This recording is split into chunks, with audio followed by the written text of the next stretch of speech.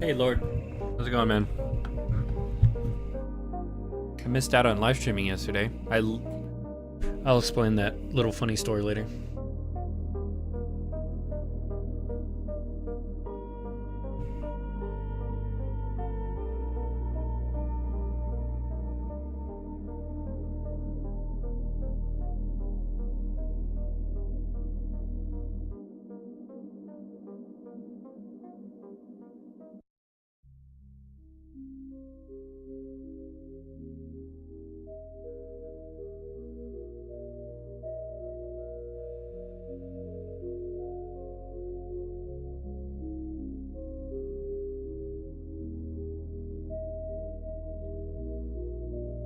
How you doing today, man? Just chilling? Nice. Yeah.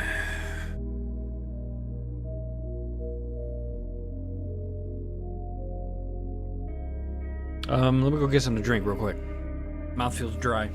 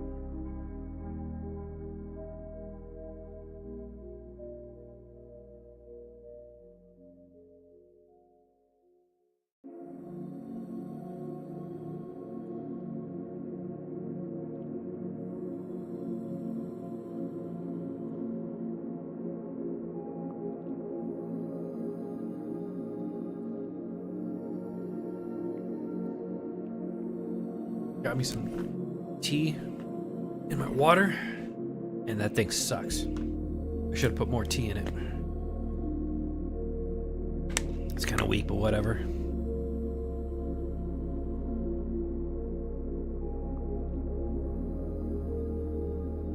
So yeah, yesterday I'm like sitting there on my computer, right, at 6 o'clock, and I'm like, all right, time to stream. But I'm like, I'm already tired. I'm starting to yawn. I'm like, well, what if I just sleep now, wake up in the middle of the night around like 3 o'clock, then stream or something? And now I'm thinking to myself, well, my usual boys probably won't be on at the time, but who knows, right? Like, you know.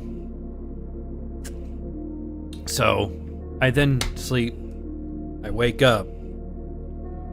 I feel okay, but pretty much soon after that, give it like a half an hour, I'm still tired. So I go back to bed. I couldn't even get out of the bed at that point. I didn't even get up or anything. I then go back to bed, and then wake up at like freaking 7 o'clock in the morning, and I still feel like crap. Like today, I still feel like crap. And I'm just laying in my bed thinking to myself, man, I just wasted a whole night not doing like any streaming or at all and shit. I didn't even play a game. Like, I didn't do anything yesterday or today. Like today I got on like the long dark for a little bit, but nothing serious.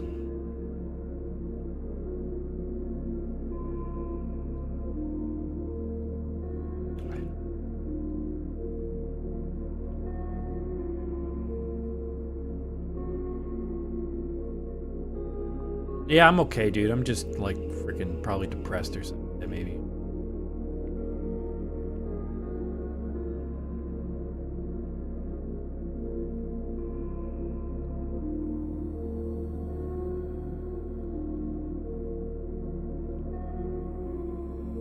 Just creatively bankrupt, probably.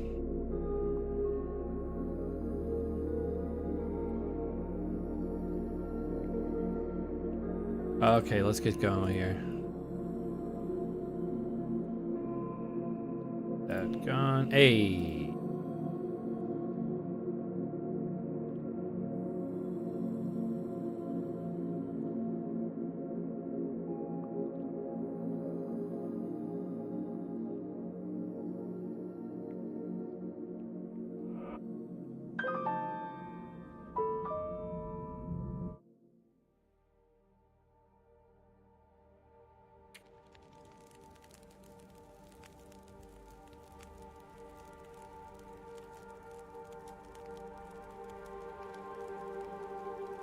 So this building's apparently an actual location. I'm gonna make it mine someday. We're gonna move out of Mystery Lake and we're gonna go wherever this place is. Yeah, thanks. I hope I do too.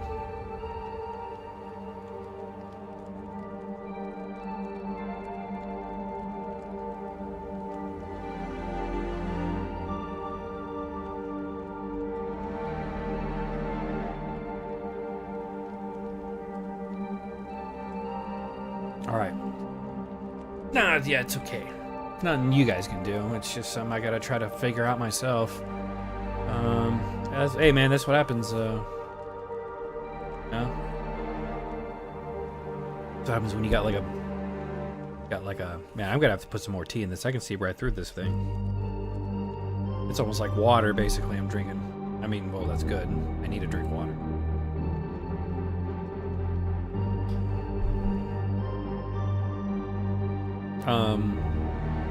That's just what happens when you got like a...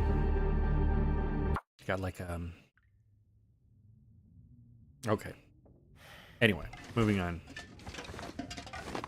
So, I moved from the house, the Milton house, and I moved across the bridge down here. There's a like a house right here. If I actually leave the farmhouse real quick.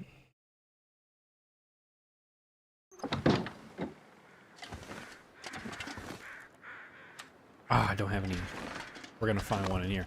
But basically, I'm now across the bridge and I'm down here at this house. It's one of the last places I need to stop at.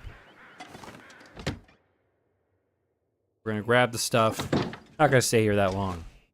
Get going. We don't actually need stacks of newspapers anymore. We'll take the books. We don't need newspapers anymore. We don't need Tinder anymore because I'm now level 3. While I was exploring, I basically leveled up my firewood to level 3 now. Drink that.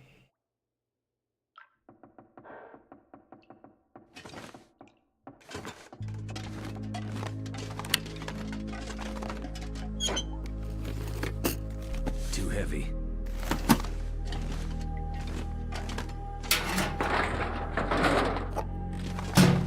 Sacks of potatoes. Yeah, it's like 8 potatoes. Maple syrup.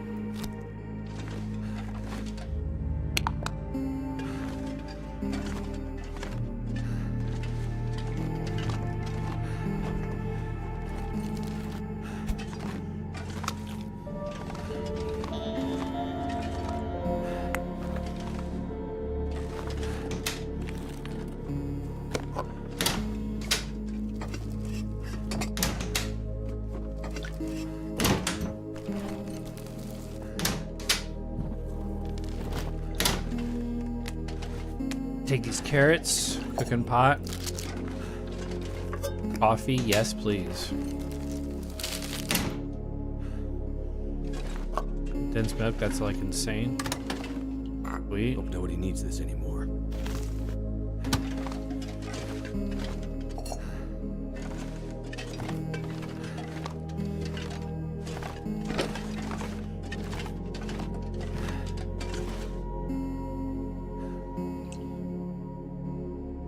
Let's see here. Here we go. It looks beautiful. It looked beautiful outside. Yeah, it does. No, this game's great. Almost done here. I'm not gonna be able to carry this load for much longer. Yeah. So we don't need his voice on anymore real quick because of more ammo. I could always use more ammo.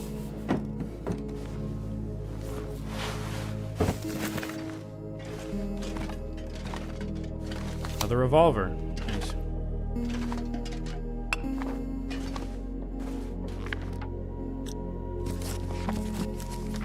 So many fucking books.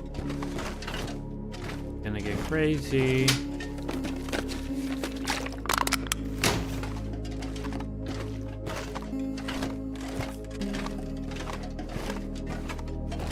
Yep, sure. Damn. Oh well. Still got a bunch of good stuff.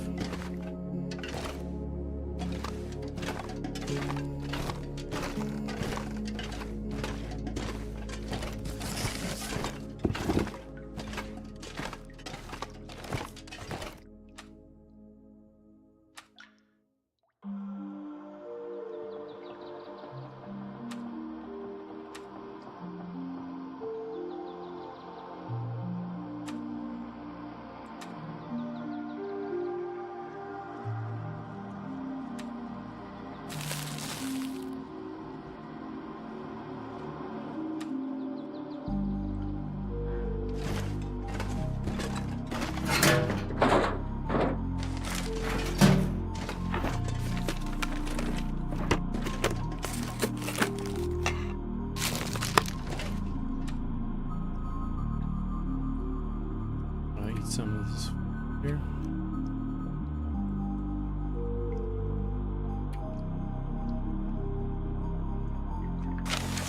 Drop that.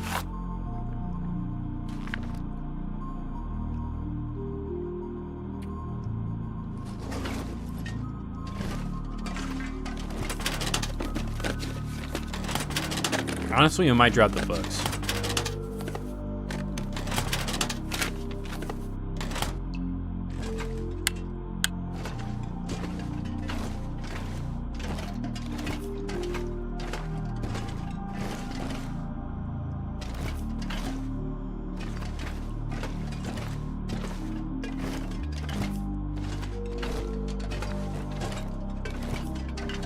Where did I actually drop the books?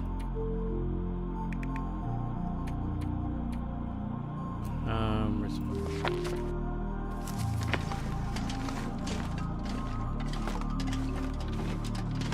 We're only going to take magazines and so on. There you go. I think these are actually the long johns. Those wool long johns are actually better than what we got.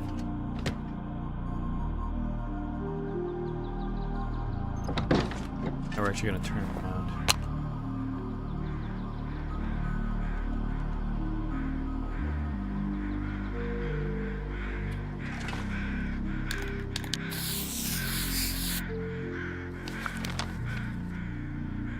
Boom.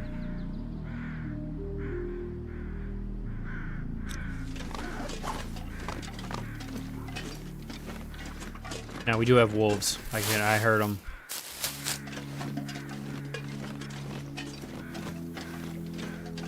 There he is. He's right there.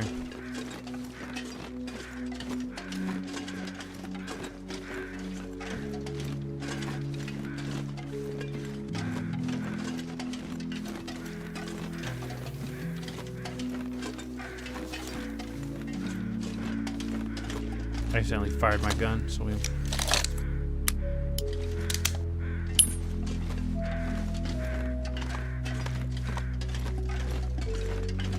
We're not actually gonna pick that up.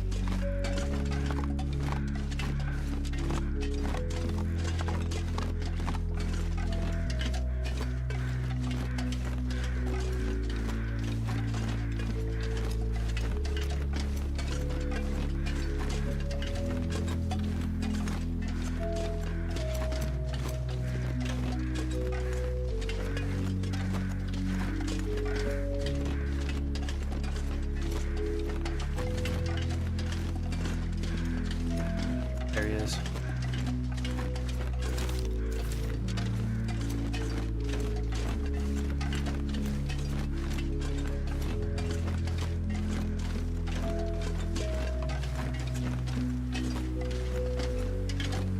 So we're just gonna slowly make our way over.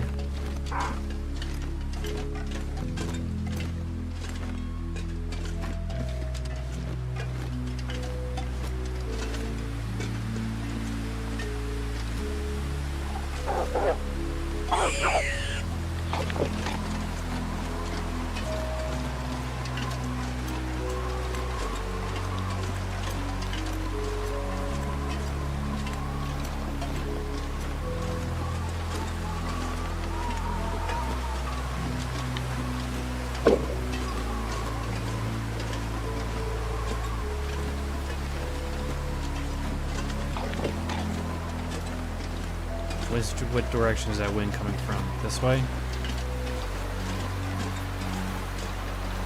think it's going across me.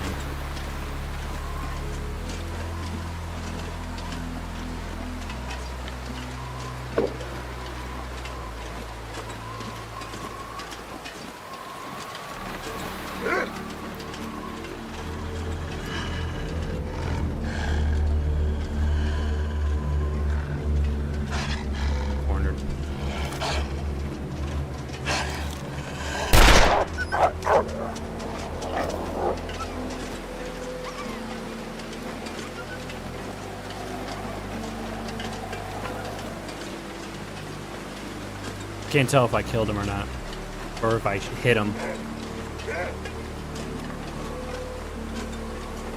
And he's coming back.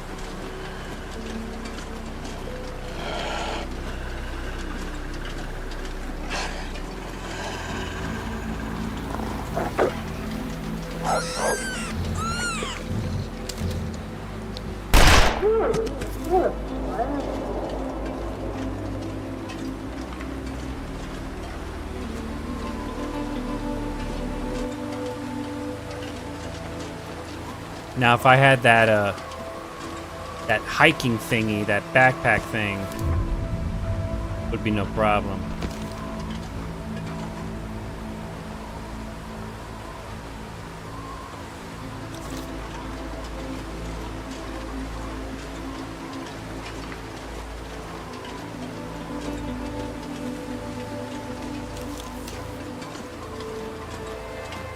I want to check this place one more time.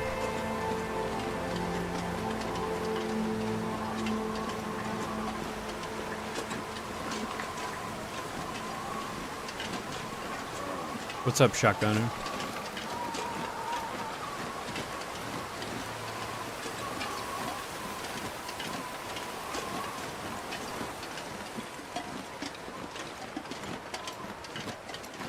Back here? No?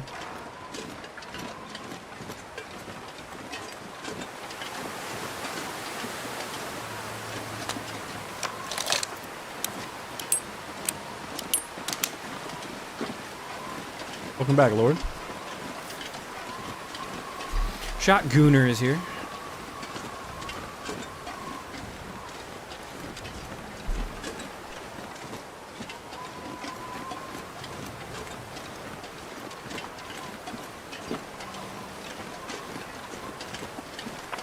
I mean, maybe not. Okay, I did get it from here. All right, there was a. We're good. All right, now we just gotta slowly make our way fucking back. And it doesn't help the fact that we're facing the wind. Is there anything I can maybe get rid of?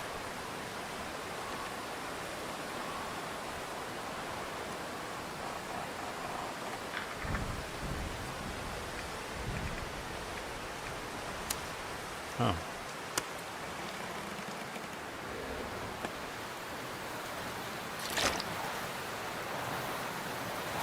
Damn, 51 kilograms. Holy shit. Yeah, we are way,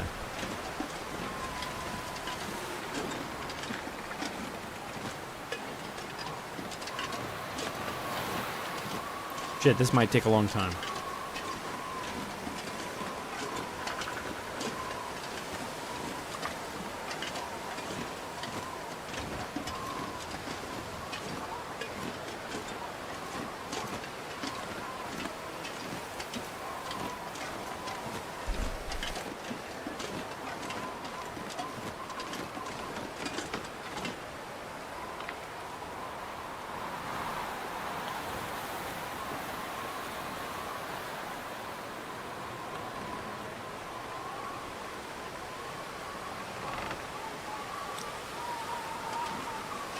I don't know.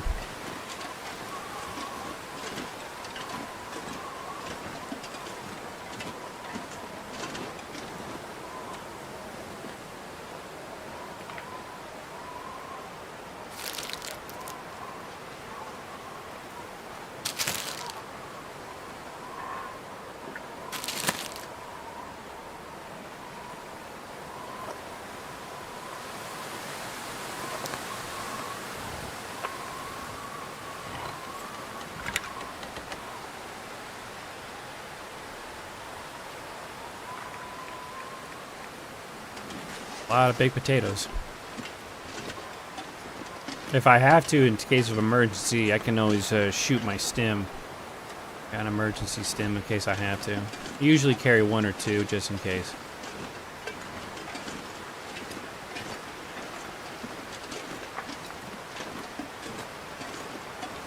So that's the bridge. I thought I was going this way for the bridge.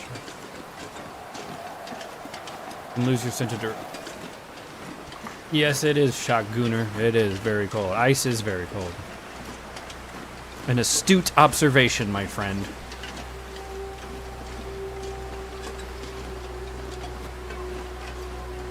Now, I knew this would happen. Like I said, if I had the travois with me, so the travois is like a an X.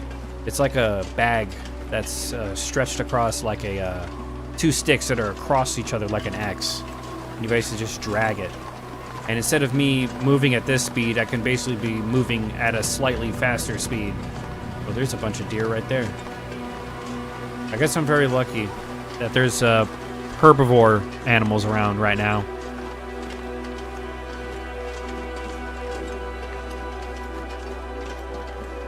Yeah, you lose your sense of direction really fast in this game. I can't imagine. See, so I watch a YouTuber. I've been watching a YouTuber recently named Kirk Stevens. So he actually subscribed to me while I was playing this game a couple streams back. And when I did that, I had no idea who Kirk Stevens was for a second. I'm not good with names. I'm good with just like identifying you based on your content. So I'm a visual guy. Like when I'm at my store working and there's a person that asks me, hey, do you know where this is? And they say the name. And I'm like, do you have a picture of it? Because I cannot tell you based on the name. Unless it's like something like beans or something. Oh, okay, that's in section 10. Or you're going to find that in section 12. Like that. But for the most part, I need a name. I need a picture. But when I was watching them, I had no idea that... Yeah, Kirk Steven, I was seeing one of his videos lately.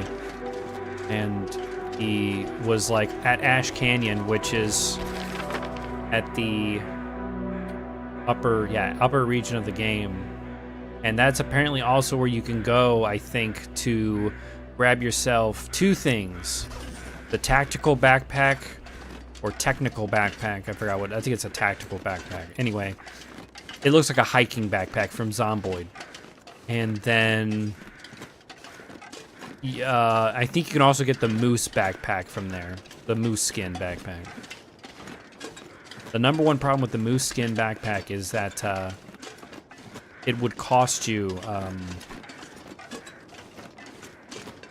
While I'm here, I gotta fix that satellite. This thing right there, I gotta fix it. I think I have all the wires I need. I think I have all the fuses I need.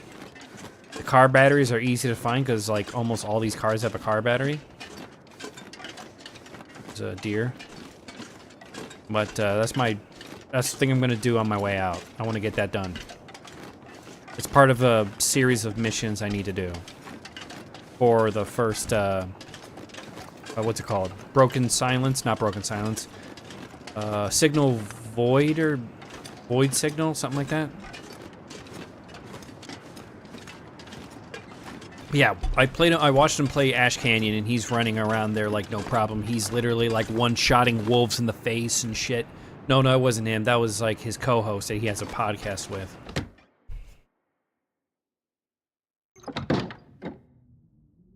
I forgot what her name is. She's fucking better than I am. I'll say that much. I think she's been playing back. I think she's one of the original like fucking what's that website called? Backers that does the backing thing back in the day. Actually, we're gonna drop all of our food outside. I think food expires slower outside because of the cold. I could be wrong, but I think they all, unless it's a strat.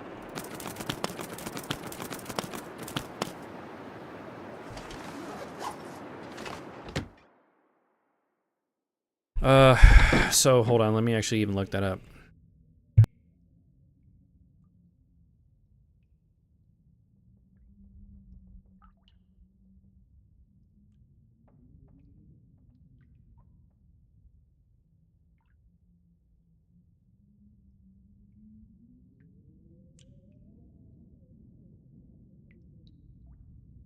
Okay, so I just Googled it. Yeah, it's they decay slower outside. So grab all my potatoes.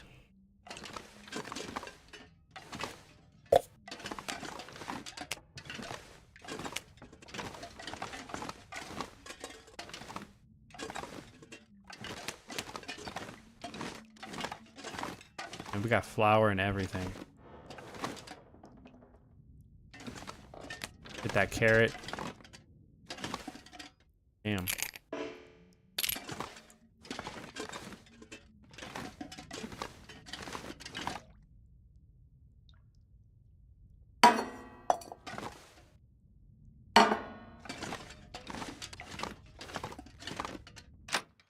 I'll leave that out there.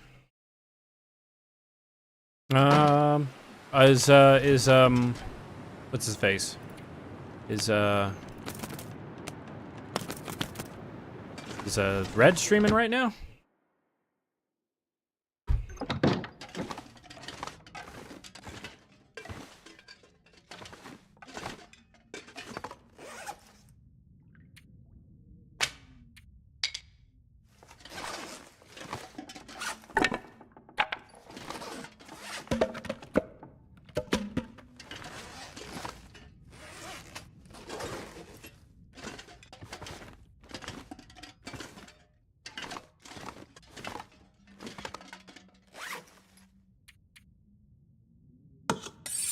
I'm gonna have to take this with me.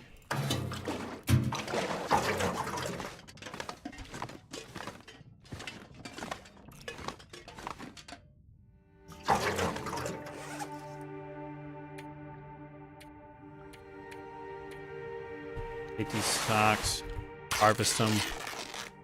No, it's not? All right.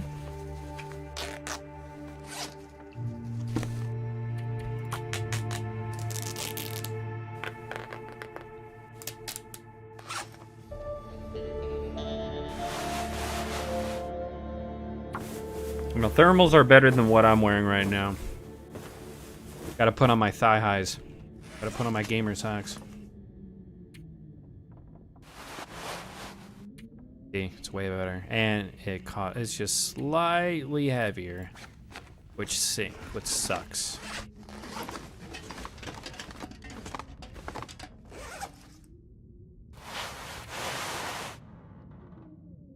Okay, it's starting to get a little blizzardy out there. So we got 3. I need to find...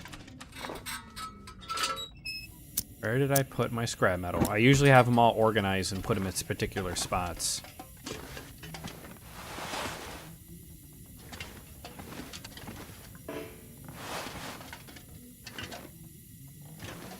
There's my fuse right there.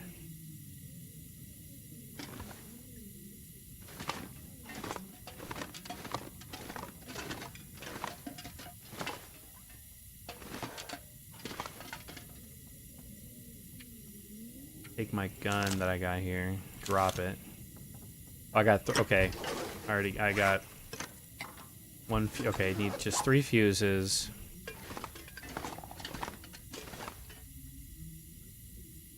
I think you need like 5 scrap metal.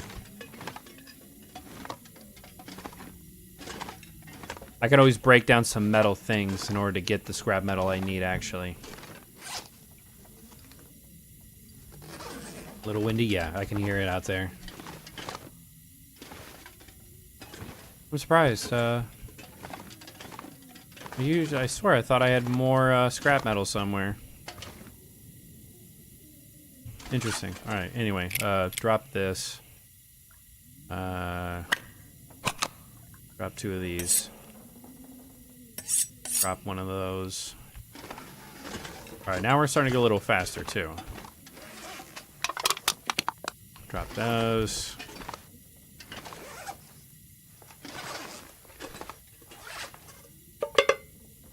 Those. I need 2 wires. I think all that shit's back at my other base, to be honest.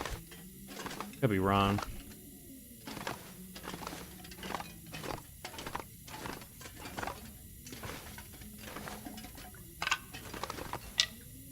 I don't think that... Look at all those books.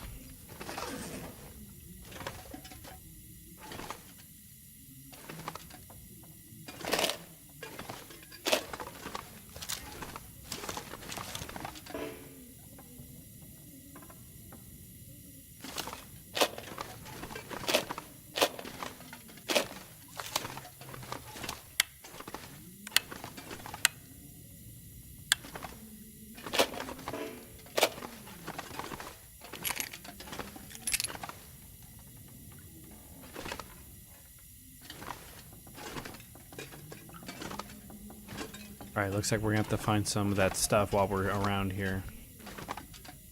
Looking around and whatnot. We got food. Stuff like that. Let's, start a fire. I don't even have 6. Hold on.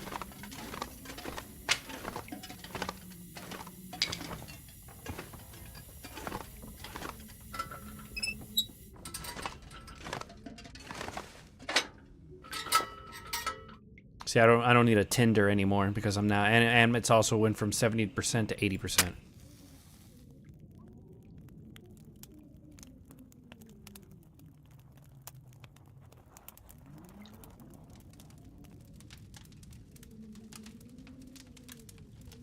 I need to run back and get some wood. Since it's actually a blizzard out there,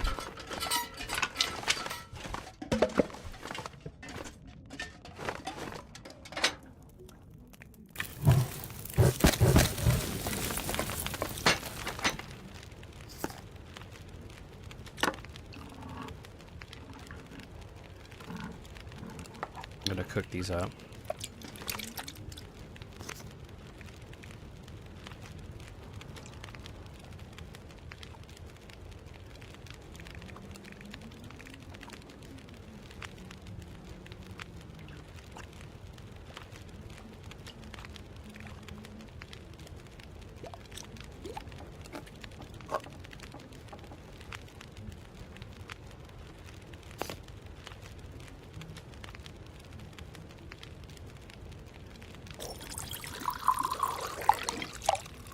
Oh, let's get that out of my inventory since there was only just like one.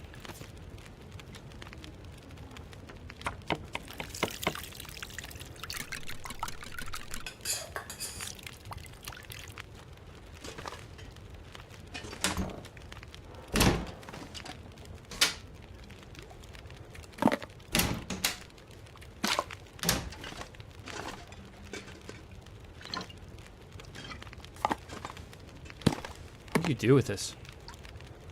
Makes pan. Oh, makes. Okay.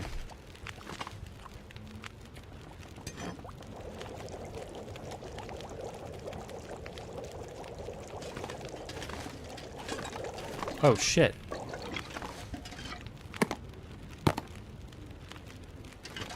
Shit's it was getting cooked because it was close to the stove. Gotcha. You sure not to do that again.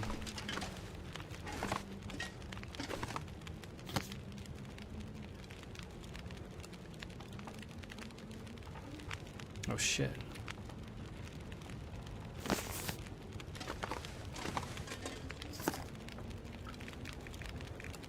I can't make it here. You need a pan for that, which we saw back there. So we're gonna go and explore some more. Maybe there's something else still in this house, like wires and shit. I think, don't I need 2 wires? I got 1 wire. I'm gonna drop that, we don't need that. Drop those.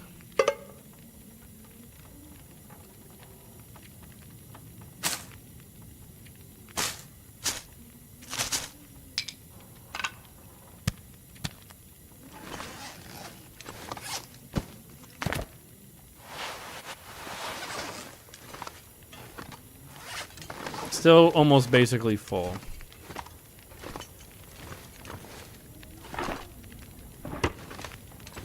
Oh shit, I can't believe I missed that. More ammo, that's good.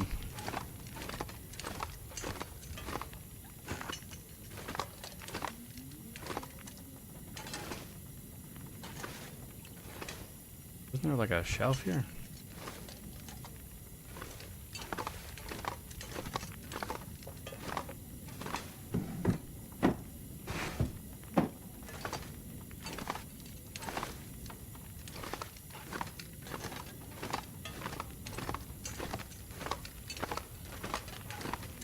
Any way to get wires?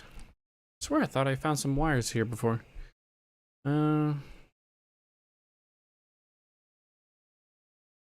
Wires. The long dark. Looks like it's almost gonna be feeding time for my girl too.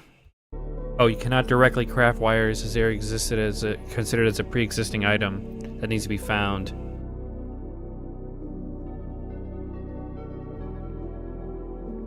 Okay. You'll find electrical appliances or wiring exposed. Interesting.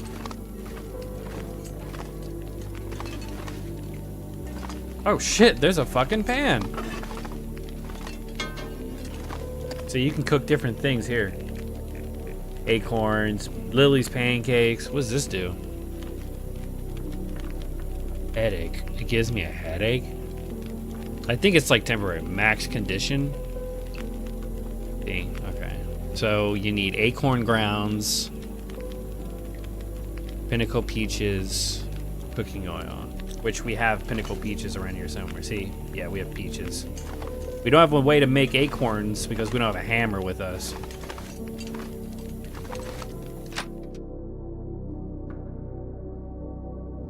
I think it died down by now. Okay. It's gonna start picking up soon.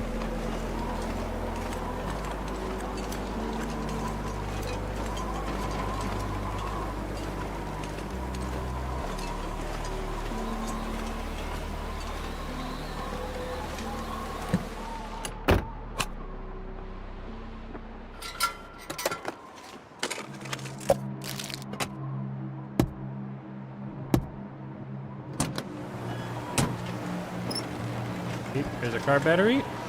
Yep, there's a car battery. Oh, I don't have I didn't bring my pry bar. Just when you think you didn't need it, you know. Take that, drink it. Oh! Remind me to clean out my practice stash from behind the organ. Not much use of it behind the organ. Oh! Oh, well, that's right down the street. Let's go look.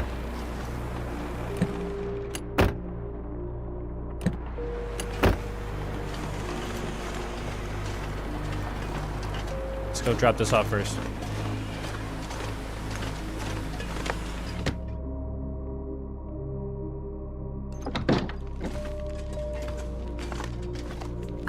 else we got in our inventory we need to get rid of. Well, just for the sake of items, drop this, drop that.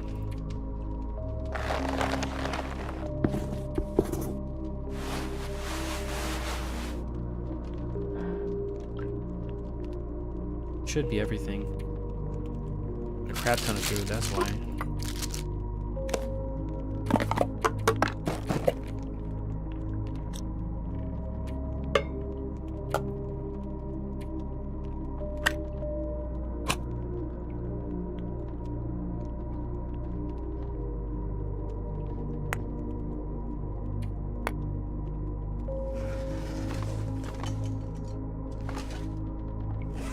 That's better.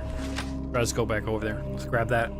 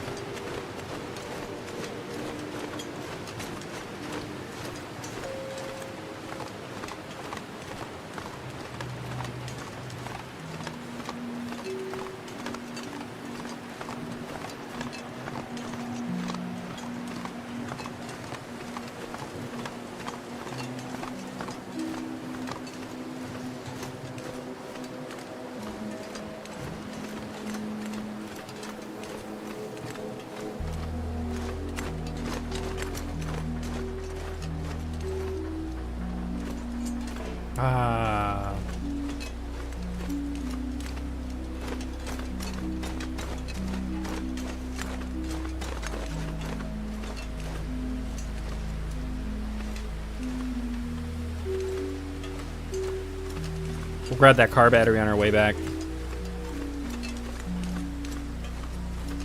Car batteries are massively heavy. I mean, you could possibly imagine. There's a car battery right fucking there too. And I think what you can do is you can break these car batteries down into making ammo. Or, you know, gunpowder or something like that. Behind the organ, huh? Let's go and see.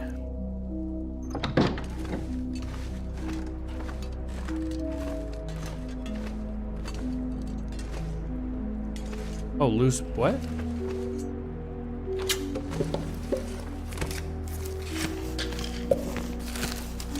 Really? Damn.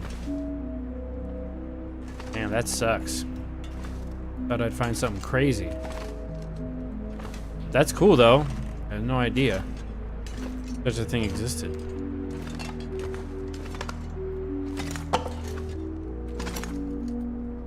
Alright, we're gonna go.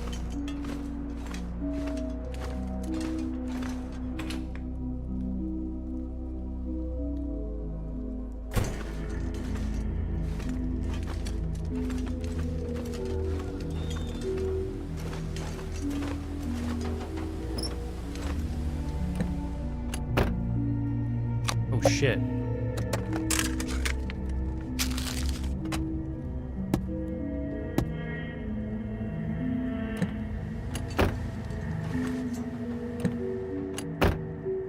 Oh shit. Alright, let's get back home.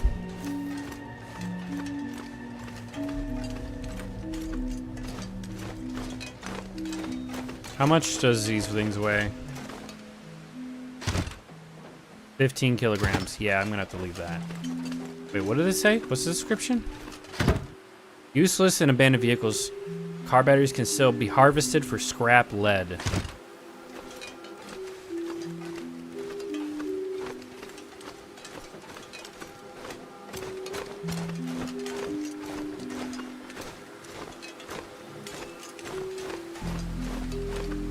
The one time I don't bring my... See, that's what happens when you don't bring that right tool. I can never find out what kind of, you know, what should be my carrying at all times items, you know? What items should you be hauling around at all times? See, now we're going against some wind, so we're going to be a little bit slow here.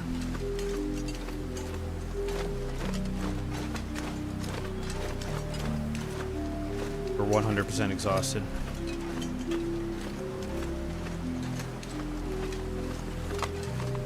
It's almost nighttime. In the morning, we'll be ready, prepped up, ready to go. We'll make some of those pancakes. I want to see how that works. The headache is just like a visual thing. It doesn't really debuff you or anything. It's just a visual thing.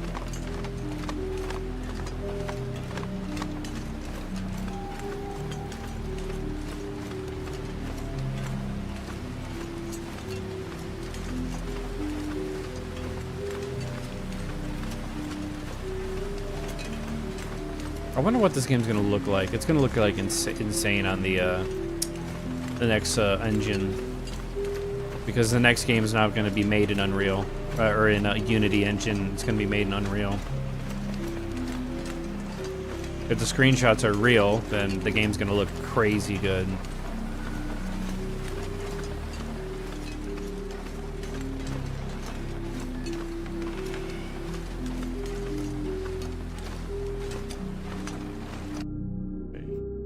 Just double. Okay, we're good. Double checking.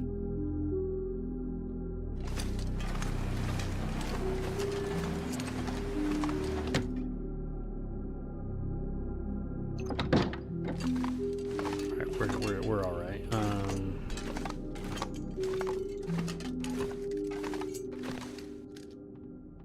Let's go to my inventory here. Drop some stuff.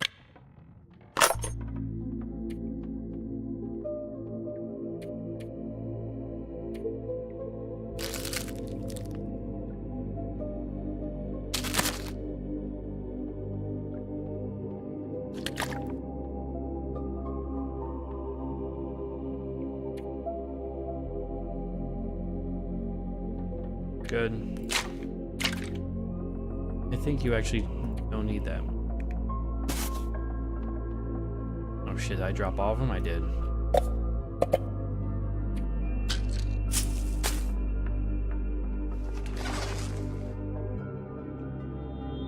Yeah, I won't be able to find anything.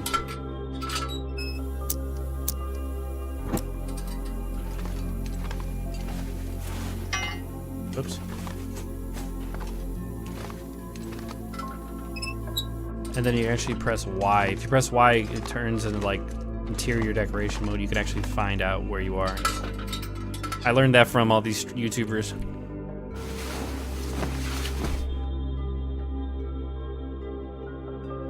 We're gonna sleep. 28 days.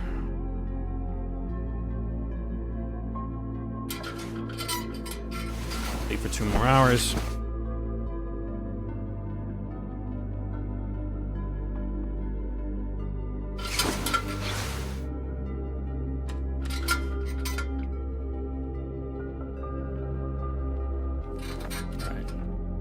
Daytime. Go back downstairs. See if we can't make those pancakes.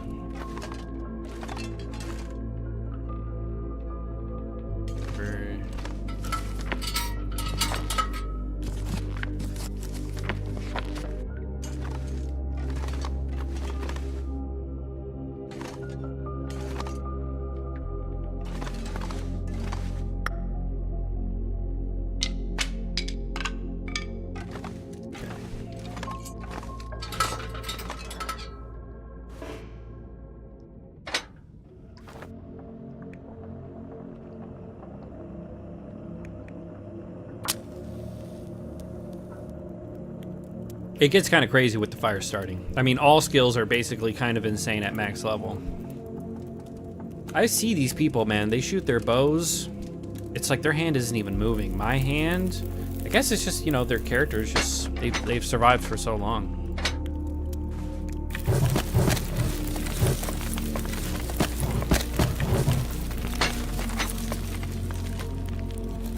All right, let's see what we need here. Maple syrup. Ah, yeah, that's right. We don't have that. Yeah, we can't do that. Okay.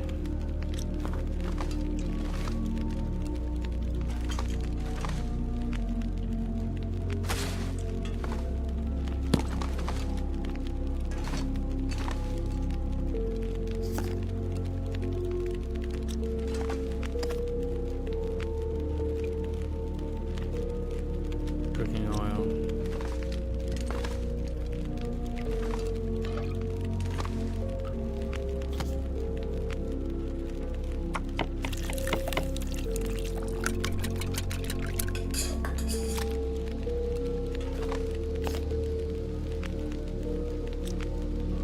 Hello, secret agent?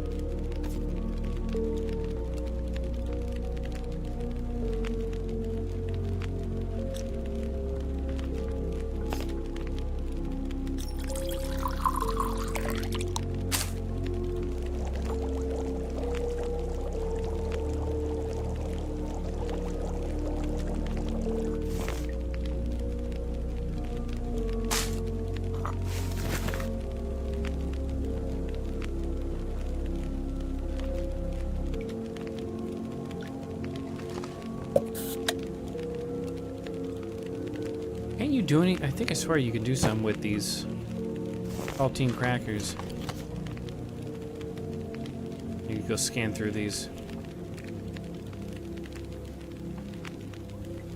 No? Okay. I swear to God, I thought you could. Yeah, well.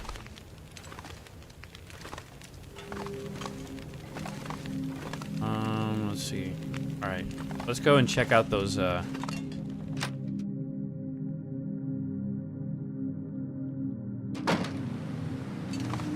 What's my condition?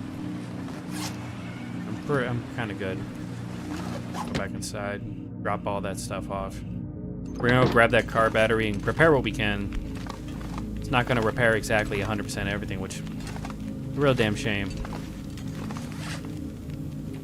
I don't think we've actually checked every single house, by the way.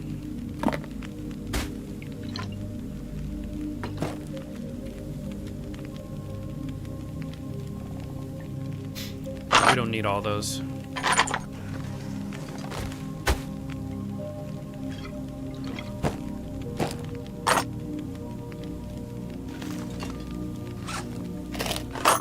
Oh wait, I got it. Drop. I'm gonna drop 20.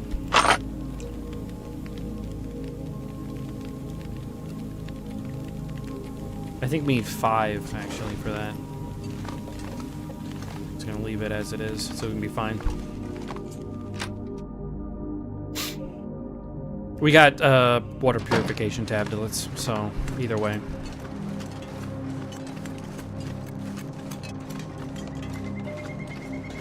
We're gonna grab the battery last.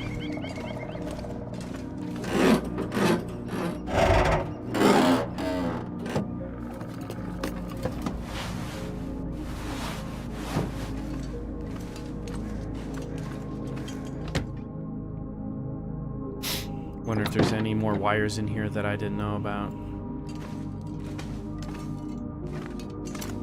Not that I don't think they would be here of all places.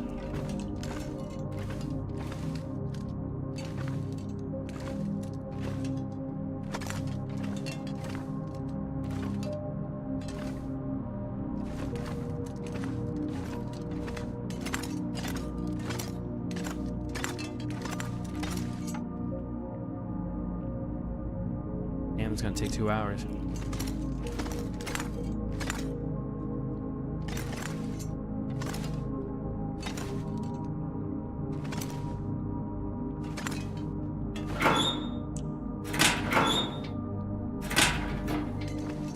What about this? Yeah, that worked.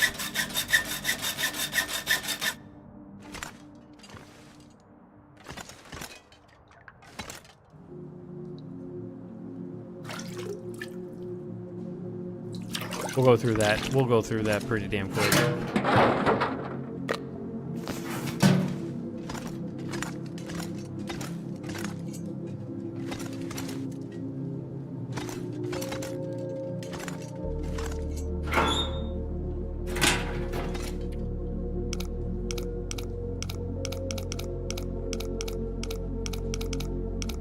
Yeah, so Secret Age, I'm doing pretty good, man. How about you, man? It didn't, I totally, oh, okay, so that's 31. All right, so it's like 30.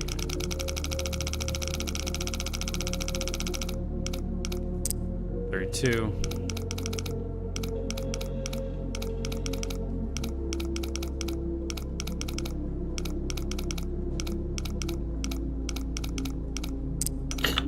Ah, 32. 57. Oh, shit.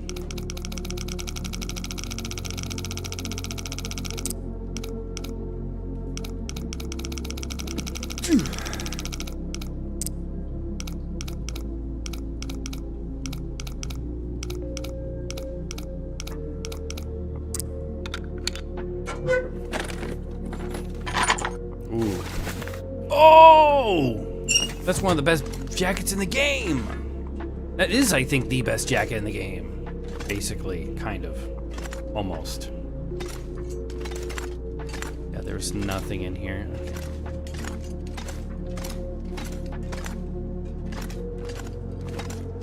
I can't believe I missed that. And I missed this fucking lantern fluid.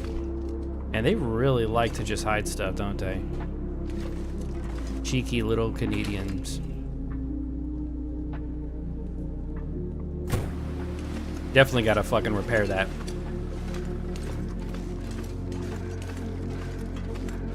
Yeah, yeah. Yeah, it's a survival sandbox game, yes.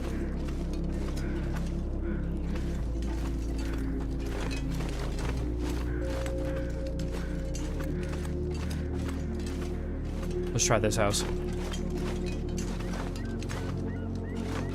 So apparently also, oh yeah, I like it, man. It takes us, it's a required taste. Not everyone would probably play it. I'm only doing this so that I can, I'm not gonna grab the books. I'm hoping I'll take those for the leather. Yeah, we didn't check this building at all.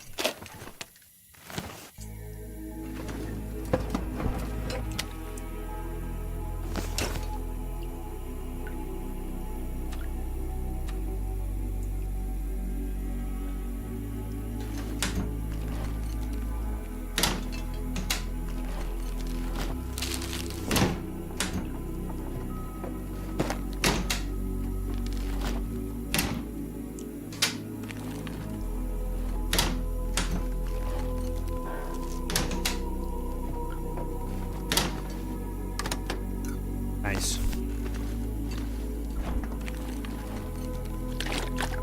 Ooh, more water. I see emergency pin.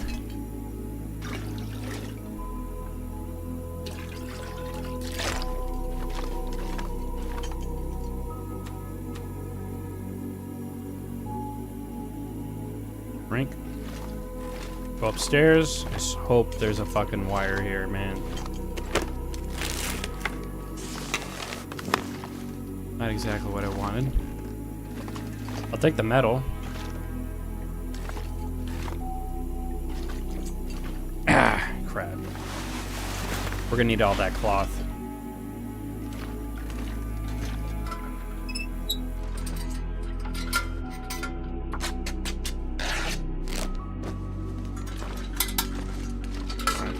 Nothing in this house.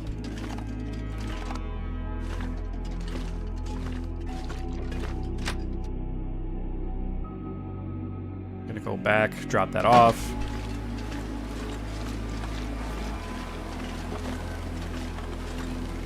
No, there's a gas station we passed all the way back down there. We might, yeah.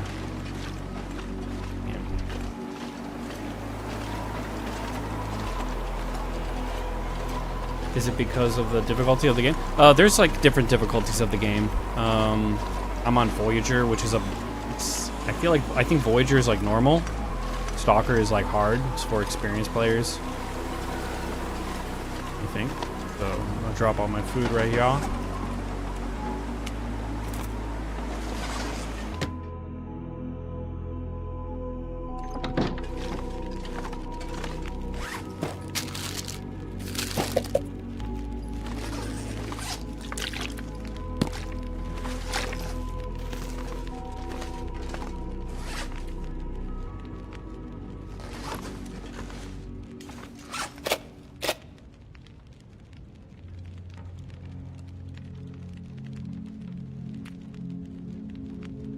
God. How heavy are those? Oh, that's fine. I gotta drop this off. I'll come back for you later.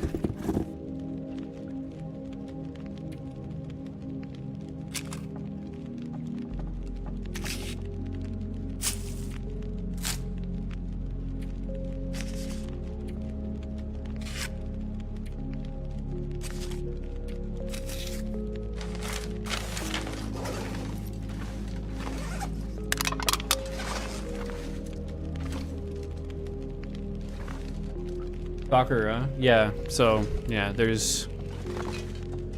God, what are the difficulties again? Pilgrim, Voyager, Stalker, Interloper, Misery.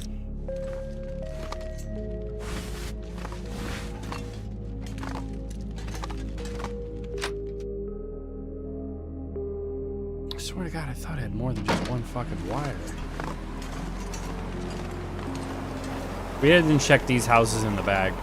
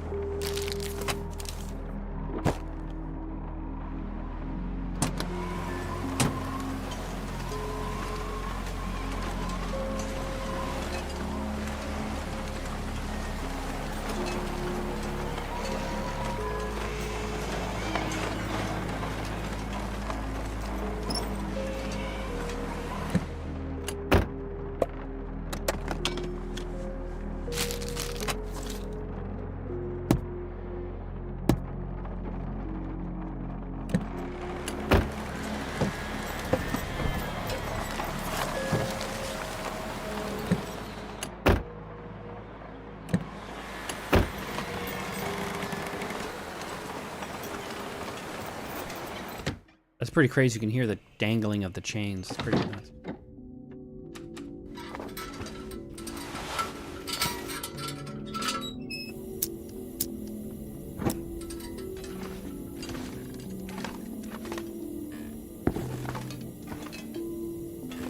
You can also take these paintings with you back home if you want. Hey! Yes! Alright,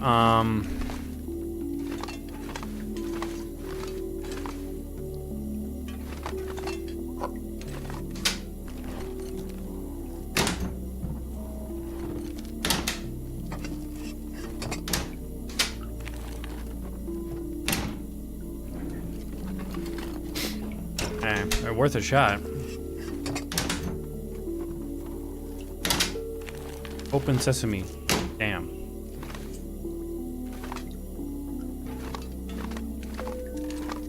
Okay, we just need to grab the car battery and we're good to go.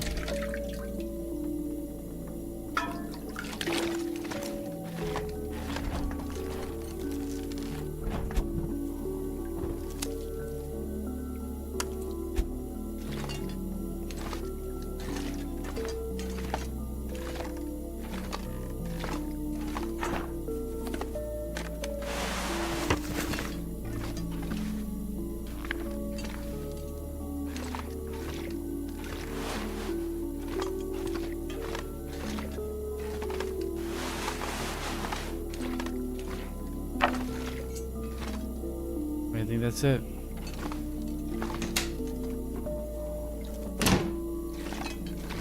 We'll check one more time.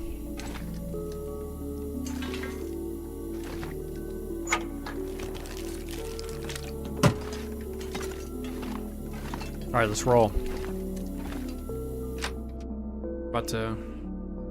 We're gonna repairing this tower is gonna be the icing on the cake for this place. Let me get the hell out of here. Go back home. Oh shit, I can go in here? Oh my god. Who knows?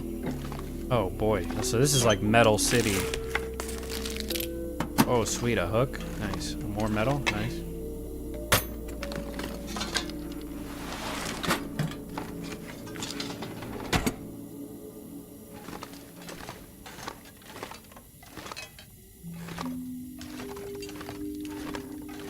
That's it. Where's that newspaper? Don't need that. So if you needed like metal, you would basically come back here and cut this stuff up. That's 8 metal. That's crazy. I forgot what you can do with metal. I'm not that advanced. I don't really know. I think these crates also, sometimes have random items inside of it.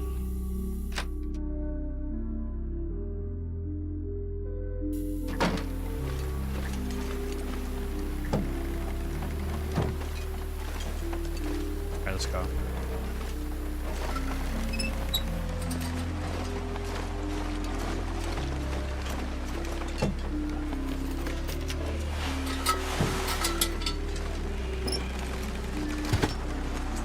Yep.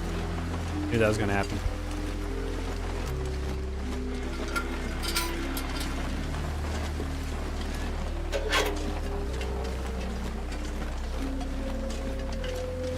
Good thing the wind is facing behind us.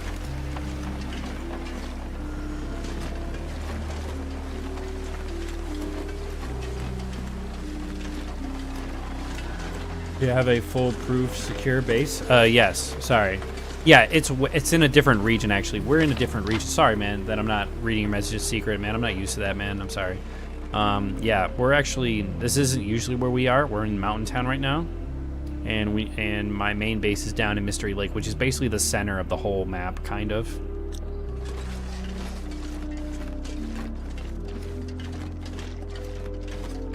There's a here.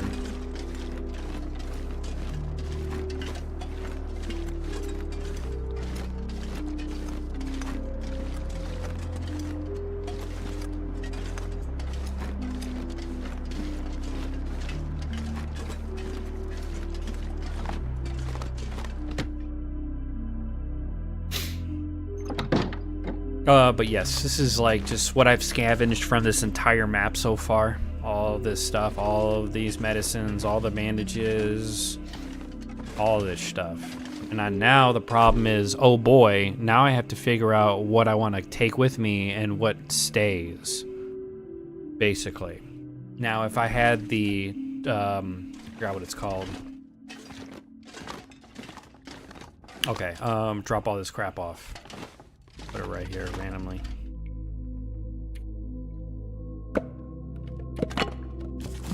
Damn, 50 kilograms, that's nuts.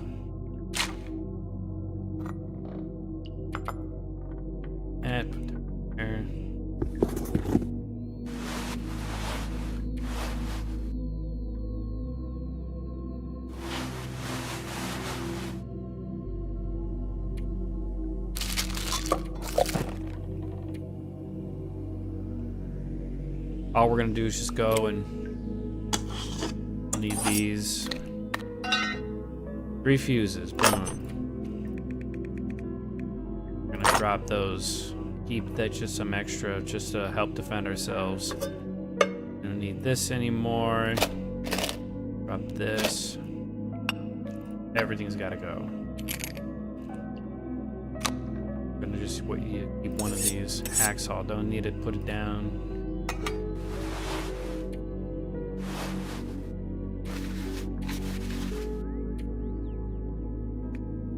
I think you literally just need 5. All right, let's go fix that tower.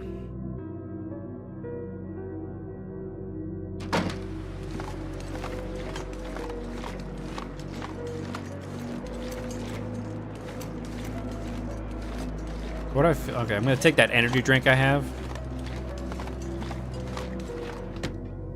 Quick question, what is the lore of this game? AKA, so the actual story of the game is, yeah,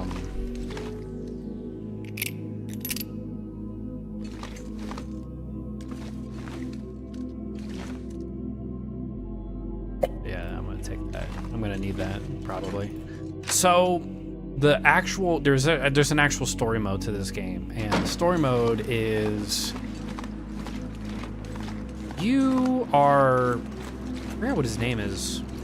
Willis? I forgot his name. You're a guy that's you got pranked? Yeah, I got pranked. So the main character is like just chilling, vibing. He's in some hangar somewhere. He has a plane, and there's a woman that comes in, and she talks to you, and she's an old friend of yours. Now, Will, I think might be his name.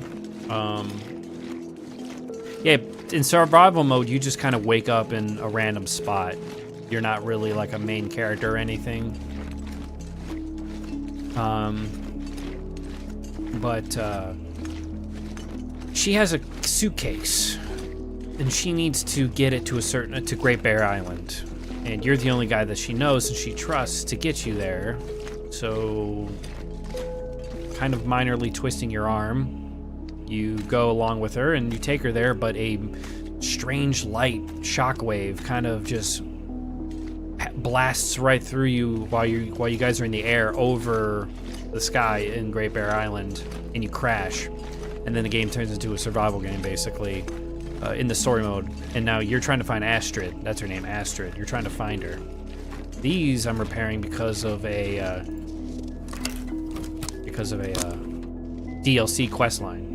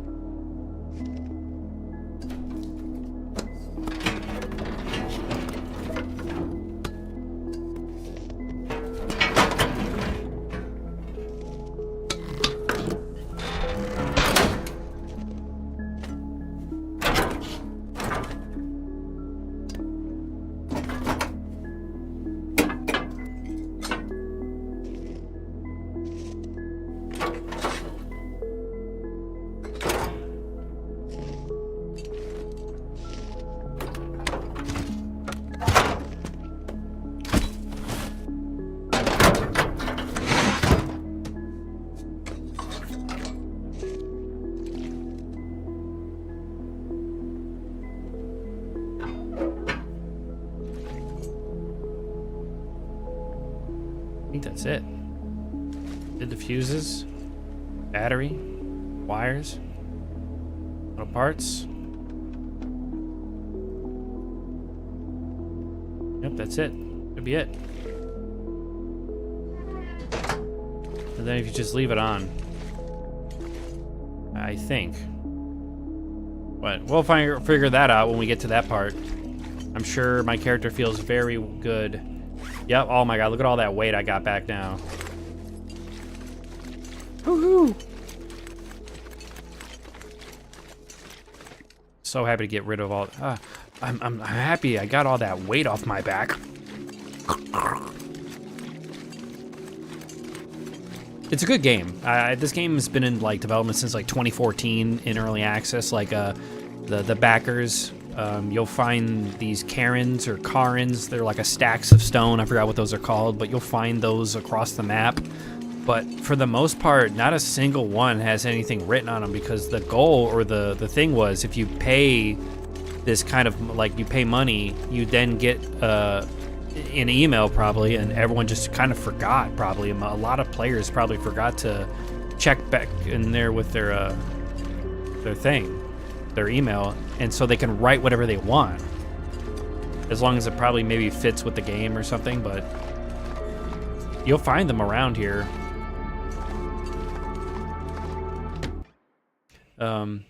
Wonder if the music will still play. Okay, when you're indoors, mostly no. Okay.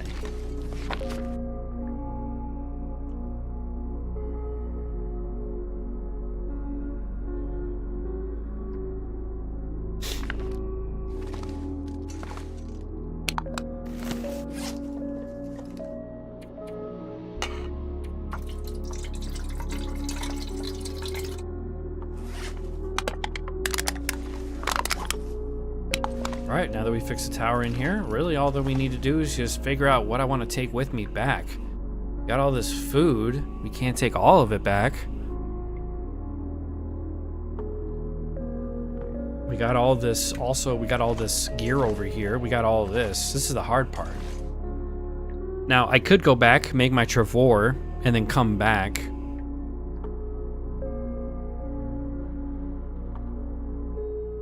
The hard part is probably I would just take all this stuff with me, and if I can move,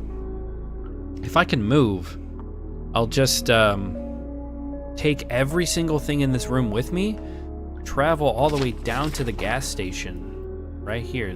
Where's the gas station? This is the gas station's like right here, basically. It's like right here. And with the gas station, it's going to be a little bit more closer to this climbing point, because you get to this climbing point and then you start... Where is it? Yeah, you can't really tell from here, actually, but down this way over here is the yeah, which one of these revolvers is in good condition? Dang. I'm gonna take these are definitely high priority. Flare gun doesn't really do anything. The distress pistol doesn't do anything. You gotta take the sewing kit. Take the sewing kits. Bring one of the revolvers with me, maybe, or just the cleaning kits. I can always come back and get this stuff. This is another thing. Most of this stuff will stay where it is. All the books, all the wood, everything will stay where it is, except if it's gonna perish, if it's gonna deteriorate and go bad over time. But let's try to fix up this parka. I wanna put this on.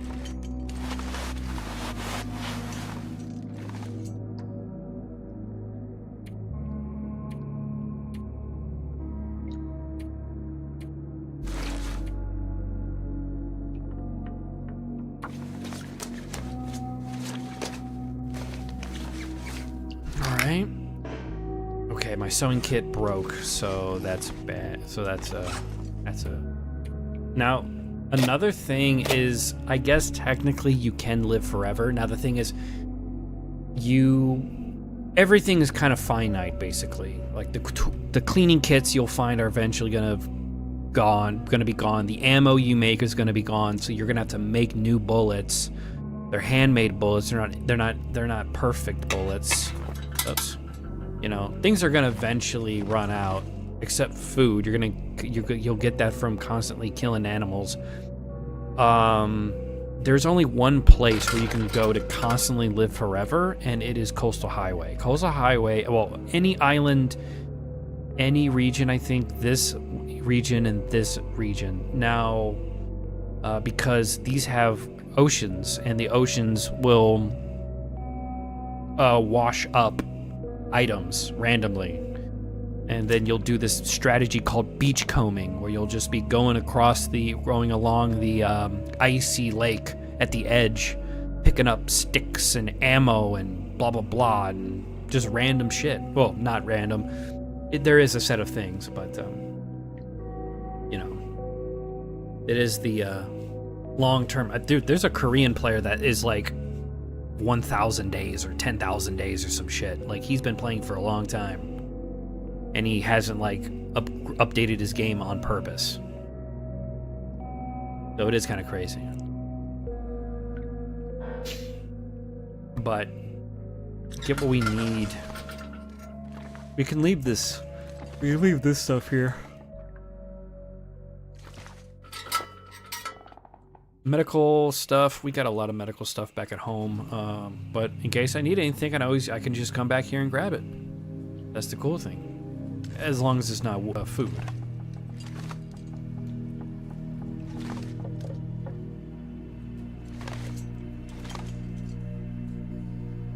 And I can just kind of end it here and go play something else, because I wanted to get to this point, basically finishing up Mountain Town, and then go head back. Now there is technically another region. Let me pull it up here. Get ready for some bright screen action. It's gonna flashbang you guys. Flashbang. Yeah, it's fucking bright. So let me scoot. So this is Mountain Town. All Mountain Town. So let me zoom. You know, can I like zoom up myself? No? Damn, I gotta zoom up like this? Alright. So we are here. And there's birch. Didn't know that. There's apparently a birch thing right behind here. So we'll go down to the gas station and then head down to the trail and then basically go back into the cave, the Mystery Lake. But then there's this other region of the park I've not gone to yet. There's fishing holes. There's like a wolf spawn. I think that house means it's not accessible. It's cracked in half, so I don't think it's accessible. Hermit's cabin. Maybe this actually might be a place you can explore. But Rocky Refuge is apparently like there possibly could be a rifle up here. Exclamation point, what is that? Where is it? Oh, point of interest. Gotcha. Well, technically, you would need 2 mountaineer climbing ropes. Now, I've only found one. One right there. But that's why I checked this barn. But there wasn't another one right there. So I tried over here. I could be wrong, but I found the mountaineer rope right here, not the other one right here. Apparently I missed a body. I do remember this cliff right here. I do remember it. The church. We already checked out the church. Oh, that's a zero signals cache. Hold on. Go down here. Show you. There it is. Possible shortwave cache. 2 out of 6. Cooking recipes. So that's why I need to try to figure out this radio thing, because and apparently the only place that I think starts it is Bleak Inlet. I could be wrong. I need to double check on that. But not blind you guys anymore. Sorry.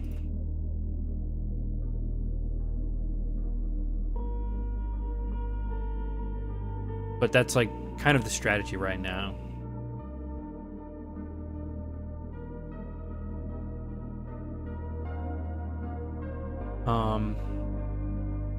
What next? I wonder if I should go and check that region of this map, that little extra part of this map, before I go and head out. It doesn't look like there's gonna be a lot of, maybe a possible bow spawn. That looks interesting. There's only 1 point of interest down there. The hermit's cabin doesn't look like it has much, according to the map.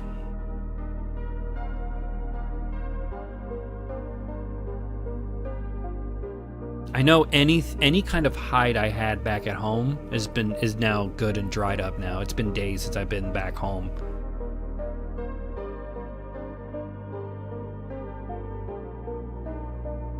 I might go and quickly go make me some ice cream, some little dessert. Some midnight snack. And then, what do you think? Lord? What do you think I should do on my way back? Or should I continue playing Long Dark, or should we try something else?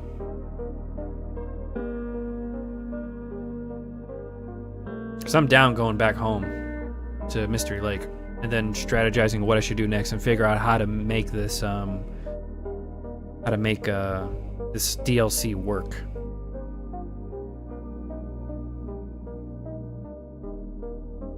What are the options? Well, we haven't tried, I have not played it yet. I have it inside my PS5, but we haven't played Stellar Blade yet. Technically.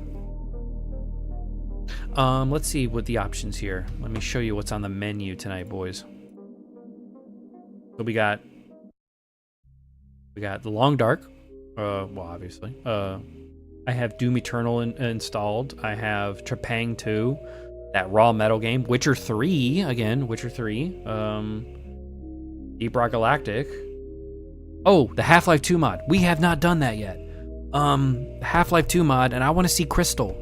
I have the Crystal mod installed. I want to see that. I've only seen, like, the clips from the YouTuber who created the mod itself. I want to see her, like, voice acting and everything. I might play Half-Life 2 on, like, hard mode or something. See how hard it is. Oh, Assassin's Creed Mirage. I bought that fucking super dirt cheap. I bought that, like, $18 or something. We can try that, the Half-Life 2.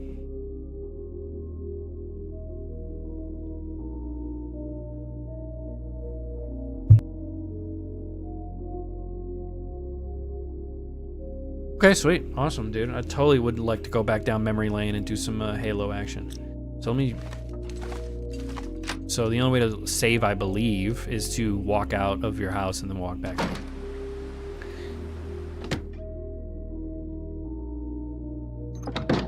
Alright, it's saving right there. Let's save. Boom.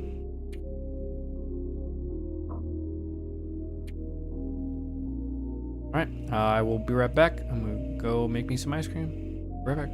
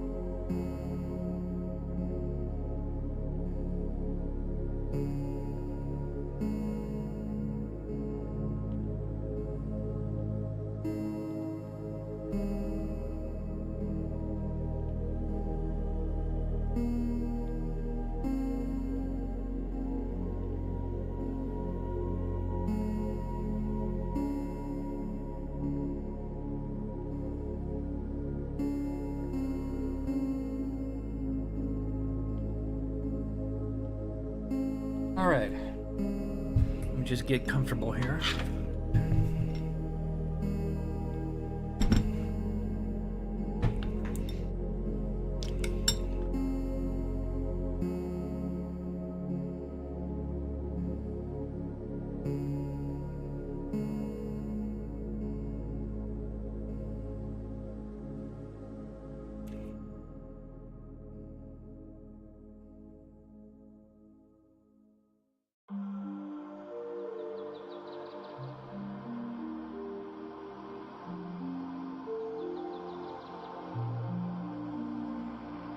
All right.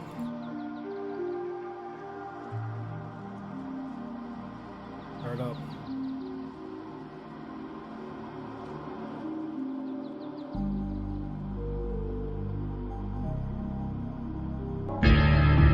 God, it's been forever since I heard that fucking noise. Holy shit. Like I said, how's the snack? Oh yeah, no, it's delicious, man. I got a Half-Life 2, that must be it. But it's great. It's fucking creamery vanilla blend. And I scattered some chocolate chips in it.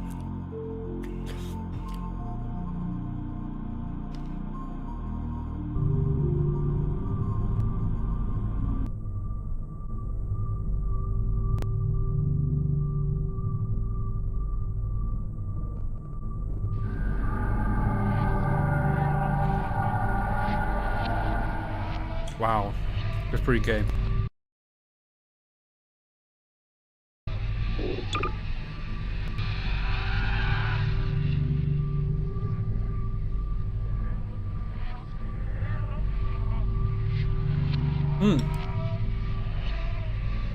Should I enable the commentary? I would love to hear their fucking... Dude, I love developer commentaries.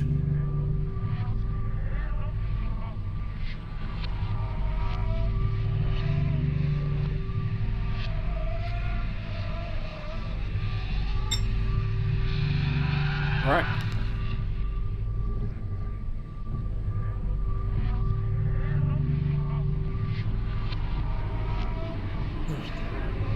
You're invulnerable to damage while listening to a node. Do not be earned in commentary. Oh man. Nah, whatever.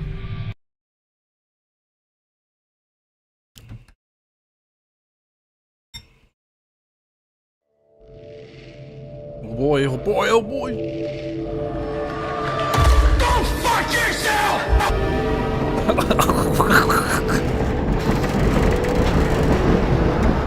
Oh,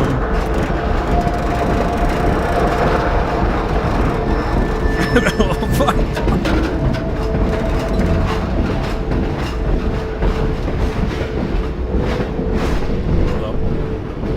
I didn't see you get on. I forgot I added that.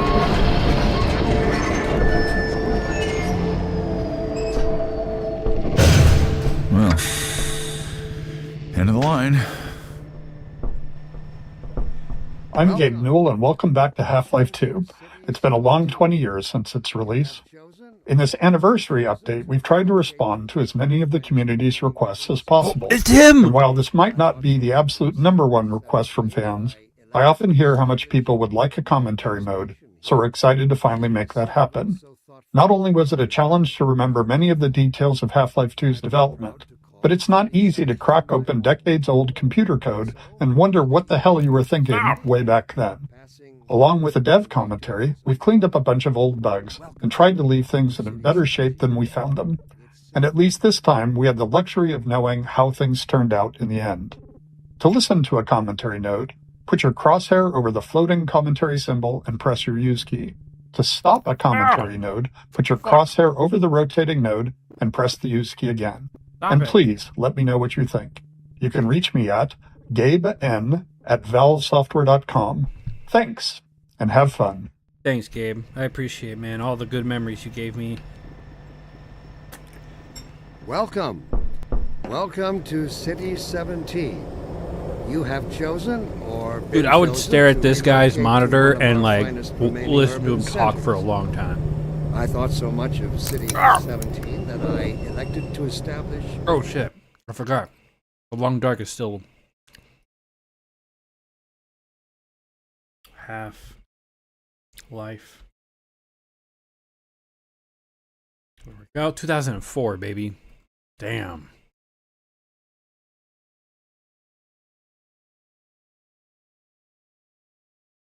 Okay.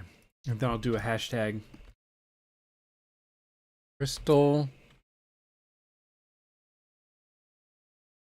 Hashtag.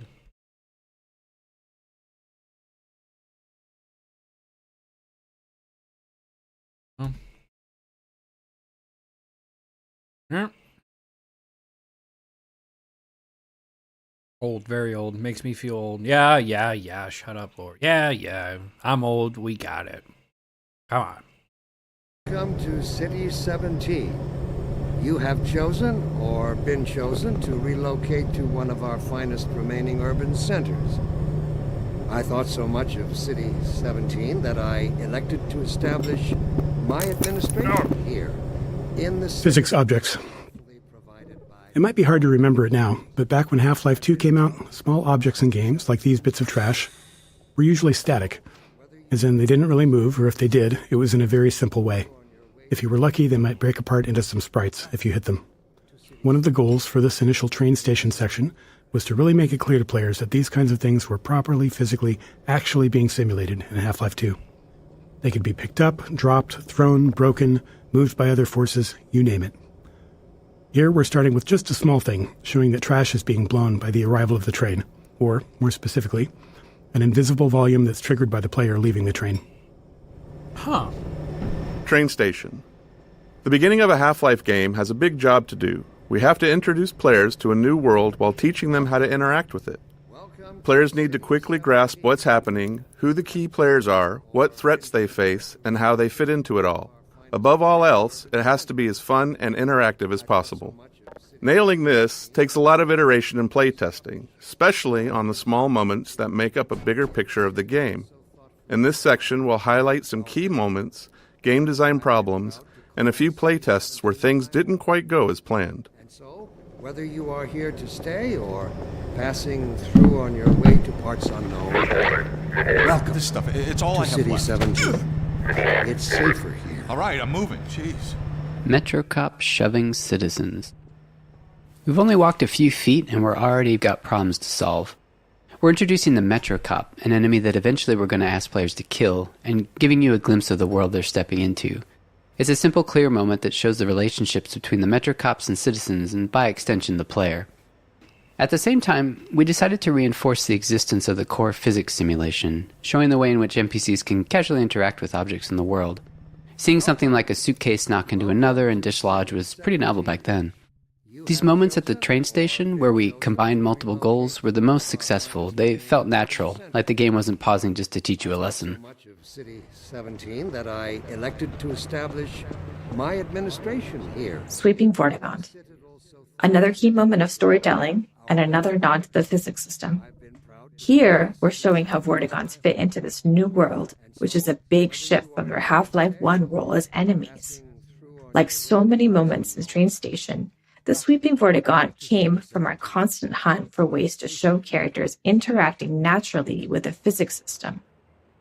Why just tell players Vortigaunts are friendly now, when you can show one casually sweeping the floor and knocking around some simulated objects? Nothing signals, hey, don't shoot me this time around, like someone willing to tidy up.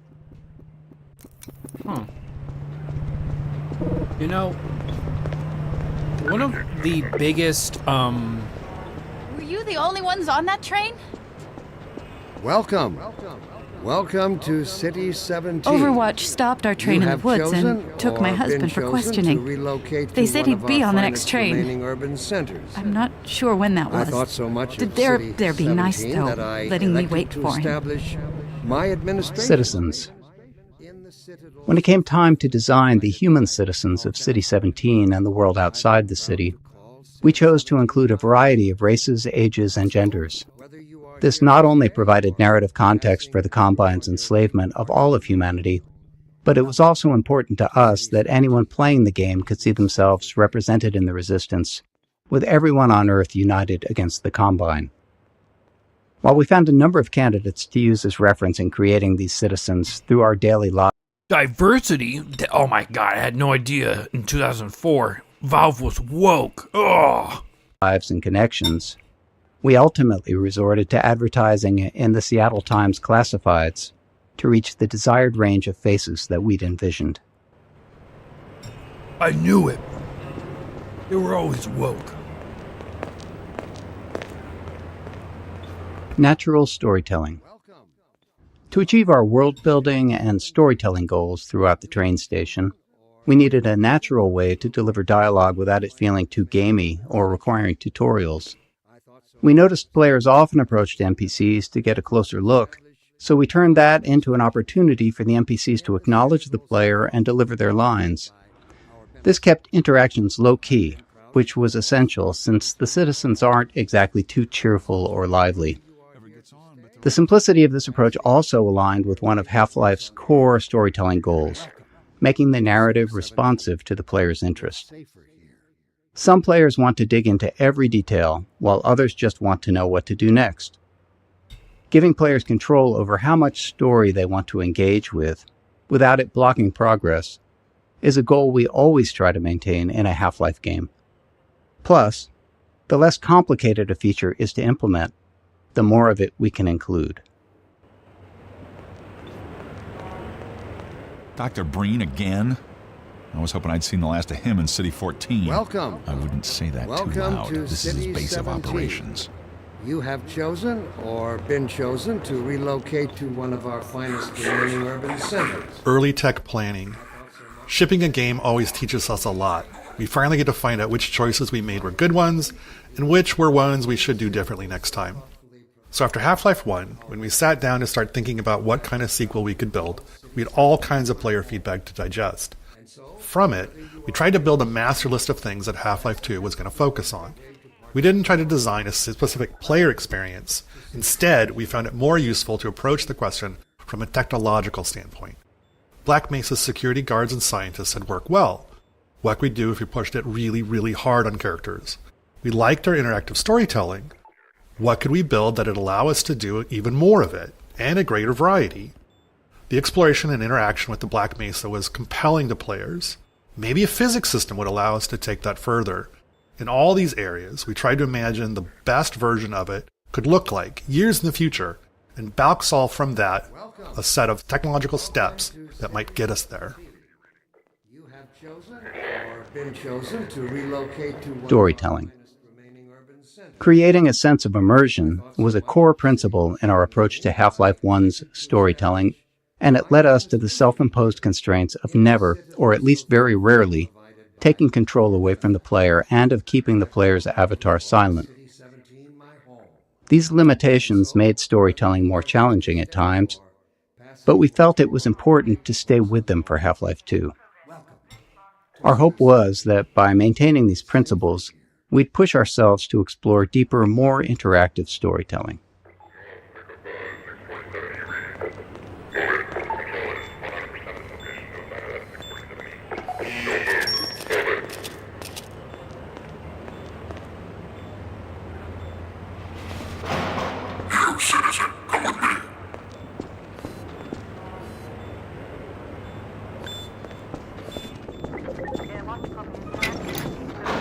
This must be a mistake. I got a standard relocation coupon just like everybody else.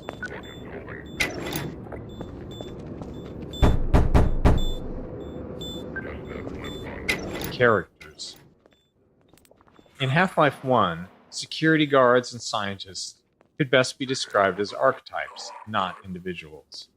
They were abstractions of characters that matched the visual fidelity we could achieve at the time. But as our technology improved with Half-Life 2, we saw an opportunity to move beyond abstractions. The increased visual fidelity of the character models, combined with improvements in animation, I haven't seen that made us face in believe forever. we could focus on creating individual characters, people you would actually care about. We allowed ourselves to write real dialogue and have characters deliver it in a way that felt realistic enough for players to not think about them as pawns in a video game, and hopefully propel our narrative forward. In 2001, a couple of years into development, we were energized by Japan Studios' Ica, Directed by an animator, it blew us away with its reliance on characters as the key connection to the player, giving us the courage to keep pushing forward. Alex is around here somewhere. She would have a better idea how to get him here. Oh, as long as he stays away from checkpoints, we should be okay. Listen, I gotta go, Doc. We're taking enough chances as it is. Very well. And, Gordon, good to see you. Okay, Gordon. You're gonna have to make your own way to Dr. Kleiner's lab. Oh, man, that's what I was afraid of. Get in here, Gordon, before you blow my cover. Let's move on a little bit. To get through that window and keep going till you're in the plaza. I'll meet up with you later. Fall damage. Teaching players how to do things is an essential thing for the game to do. But for them to make confident... Oh! I think that was a loading screen.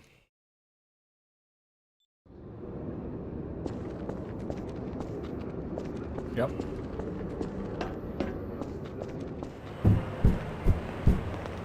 One last commentary. Oh, and also, by the way, I gotta rename my title.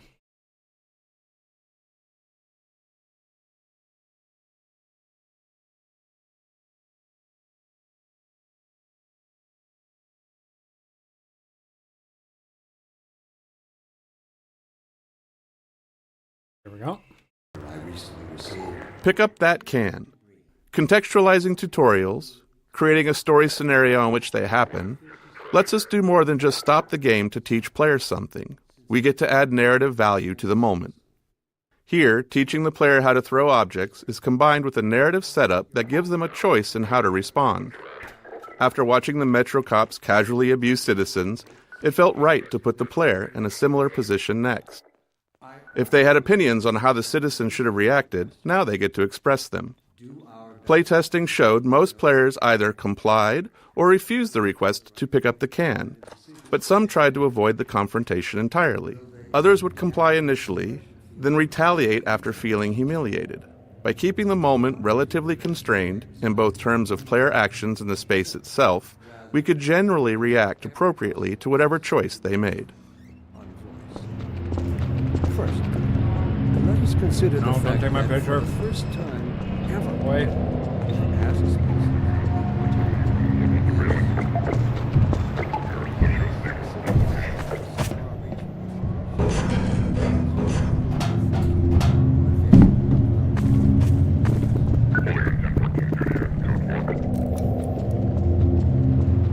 What's up, guys?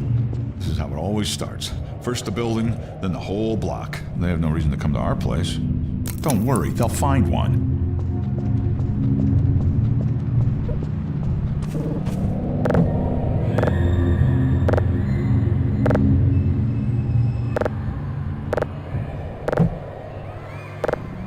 Crate Baby.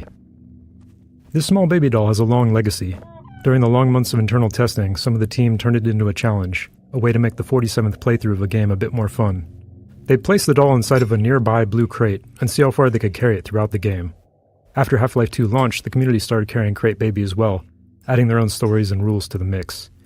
A few years later, while working on Episode 2, this was the inspiration for the Little Rocket Man achievement, where players had to carry a garden gnome dubbed Gnome Chomsky throughout the entire episode.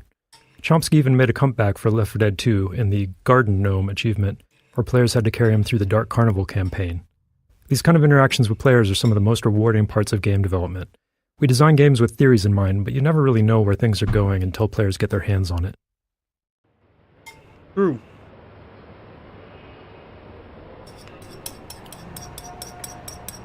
All right. I think I might want to get on a roll here, so I might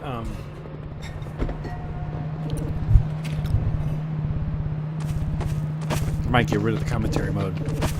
I'll listen to this later off stream, because I to this day I listen to the Halo 2 documentary. I fucking love the Halo 2 documentary.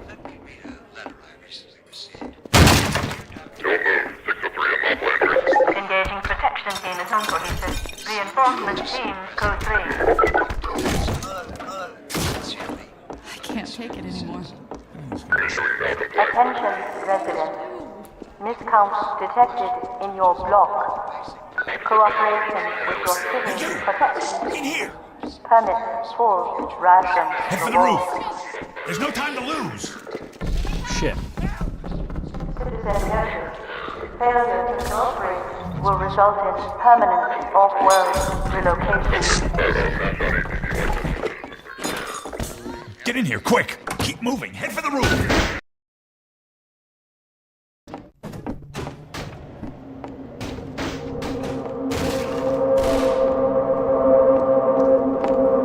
Health and no HUD. The rooftop chase sequence posed a unique design challenge. We didn't want it to be a true gameplay obstacle, and our best case was for players to make it through on their first try. But we still wanted to create the sense of real danger, where players felt legitimately threatened if they didn't keep moving. The challenge was that without the HEV suit, players don't technically have a heads-up display or HUD, which means no way to show damage or remaining health. After some experimenting, we created a special health system for this section, using a red glow around the screen to indicate damage. Players reacted as we hoped, taking it as a sign to keep moving, and the chase unfolded as intended. To top it off, we made health regenerate quickly so the glow wouldn't linger, reinforcing to players that running was indeed the right choice, and ensuring players weren't taken down by a stray bullet at the end just because they dawdled or hesitated earlier on. Huh. Cool.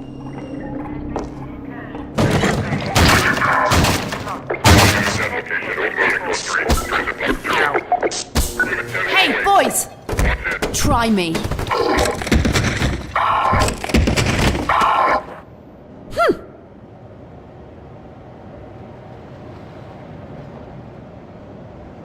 Kept you waiting, huh? Your hair. Oh, your ear. We should get moving.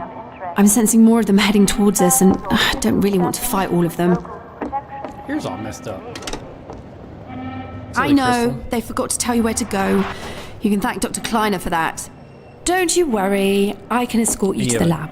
Tailpiece. My name is Crystal. You know, from the mercenary group Star Fox. It's been a while. I wonder if it's gonna fix you ready itself. for some fun? It's very funny. Oh, there we go. Oh, wow. There we go. I just had to do that. And this imposing guy is Dr. Breen. Don't let him bother you, though. What a massive... Follow me. Interactive storytelling. When we started on Half-Life 2, storytelling in games was generally either high fidelity and linear, or low fidelity and interactive. We knew players had seen high-quality storytelling in games, but they'd never been placed right in the middle of it. Have we? I mean, yeah, like Halo 1 came out at the time, but we're talking 2004 here. Watch it unfold around them, interact with it, and examine any part closely. While that goal excited us, we didn't yet know how it would work or what kind of technology we'd need to make it happen. We had built a variety of storytelling technology in Half-Life 1, but it was mostly presented in front of the player and lacked the interactivity and fidelity we were aiming for. So Kleiner's lab became the section of the game we used as a testbed to figure out how our interactive storytelling would actually function. Come on, Gordon. Yes, ma'am. Mom. I knew mean, you'd ma'am. show up today.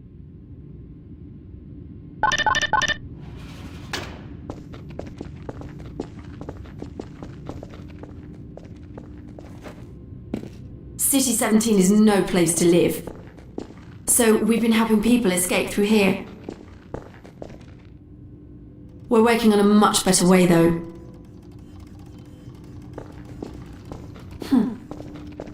Here, check this out.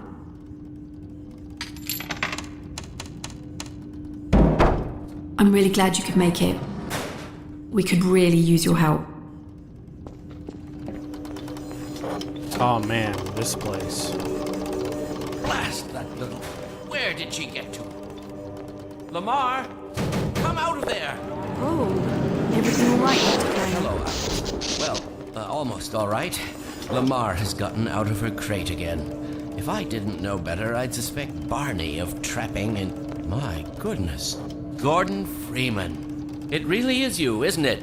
He ran right into that ambush. You're rather lucky I was there to save you. We owe a great deal to Dr. Freeman, even if trouble does tend to follow in his wake. I must say, Gordon, you come at a very opportune time. Alex has just installed the final piece for our resurrected teleport. Oh no, I didn't do anything. Nonsense. Your talents surpass your loveliness. I wouldn't say back that. off, buddy. Well, is he here? There you are. Man, Gordon, you stirred up the hive. How? We can't keep him here long, Doc. It'll jeopardize everything we've worked for. Don't worry, he's coming with me. That's right, Barney. This is a red letter day. We'll inaugurate the new teleport with a double transmission. You mean it's working? For real this time? Because I still have nightmares about that cat. No, there's nothing to be nervous about. What cat? We've made major strides since then. Major strides. What? Cat? Doc, since he's not taking the streets, you might as well get him out of his civvies. What? Oh dear, you're right. I almost forgot. Barney, I'll give you the honor. I've got to get back on my shift, but okay.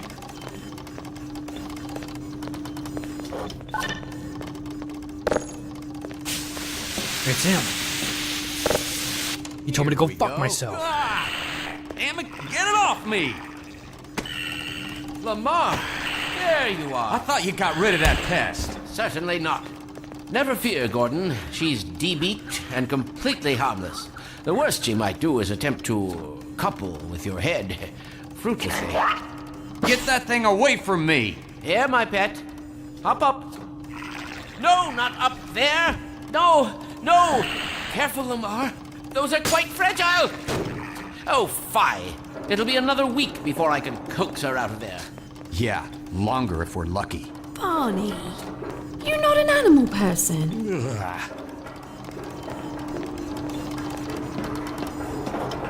Well, Gordon, go ahead. Slip into your suit now.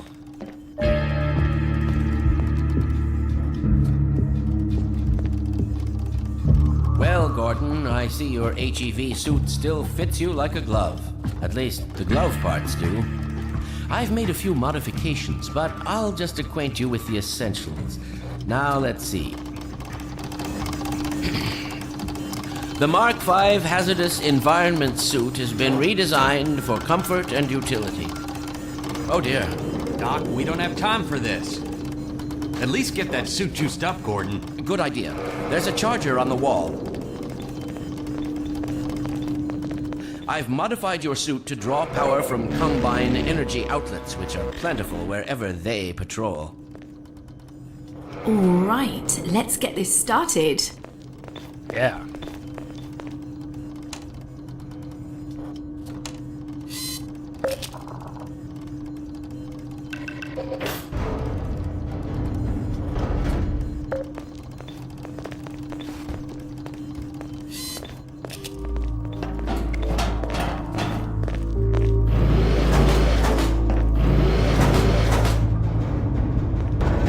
Gordon, why don't you position yourself near the panel over there and wait for my word? Isaac, are you there? Yes, all this is iconic, Eli. bro. Bit of a holdup on this end. You'll never guess who found his way into our lab this morning. That's not who I think it is it? Indeed it is, and it's our intention to send him packing straight away in the company of your lovely daughter. Eli, are you ready for us? We're all set on this end. Then let's do it. Let's see. The massless field flux should self-limit, and I've clamped the manifold parameters to 0 base and LT orbifold, Hilbert inclusive. Conditions could hardly be more ideal. That's what you said last time. Hey, yeah, about that Initializing cat. in 3, 2, 1. So, fiddlesticks. What now? Doctor, the plug? Dear me, you're right. Gordon, would you mind plugging us in? It's right there, Gordon. Excellent. Are you going to let Gordon throw the switch? Gordon, go right ahead. Very good. Final sequence. Commencing now. I can't look. Okay,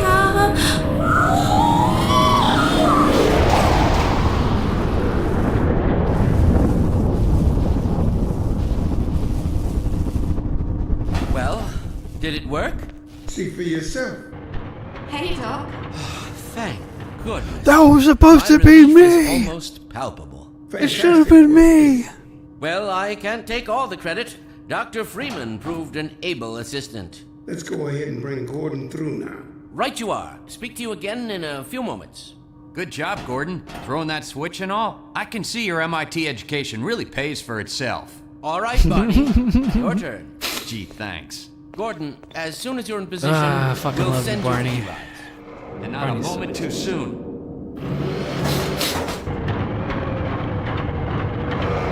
Excellent. Initializing in 3, 2, 1. Barney, if you'd be so kind. Good luck out there, Gordon. Yes, indeed. We're ready to project you, Gordon. Bon voyage, and best of luck in your future endeavors. Final sequence. The hell? What is it? It's your head. A freaking head hopper. Lamar, Betty, look out! There he is. Is Lamar with him? Forget about that thing. What's going on?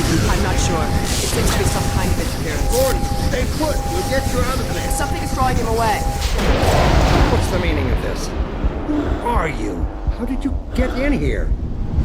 Hey, take us back. I'm getting him out of there. Let us wade into the field, and we'll peel you apart. I knew. I'm encountering unexpected interference. Don't worry, Gordon. There he is. Oh, we're losing it again. The man I saw. I'm all but certain it was Gordon Freeman.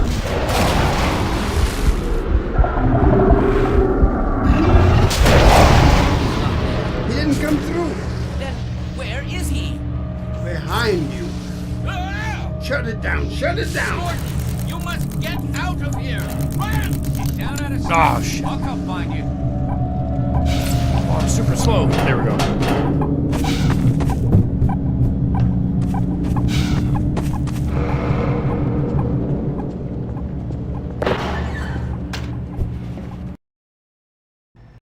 Always did like that.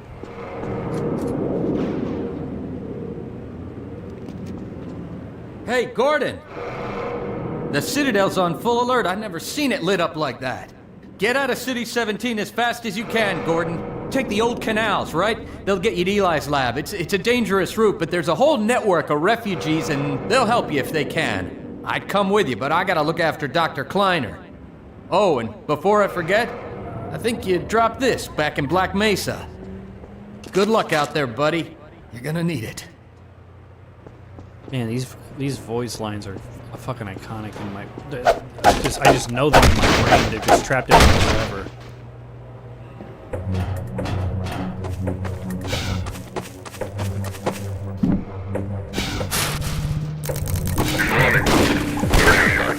Oh shit.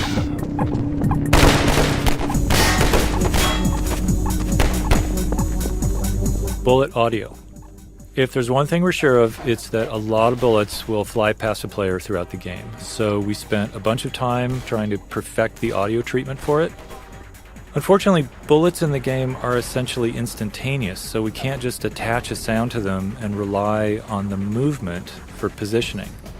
So after some experimentation, we landed on this solution. By figuring out the closest point on the bullet's trajectory to the player's ear, we calculate the exact time and position the bullet would conceptually pass them. We then play two different sounds at that point to fake a Doppler effect, one for the bullet's approach and one for its departure. And we delay the departure sound based on the calculated time the bullet passed by.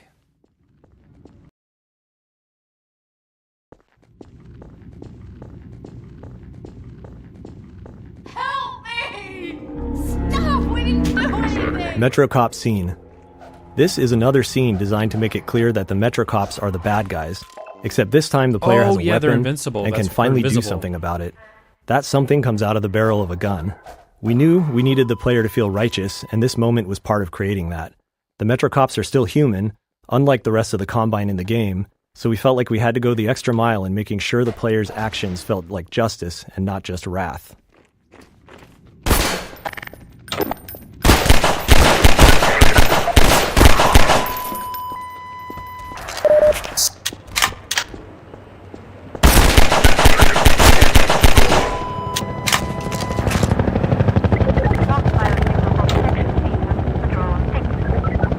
City 17 awakens. The early train station section was designed to make the city feel indifferent toward the player, as if Gordon is just another nameless, faceless citizen, ripe for subjugation. But during the tenement raid and rooftop chase, the city identifies the player as an anomaly and starts to stir. Now, with the player as the aggressor, the city fully turns its attention on them. The Overwatch PA system, first heard during the raid, played a key role in delivering this message. If players listen closely, there's a lot of information about the city's awareness. Even when players didn't pay attention, though, the audio treatment still conveyed the emotional message we were aiming for. Explosive barrels. Here, we introduce explosive barrels, a staple of first-person shooters, but with a new twist.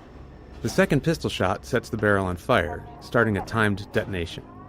A third shot will detonate the barrel immediately.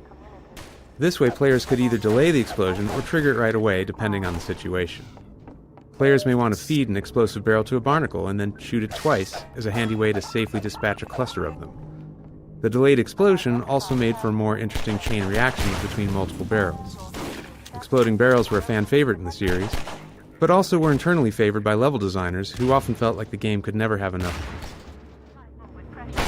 Never could have enough.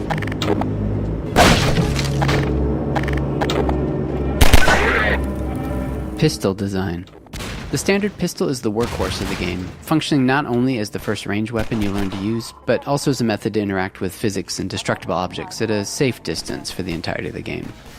To help make it feel more responsive and fun to use, the pistol employs a refire mechanic that's unique to it in the game. The gun will fire as fast as the player can click their input button, meaning that they feel an instant response to their input, and the faster they can click, the faster they can shoot.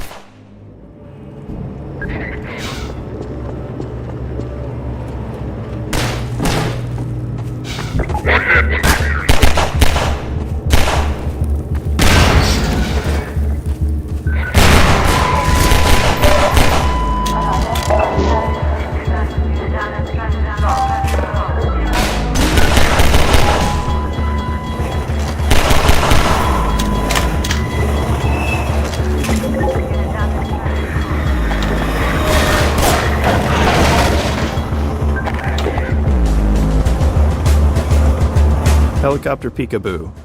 The Combine attack helicopter as central antagonist was something we wanted to develop throughout the entire chapter. The relentless chopper became a character in its own right. Here, if you listen and look overhead, you can hear its engine and see it flying along the train tracks and into the distance.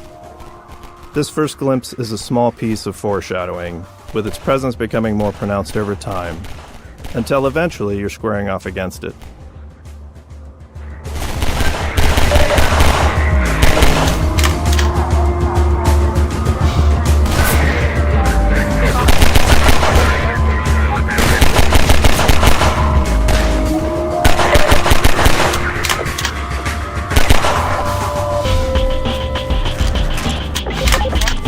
Iterative passes.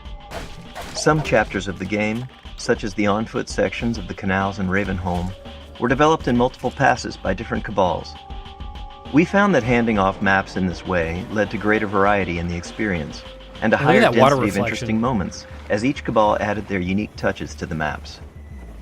In the on-foot portion of the canals, the first pass established the art direction and the player path, along with the broad strokes of the experience and some major beats. But the team-wide alpha playtest identified insufficient tension and a somewhat monotonous experience here. In our second pass, we returned to the map solely focused on creating that tension and greatly increased the density of moment-to-moment scenarios. Interstitial scenes. As playtesting progressed, we often found areas where players lost track of their goal, which isn't uncommon in a game like Half-Life. To address this, we added smaller interstitial scenes to help guide players along their path and reinforce their objective. After finishing the bulk of development on our larger choreo scenes, like Kleiner's Lab, putting these smaller scenes together became relatively straightforward. We discovered that using characters in these moments worked much better than relying on passive storytelling, or even some sort of reminder you'd find baked into a pause menu. Good God. Guess those sirens are for you, huh? Good thing you found us. You're not the first to come through here by... This is the Freeman. The Combine's reckoning has come. Look, we're just a lookout for the Underground Railroad. Main station's right around the corner.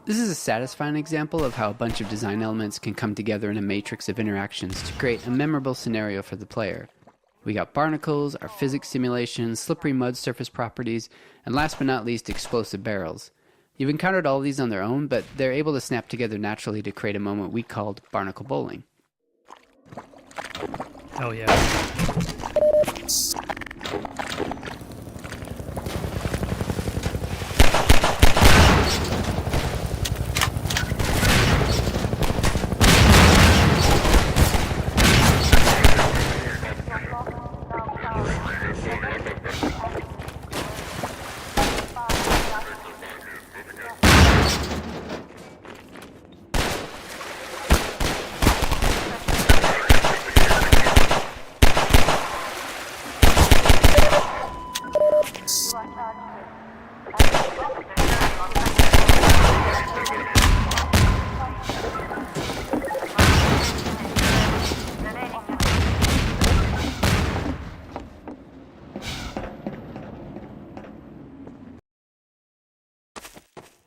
Physics in puzzles.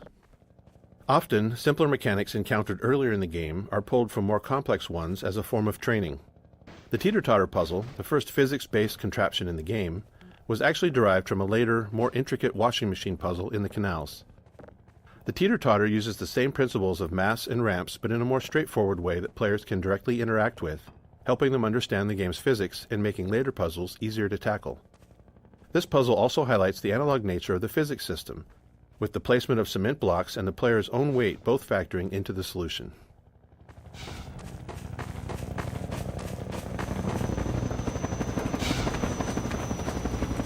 Combine Attack Helicopter. Players have had glimpses before, but here is where we fully introduce the main boss of the Canals chapter, the Combine Attack Helicopter. This chopper relentlessly destroys a player's cover, forcing them to move forward or risk being gunned down. We wanted this sequence to feel tense and menacing, with the helicopter seeming far too powerful to confront directly, and maintaining that intensity through the canals until the final showdown in the reservoir. To achieve this, we heavily constrained the helicopter's movement based on specific gameplay goals. In this map, designed as a dash from cover to cover under helicopter fire, we created a ring path in the sky above the arena. The helicopter always travels to the farthest point on that ring from the player, keeping it visible and making it easier for us to place cover in just the right spots. Normal maps. Half-Life 2 was developed during an exciting time for graphics, as the first programmable shader-supported graphics cards were hitting the market. Using this technology, we became one of the first games to implement normal maps, a technique that enhanced the lighting on surface geometry. The normal map described the surface's roughness, allowing each pixel of a polygon to be lit in a way that made surfaces appear bumpier and more detailed than ever possible in Half-Life 1. Damn. It's crazy how it just makes the map look like that. That's nuts.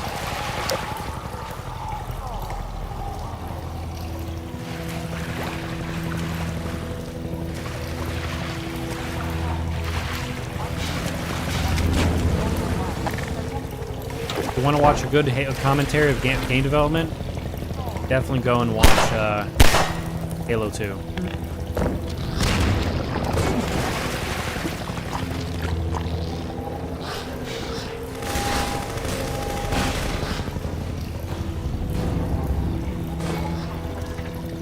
Autosave dangerous. In Half-Life 1, we had a set of autosaves throughout the game, hand-placed by level designers and triggered when the player reached some specific moment or position in the game. This ensured that the game was automatically saved for you as you traversed through Black Mesa's corridors. In Half-Life 2, we found ourselves needing a new tool. The problem arose in some of the more complex arenas we'd built. Some of those encounters would last for quite a while and features multiple sets of enemies. Others were long, sprawling mixes of exploration and combat without any clear separation between the two. We never want an autosave where the player is in danger of dying right after loading the game, because that could place the player in a death loop. If you played enough games back then, you definitely found yourself in this situation at least once. I'm looking at you. So unless we deliberately Halo. crafted pauses in every arena's flow, there wasn't always a safe place to put an autosave. After some experimentation, we implemented a feature called Autosave Dangerous. This was a level designer tool that combined an autosave with an associated time frame. When triggered by the level designer, it immediately saved the game, but kept the save off to the side, not available as a save game. Oh. Damn.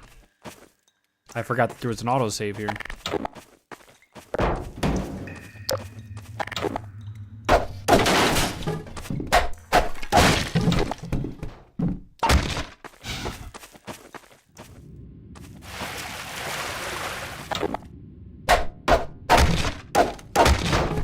Get in here, hurry! Civil protection is on to us. We're tearing up the railroad, covering our tracks. Looks like you're gonna be the last one through. Be glad you're not the guy they're looking for. Poor bastard doesn't stand a chance. Sounds like they're calling in every CP unit in City 17. Manhack Map. We called this guy Manhack Map. We wanted to give players the sense that hundreds of citizens inhabited the hidden nooks and crannies of City 17. At this point in the game, it had been a while since players had seen a citizen, and we wanted to explain the significance of the manhacks, which was the first physics-based enemy that we created. In the original concept, there was a video arcade in the city where players could fly manhacks around to attack virtual citizens. Eventually, players would discover that the manhacks were real, and so were the citizens.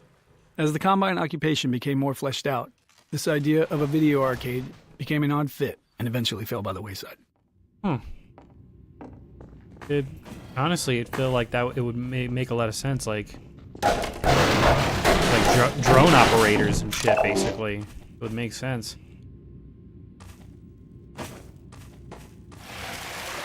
I understand. I've got to stay and help any stragglers. Gotcha.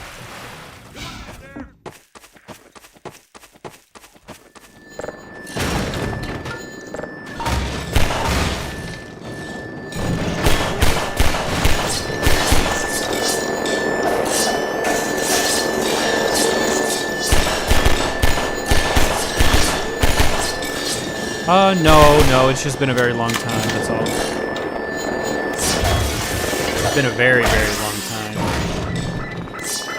I think I probably played this way back when, the Orange Box came out. I really haven't played Half-Life. Oh, shit.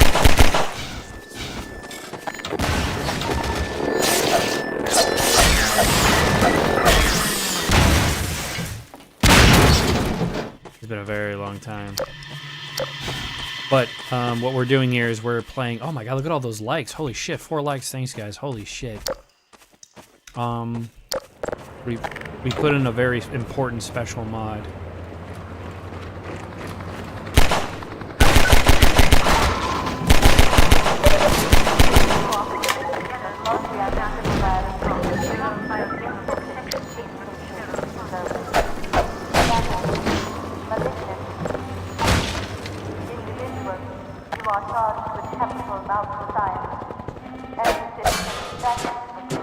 Little did I know that this was a...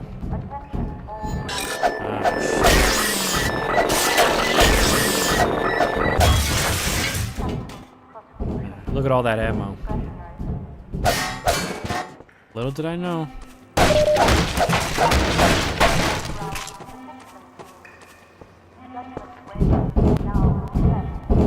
How you doing, Cherry? Pepsi? Oh man, Cherry Pepsi's okay. I like Pepsi though. I think I like Pepsi more than Coke. Ow.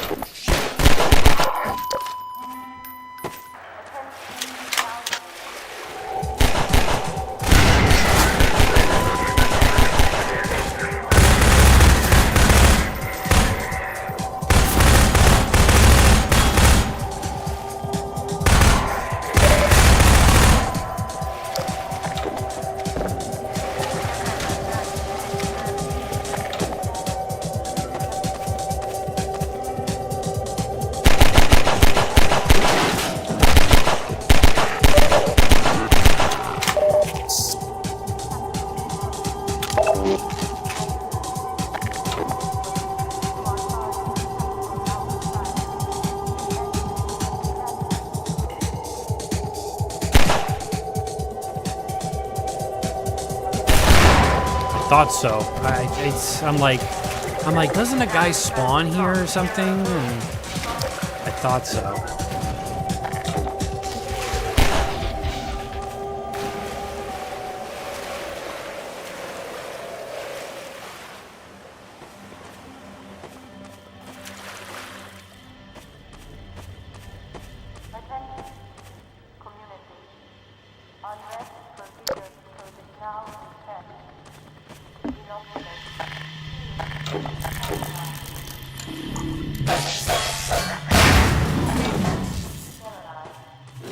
Kinda loud? Yeah, sure. Yeah, man, this game's fucking loud. Put this down.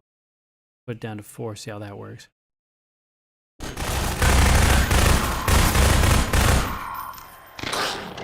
Oh, shit.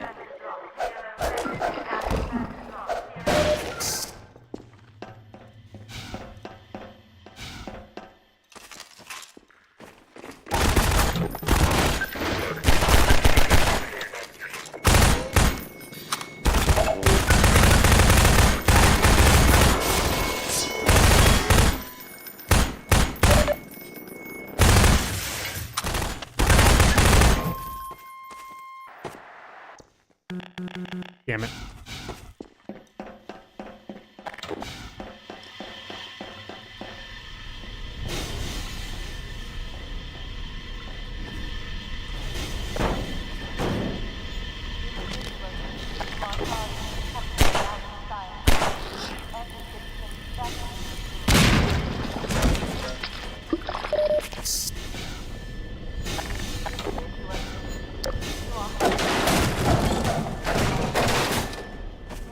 How you doing, Jerry?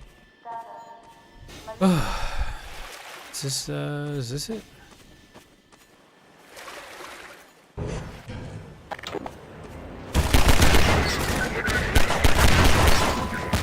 Ow. Damn, that fucking barrel doesn't fuck around, dude. Shit.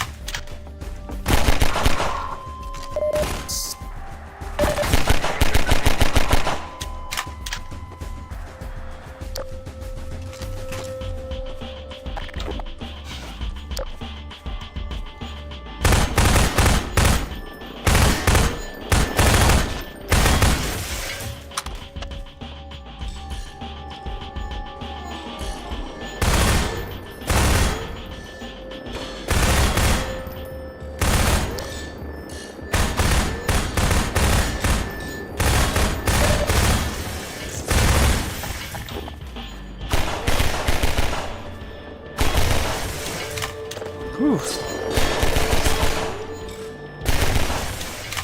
Damn, this game's kind of hard.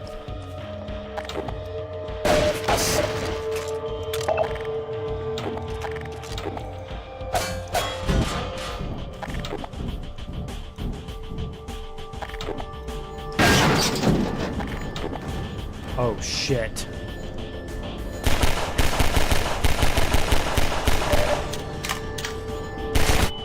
Oh, didn't mean to do that.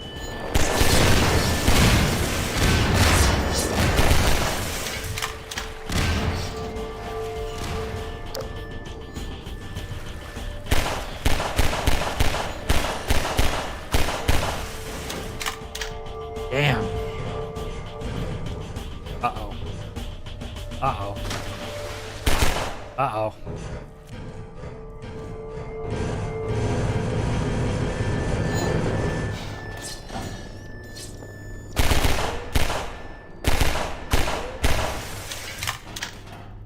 Explosive Barrel Factory. This room, filled with an absurd number of exploding barrels, inspired some good-natured debate within the team around how far to push the plausibility of our world. Frankly, one exploding barrel is probably too many in regards to realism. In the real world, barrels really shouldn't explode, even if you were to shoot them. See, this is why I love nerd shit. Oh, see, you can get up there somehow. There's supplies up there.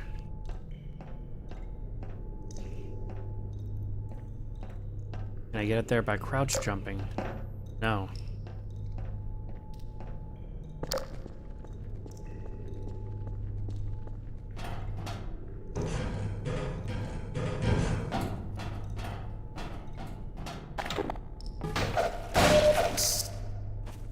How do I make this work again? I forgot. Isn't there like a valve or something you gotta turn? Been a long time.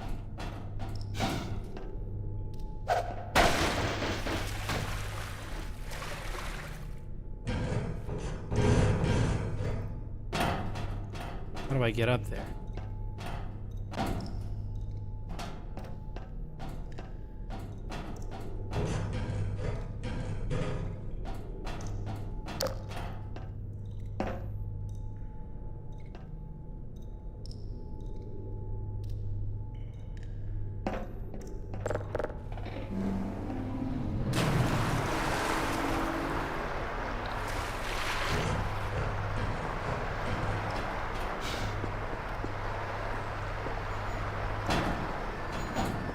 Oh shit.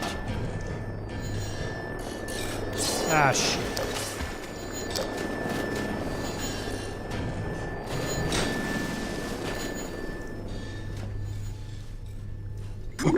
Oh shit. What is this, fucking Minecraft?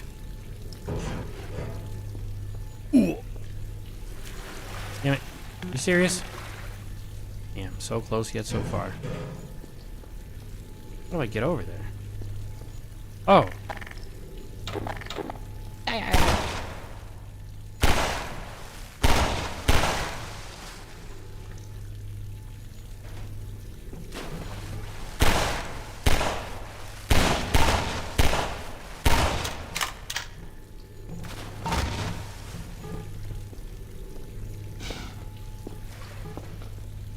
Rising water. The floating bridge and wooden spools here introduce the concept of buoyancy as a tool for the player. In this case, it's not really a puzzle. It's just some fun for the player interacting with the physics system. But later, we revisit this gameplay element in the canals to raise a ramp for the airboat. That's pretty sweet. Yeah. Whenever you see a zigzag like that, that's loading. Game developers taught me that one.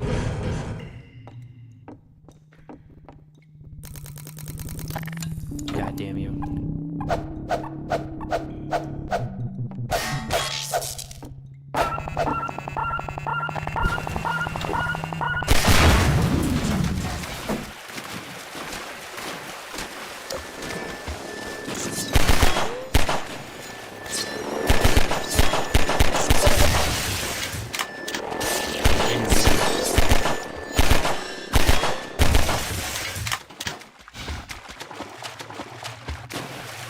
Rendering systems. In the early 2000s, we couldn't afford a general-purpose renderer with the broad capabilities of a modern engine. Instead, CPU, GPU, and memory limitations required highly specific solutions to rendering challenges so we could squeeze every bit of performance out of a player's hardware. As a result, Half-Life 2 actually has 3 different rendering engines. One for world geometry, another for outdoor terrain, and a third for dynamic entities like characters and objects. Huh. These 3 renderers had to support a complicated matrix of features: collisions, ray traces, decals, offline lighting, visibility calculations, and more. On top of that, each renderer needed to support DirectX 7, 8, and 9. The differences among these DirectX versions were significant, often requiring different data storage and rendering approaches. They even used different programming languages. Altogether, we essentially had 9 different renderers, each needing unique solutions, and getting them all to look consistent was one of the most challenging tech problems we faced during development. Damn, that's fucking nuts. God, I wonder if this game took forever to fucking do. Making shit, you know? Ooh, I never knew this. God, this game still gives me specials and shit, or little secrets I never knew about. GPU Wild West. During development, we faced numerous decisions influenced by our choice of minimum spec, the least powerful CPU and GPU combination that would still deliver a good experience for customers. In the early 2000s, there was far more variety among GPUs than today, with wide differences not only in speed, but in fundamental approaches to rendering. But at the time, we had no real data on the hardware our customers were using. What CPUs and GPUs did they have? How much RAM? Which version of Windows? We reached out to Microsoft hoping they might know answers to questions like, how many DX7 cards are in use? or DX8. Unfortunately, they didn't have the data either. Realizing we were at risk of making bad decisions without these insights, we developed an analysis tool that allowed players to report their hardware specs to us and integrated it into the early version of Steam. The data was so useful that we decided to make it public, launching the Steam Hardware Survey in April 2003. It's been helping us and hopefully other developers make informed decisions ever since.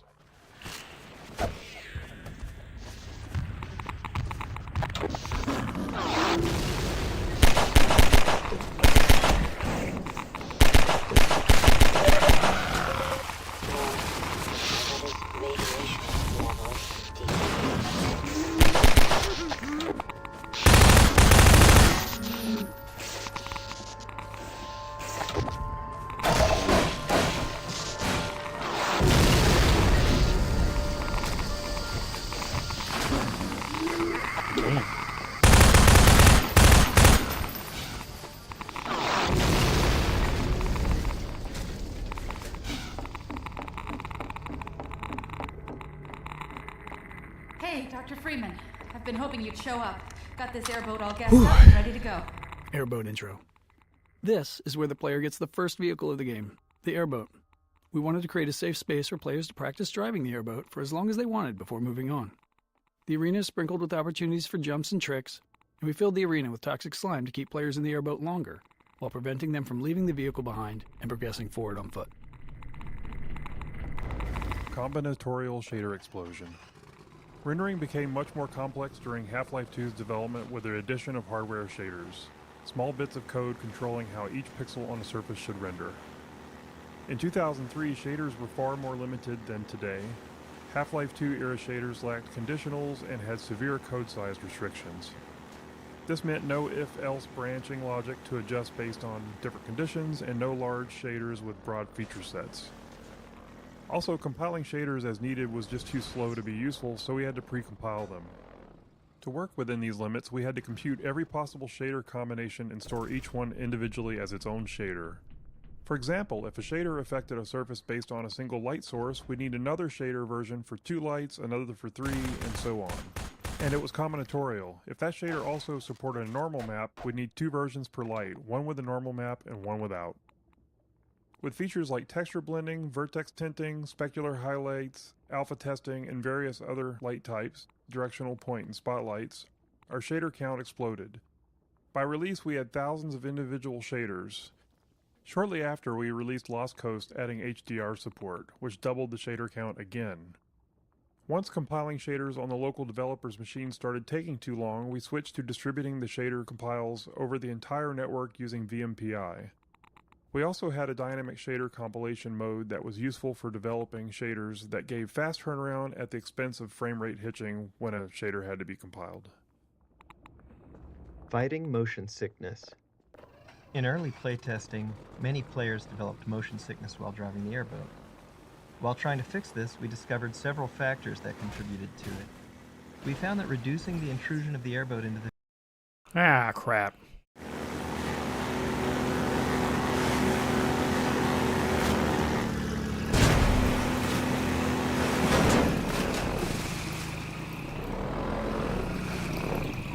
I like that. That's a nice view. Ah, shit. It's getting all swampy now.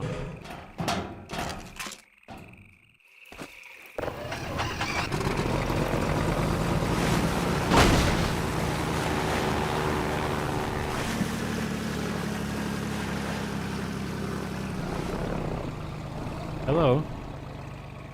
What's up, Army?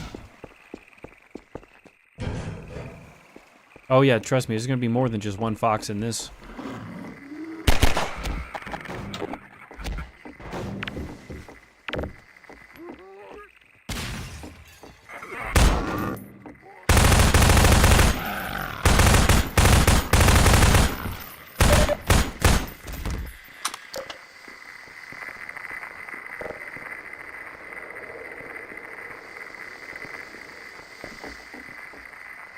Station 12, come in.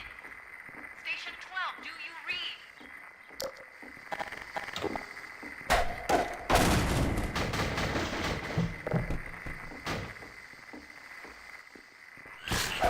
Ow.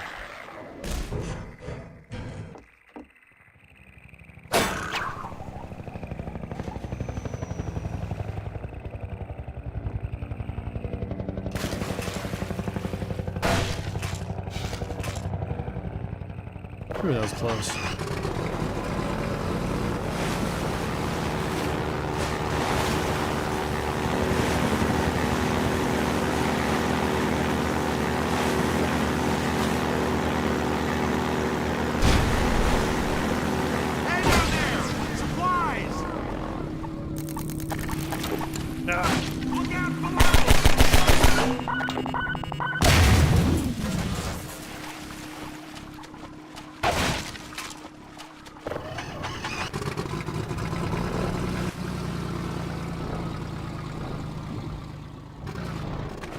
Man, there's a lot of supplies.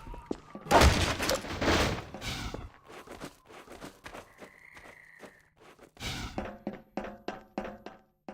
wonder what we're doing up here.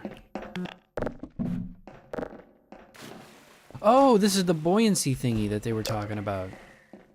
That's right. I thought this was happening later in the map. All right.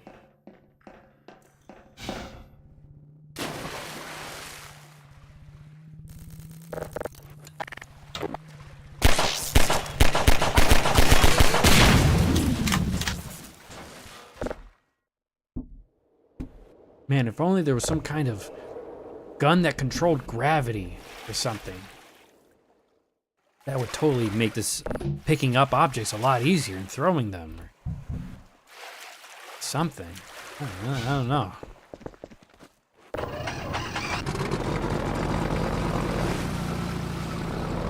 Yeah, like a gravity gun, yeah.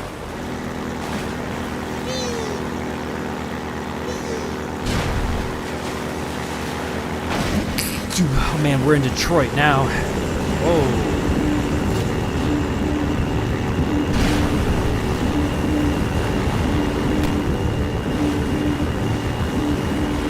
Move out of my way.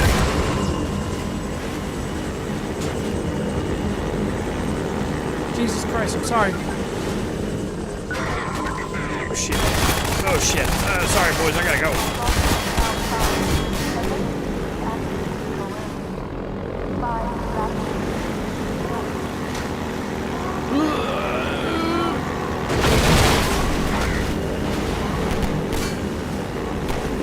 Alright boys, I gotta do this to you.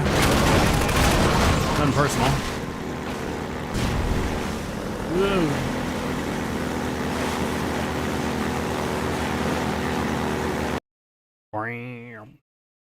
We'll have the, let's have the music a little. I don't even know if the music's on, but we're gonna have it. Options, audio.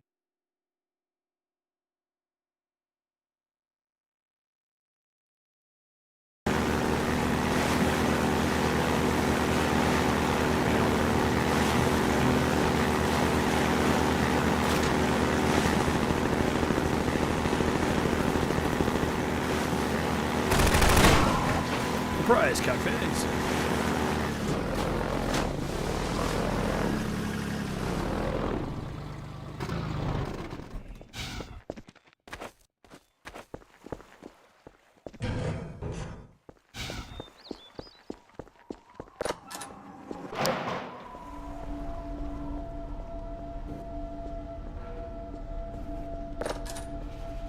Grenade intro. We conceived of this Combine base as both a training area and a playground for grenades, introducing them here in infinite supply crates to signal that it's safe for players to use grenades freely without fear of running out. Go wild. The Combine encounter here uses extensive markup to direct the soldier AI towards cover and provide good opportunities for players to make use of grenades. At the end of the area, the same infinite grenade technique helps players resolve the turret placement, as a direct assault is a lot more difficult if you don't. A bright red light and a particle trail were added to the grenades, making it significantly easier for players to follow their trajectory, whether they're throwing them or dodging one from a Combine soldier.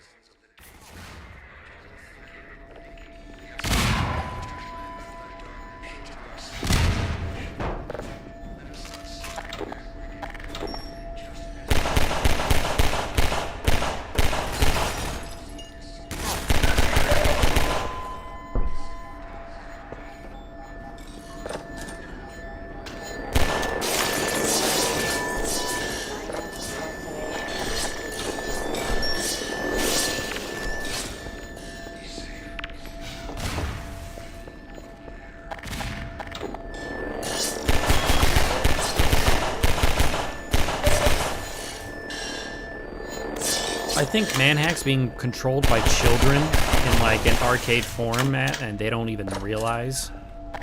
It's like I think that's a pretty sick idea.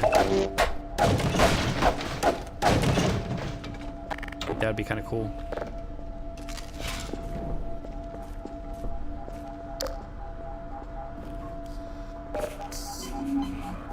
Air resistance. One important feature we had to add to our physics engine for Half-Life 2 was air resistance. At the time, physics engines would typically implement a general damping feature for slowing objects down as they moved, but this merely removes energy in a symmetric way. In order to create a more believable motion, we decided to simulate air resistance instead. This allowed us to get asymmetric behavior, where the amount the object was slowed by moving through the air was different depending on how much surface area of the object was facing the direction of movement or rotation. This feature was key to making explosions and objects thrown by the gravity gun look believable.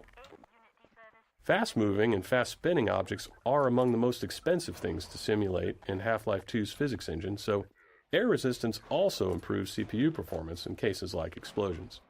It is also key to presenting different materials and masses of objects. More dense objects can push aside air more easily, and this is visible. Having this effect in the simulation helps make the difference in density between cardboard boxes and wooden planks more apparent, and really helps make the objects in Half-Life 2's world much more convincing.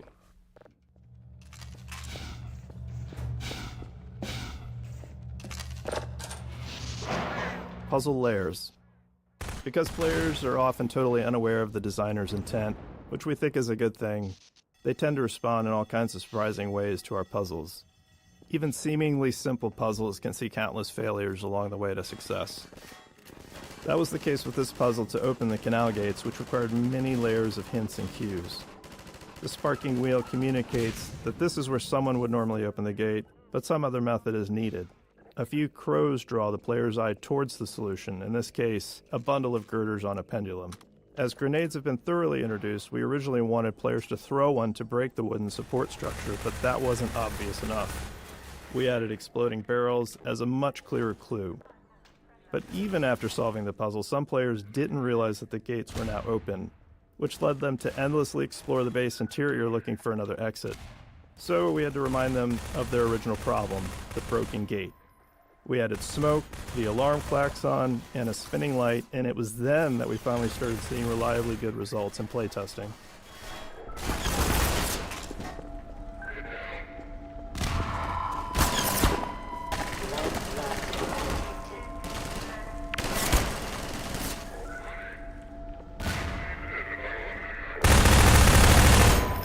Jesus.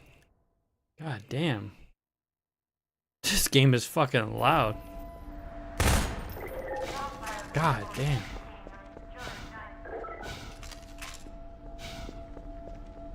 And it's difficult.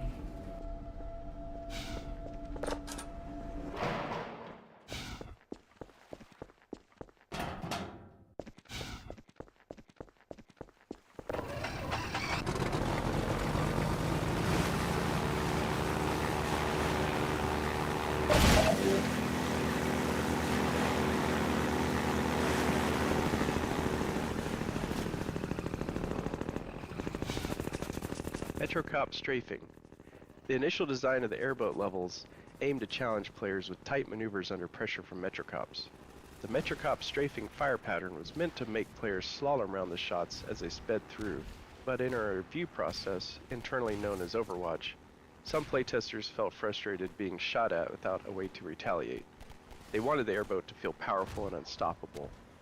Based on that feedback, we refocused the levels to emphasize empowerment over challenge, shifting from dodging attacks to fast-paced combat, speed, and busting through barriers.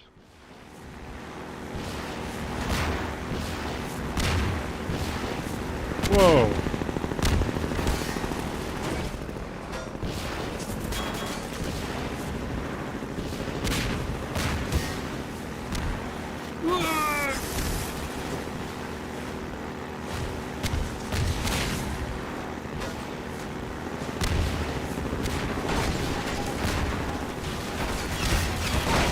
God damn. What is this fucking airboat made out of? Fucking unobtainium? God damn.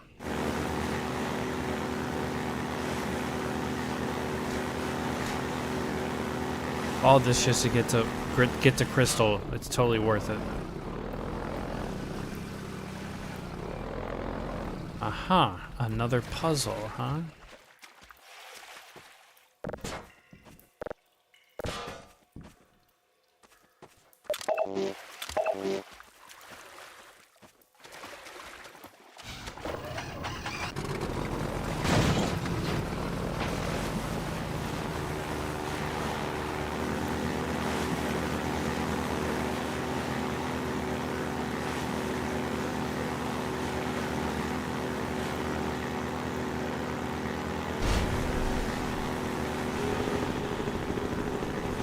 Shit.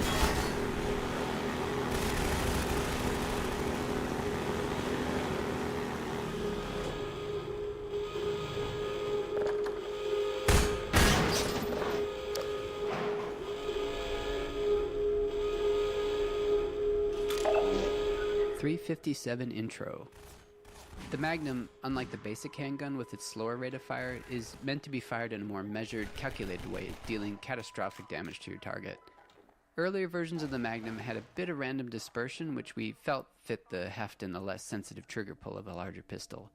However, this led to anticlimactic moments where players would carefully line up a shot only to miss due to the accuracy penalty. Right. To address this, we made the first bullet perfectly accurate, with each subsequent shot becoming less accurate as you blasted away. Gotcha. VMPI. During development, we became increasingly frustrated with our slow gameplay iteration speeds, mainly because map compilation, needed to pre-compute lighting and visibility, was taking hours. Computers in 2000 were far slower than today's, and they had only a single CPU core each.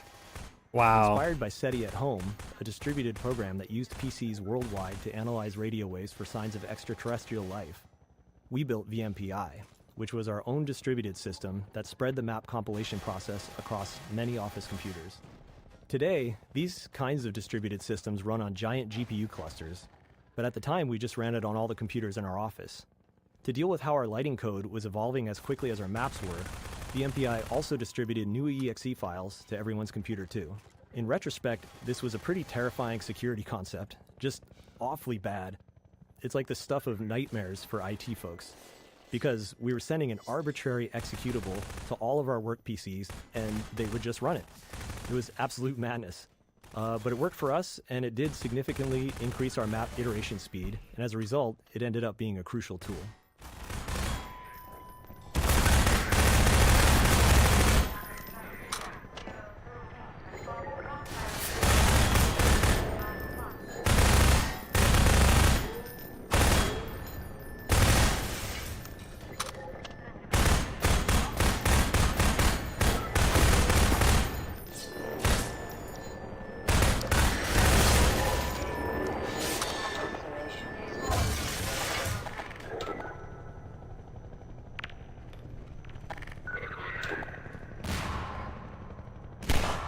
Damn. Wow, what a shot. Holy fuck. That was lucky. I don't even... Hacks? Do I got hacks on? I mean... That was just pure skill, obviously. The loudest submachine gun in gaming history. Oh shit, man.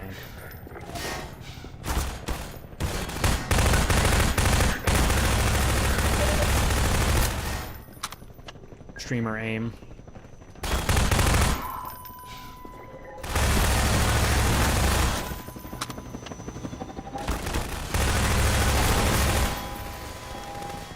Yo, cheat, yo, bro.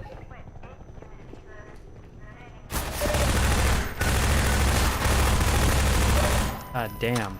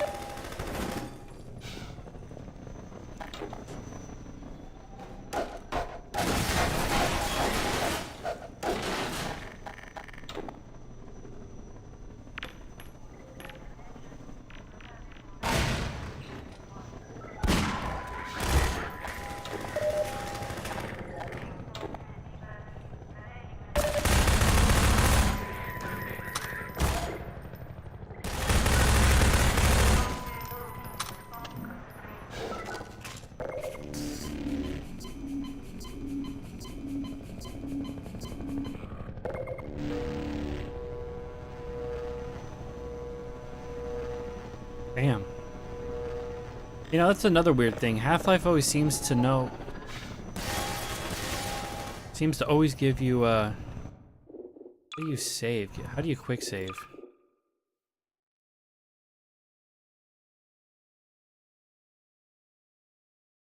Oh, that's a take a screenshot. Well, F6, F9.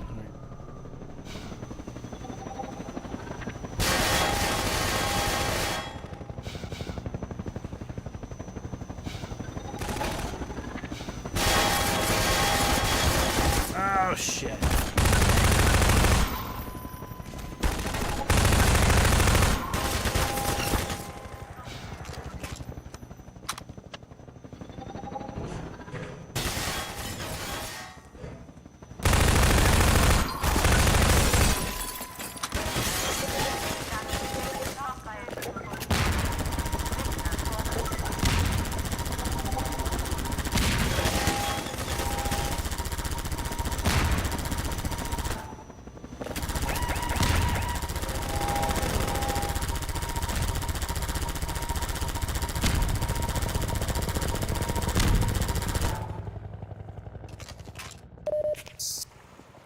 Mounted gun. The mounted guns were added here to help train the player on the gun's effectiveness against the attack helicopter for the final battle in the reservoir. This was necessary because up to this point, the helicopter was invulnerable to the player's weapons, and we had to give some indication that it could be harmed with larger weaponry.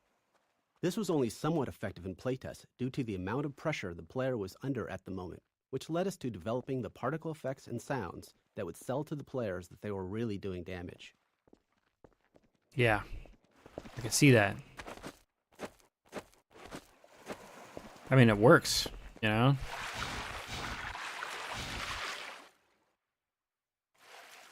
"3D Skybox. We've always needed to render a world that feels larger than our map limitations allow. In Half-Life 1, we used a cube map texture to let players see beyond the playable area. But in Half-Life 2, we wanted that view into the larger world to be dynamic, not just a static texture. Our map size limitation was about half a mile in each dimension, but we realized we could create a much larger outer world if we stored it at a reduced scale. So, we invented what we called the 3D Skybox. The 3D Skybox is a small box hidden within the actual game map containing geometry at 1/16th scale. Inside it, a reference point corresponds to a matching origin in the main map. Then, when we render the space beyond the playable area, we use the geometry from the 3D Skybox, positioned by that reference point and scaled up 16 times. Getting the lighting and fog to blend seamlessly across the transition from the main map to the skybox presented some sticky challenges, but it worked. Yep. The result made the world feel significantly larger and more immersive than it had in Half-Life 1. Yep. Yeah, in every map somewhere, underneath the map somewhere, you'll eventually find the little box.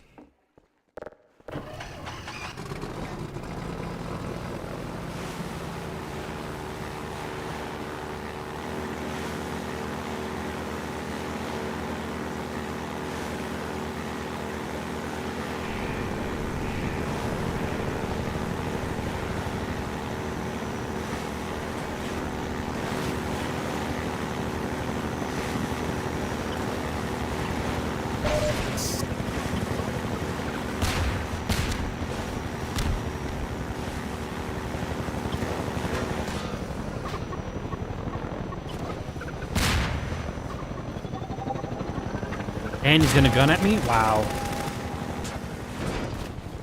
Oh, man. Forgot he does that.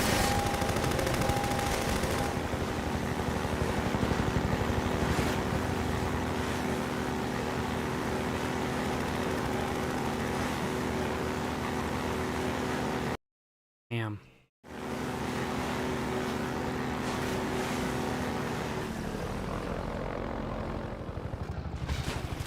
Helicopter bombing run.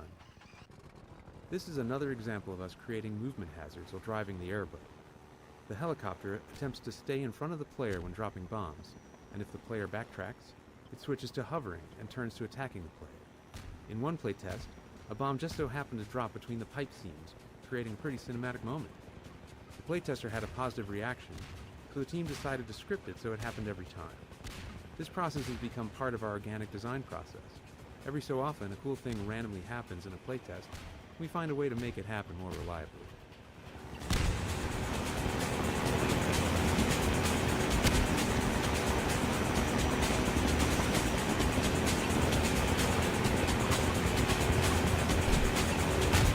I'm smiling right now because of the soundtrack.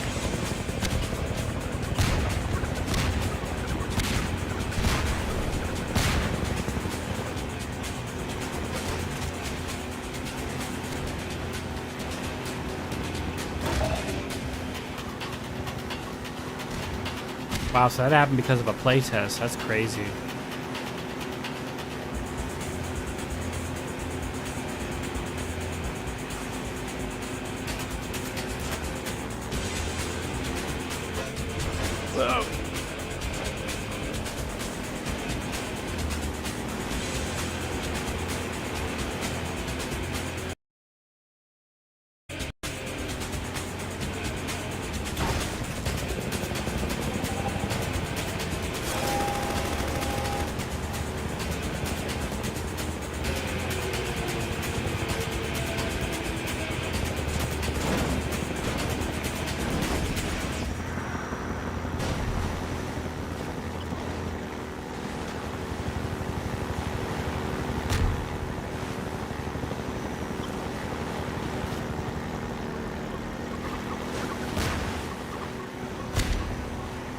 God damn. He's fucking aggro with that.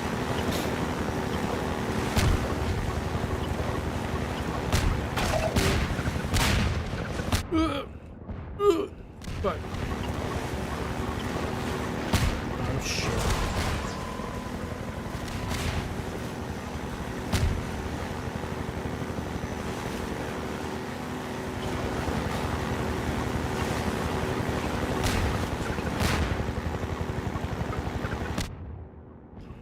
Oh, fuck. Ugh.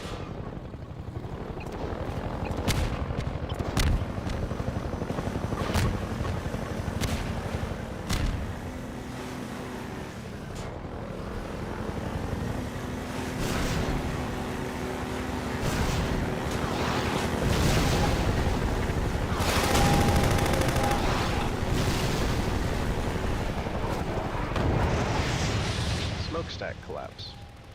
When making a cinematic action game like the first Half-Life, we'd always wanted to make some big, spectacular destruction sequence, but we were never quite able to do anything like that. Half-Life 2's physics introduced a system for breaking physics small objects, such as crates, into pieces, which provoked the idea of doing something much bigger.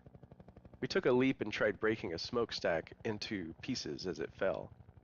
So we experimented with the masses until it felt better, refined the model, and added lots of smoke and audio to sell the effect. And there we had it. We had our big spectacular destruction moment. Ultimately, our physics made the sequence just barely possible in a way that maybe seems quaint by modern standards, but felt really awesome at the time.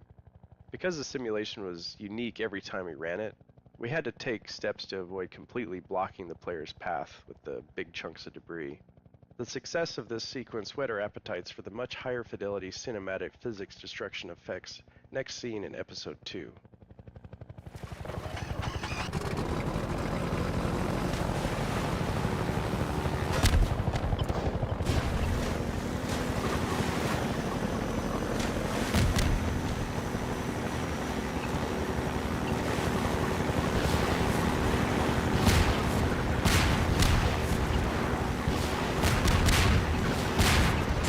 Oh, shit. Foot.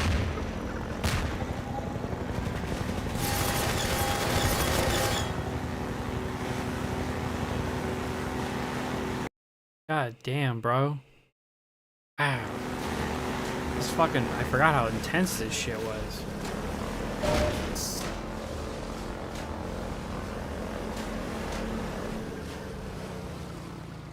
No wonder Half-Life 2 was fucking god tier.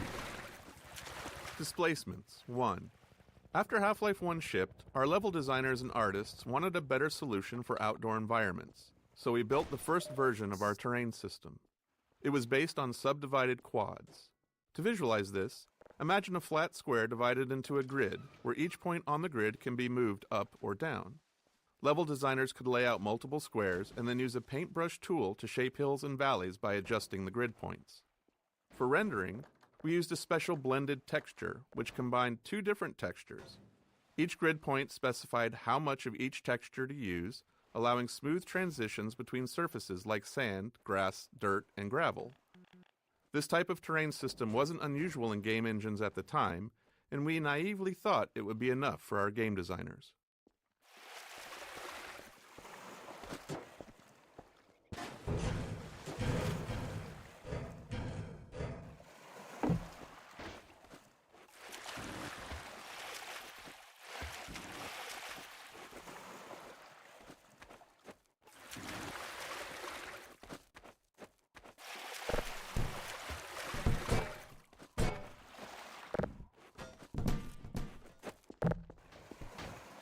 Throw in a chair, throw in a little gas can.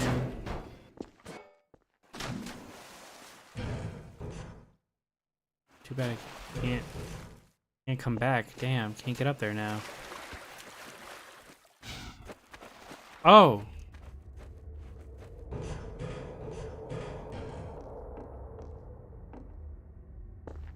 Displacements 2. Once the initial terrain system was up and running, we expected level designers to use it for outdoor spaces. Instead, they began experimenting, adding detail in unexpected places. They used the subdivided quads on the top of walls to create ruined edges, rounded off street curbs, and even attempted to make pipes. This met with varying success since the terrain system was designed for landscapes, not architectural detail.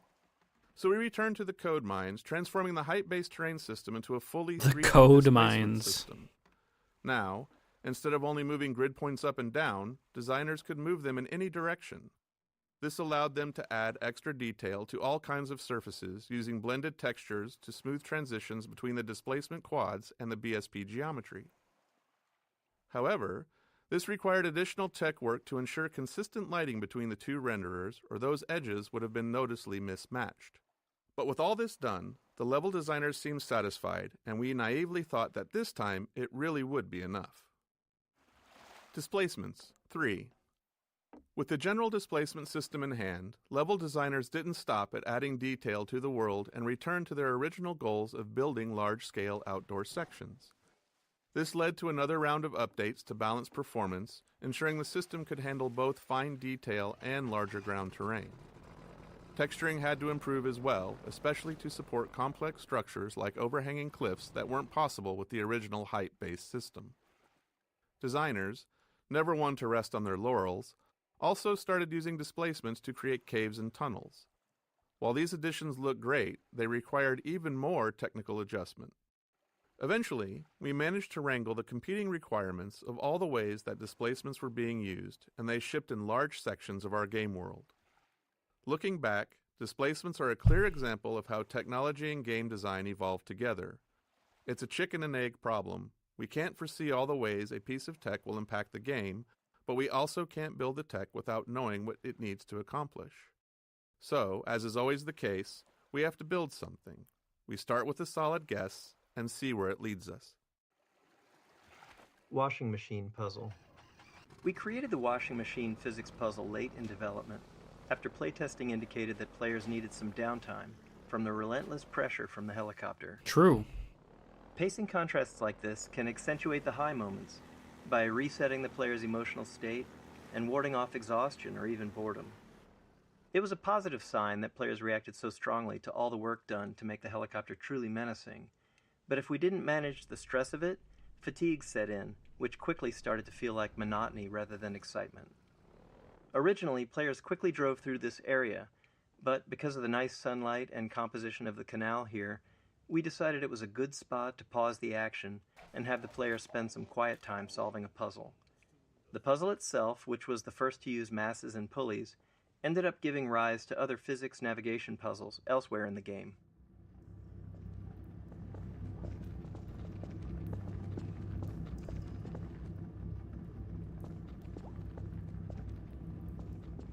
Here, take a look at this. This here's the dam. It's just up ahead. Eli's hideout is here, a stone's throw from the apron and nestled in the old hydro plant. But getting there, with that hunter chopper on your ass, next to impossible. Good news is, the Vortigaunt's working his magic on your airboat, so you'll have a little more firepower going forward. I think he's just finishing up now. Go on out. Gestures. Each of our characters had a library of simple animations called gestures, which we could easily layer on top of other body movements. While originally planned as a production savings to allow us to reuse animations throughout the game, we found they actually had more utility than that. Humans often repeat certain movements, and these can be markers of a specific personality. As a result, our gestures library ended up capturing the essence of each character, helping to unify our animation team's understanding of who those characters were. This made it much easier for our animators to share any one character's workload among themselves, which production often required.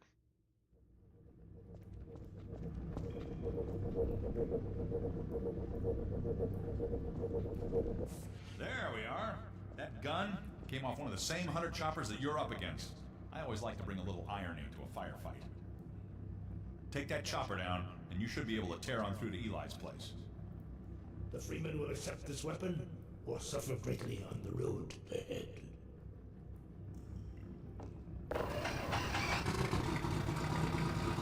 Farewell, Dr. Freeman. Auf Wieder! Give him hell, Doc. Airboat changeup. We heard from the playtesters that they wanted more varied gameplay from the airboat. Up until this point of the game, the player had no real way to fight back against the helicopter and other enemies, so it felt right to introduce a new weapon, and in turn deliver a pacing change and set the stage for what would come next. In the subsequent areas, we added target practice to acquaint people with their new weapon. Extra physics force on the airgun projectiles meant targets would get sent flying and make it feel way more powerful than anything in the player's loadout. Even then, when it came to playtesting combat against the helicopter, a lot of testers still thought it was invincible, and hadn't noticed our efforts to illustrate that it was taking damage from the Combine-mounted guns earlier. To get over this, we did the most obvious thing. We put the helicopter directly outside the tunnel in which you get the gun to make it extremely clear that you can and should shoot it. And it worked.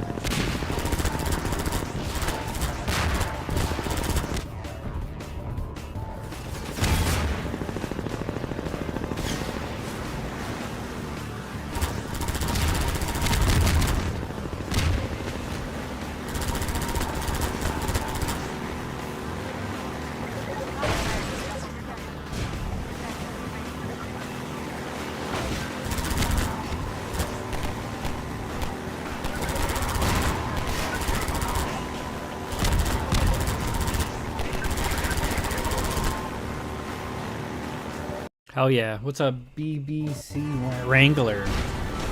Nice name, bro. That's how we do it down here in Detroit. We're doing this shit Detroit style.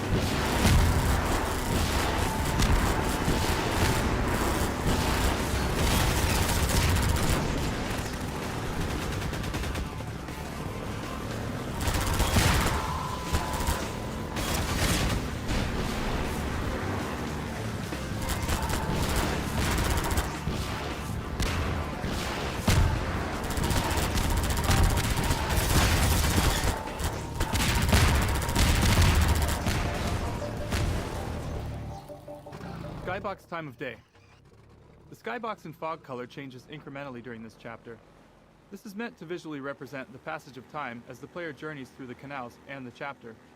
Two fog color values in opposite directions help sell the illusion of the oblique angle of the sun. You can see it getting closer to sunset by this point. The This gangster's culminates home, in my the helicopter homie. combat Hell area yeah. with the sun setting and Ravenholm visible in the skybox.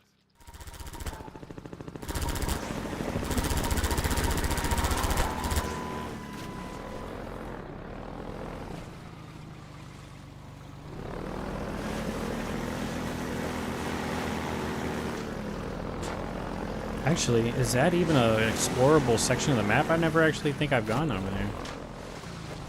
Look at this little windmill.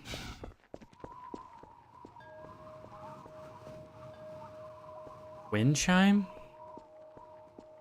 That's unique. I don't think I've ever...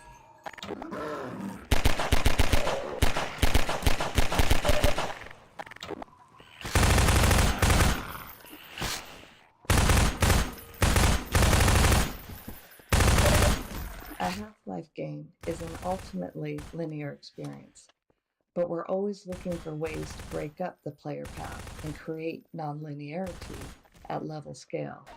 This lambda cache, replaced with a zombie and headcrab ambush, was entirely optional and built only to add some of that nonlinearity to this section of travel through the canals.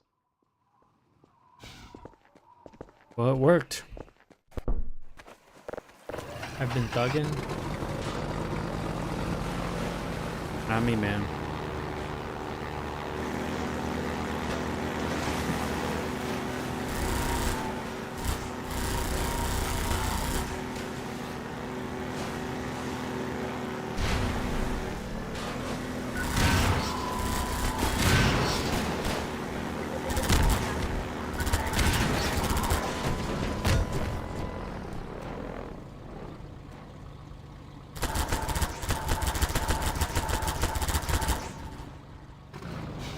Donkey Kong Barrel Ramp. This particular area, the drainage ramp, originally started as just an interesting piece of level architecture. But during playtesting, we quickly saw how fun it was to slide the airboat up and around the slope, so we added more elements to enhance that experience. This included Metro Cops dropping barrels down toward the player, and a little nod to the classic arcade game, Donkey Kong.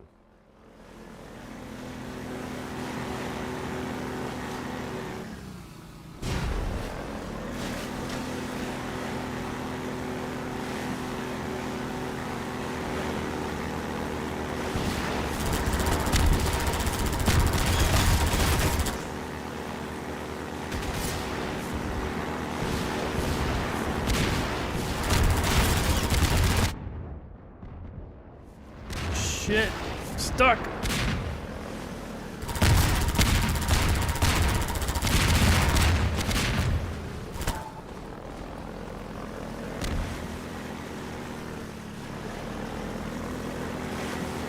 Alright, so how do I get through this?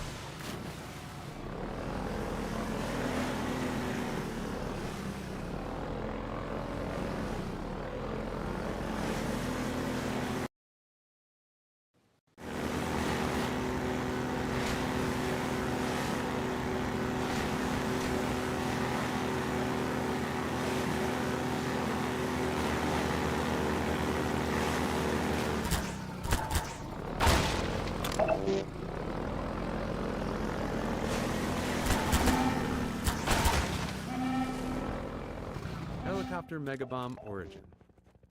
The Megabomb helicopter attack was based on a bug where a programmer accidentally removed the bomb drop cooldown, resulting in the chopper dropping hundreds of bombs all at once. It looked so cool that we decided that we had to keep it for the final shipping bombing run attack.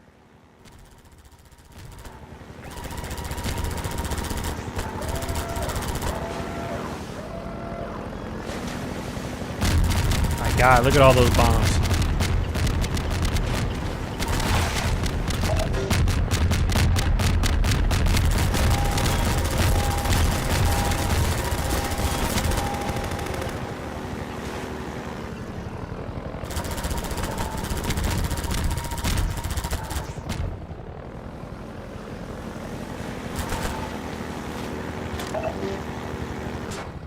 Ah!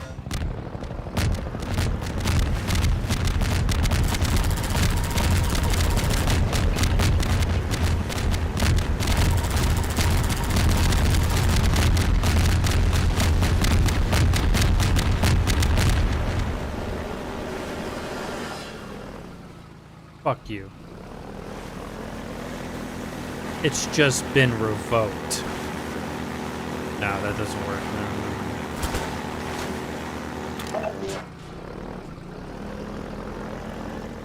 I guess.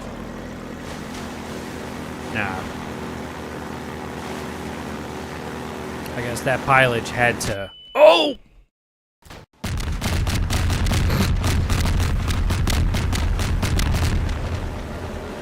I see what happened. I see what happened. I guess that pilot crashed out, or I did. I just crashed out. Let's get that health pack over here. I'm gonna fucking clip that.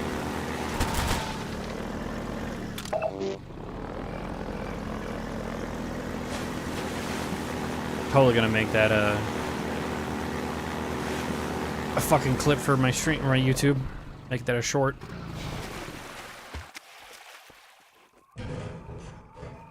Arena exit gate. The wheel mechanism to raise the exit gate was added specifically to force the player to defeat the helicopter before they can move forward. We often refer to elements like this as gating the player, using design elements to keep them from progressing until they've completed a necessary task. Here, it's quite literally a gate.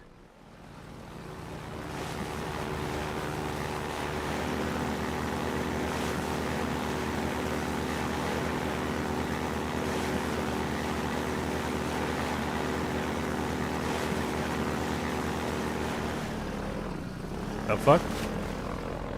Did I just get pranked?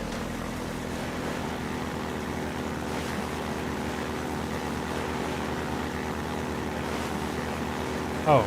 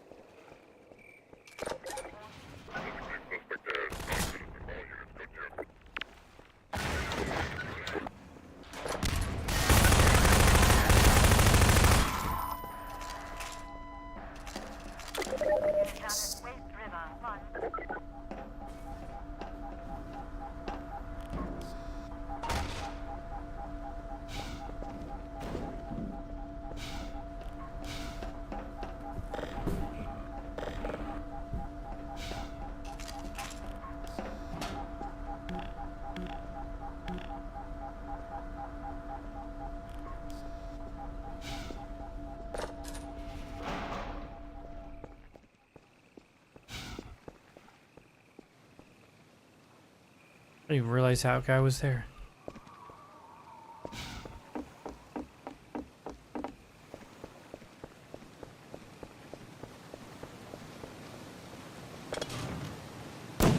Whoops. Totally gonna accidentally kill myself one of these days with that.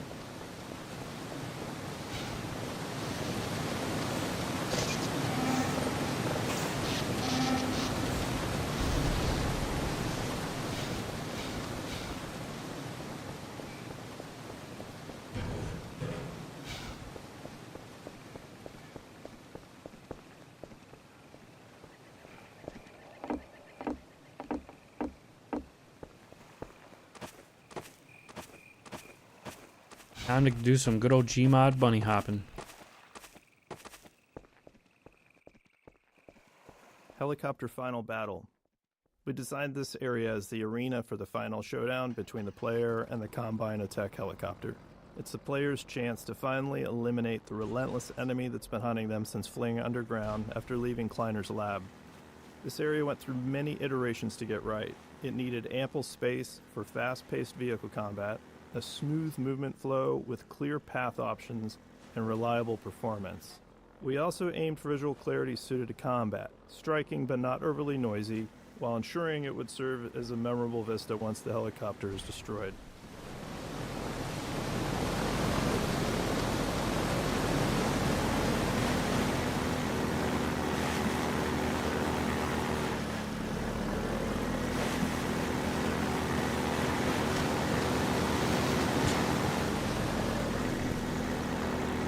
Shit. Oh, fuck. Ugh.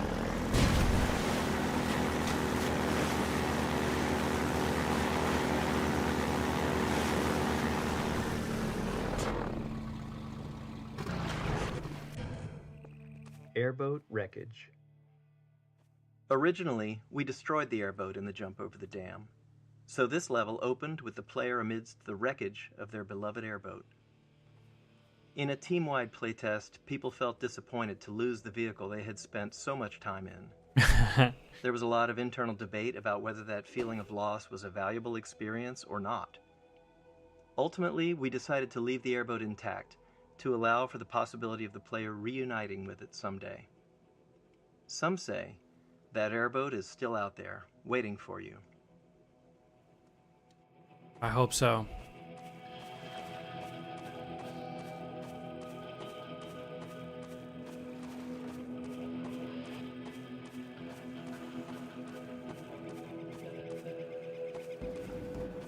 Alex and Mossman.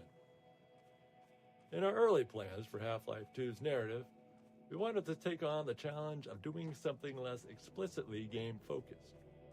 Not just a story about the obviously good player defeating the obviously evil enemies. Instead, we aimed to focus on characters and their relationships. We thought it would be interesting to explore family as a central dynamic unit of Half-Life 2. The tension between Alex and Mossman emerged from that idea, and we liked it because it felt relatable, something players could understand and empathize with.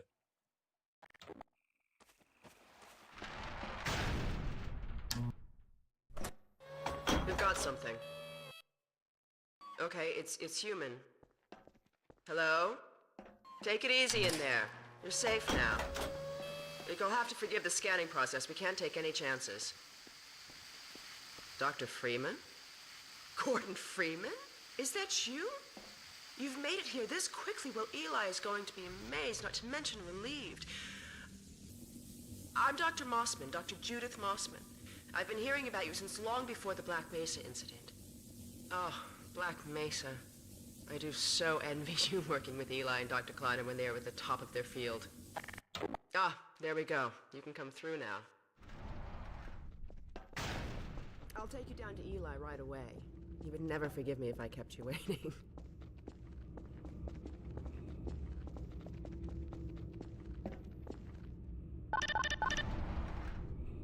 We could certainly use the extra help around here. We've covered a lot of ground in the last few months, but things would go so much faster if we had more people with your training. We're closing in on a reliable local teleport technology, something the Combine still hasn't mastered. Eli thinks their portals are string-based, similar to our Calabi-Yau model, but they've failed to factor in the dark energy equations. They can tunnel through from their universe, but once they're here, they're dependent on local transportation. If they knew what we were doing with entanglement... Oh. Listen to me, I sound like a postdoc. I'm just so excited to think that we'll finally have the chance to work together. Where was I? Oh, yes. Dr. Kleiner compressed the Zen relay far beyond anything he imagined at Black Mesa. We figured out how to use Zen as an unexpressed axis, effectively a dimensional slingshot, so we can swing around the border world and come back in local space without having to pass through. Here's Eli now. All right, good. You keep right up. Eli, look who I found in the airlock. Gordon Freeman. Let me get a look at you, man. My God, you haven't changed one iota. How do you do it? Now, let's see. The last time I saw you, I sent you up for help after the resonance cascade. I never thought it would take you this long to get back to me. Welcome to the lab, anyway. It's not Black Mesa, but it served us well enough. It's going to be a lot more like Black Mesa with Gordon here to help. Right you are. MIT graduates are few and far between these days. We'll get you out of that hazard suit and back into your lab coat where you belong. Let me just finish up some work and I'll see what I can dig up. Dr. Freeman, it's been a real honor. I'm looking forward to working together. Feel free to look around.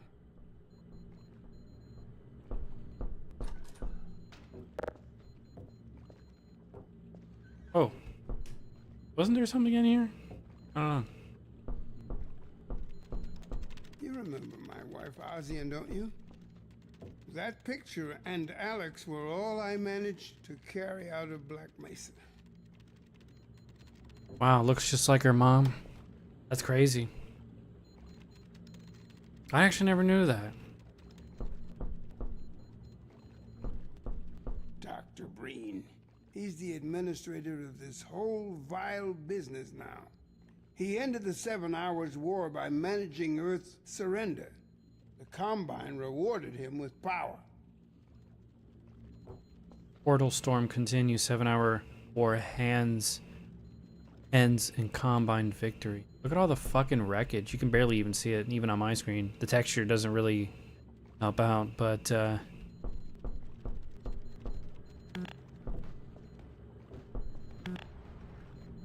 hey. Ah, Gordon.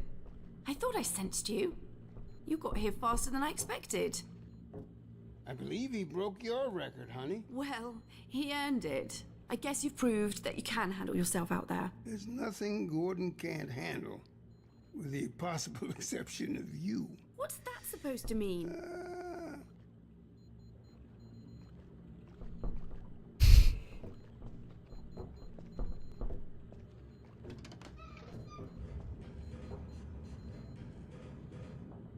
Take a look at this, Gordon.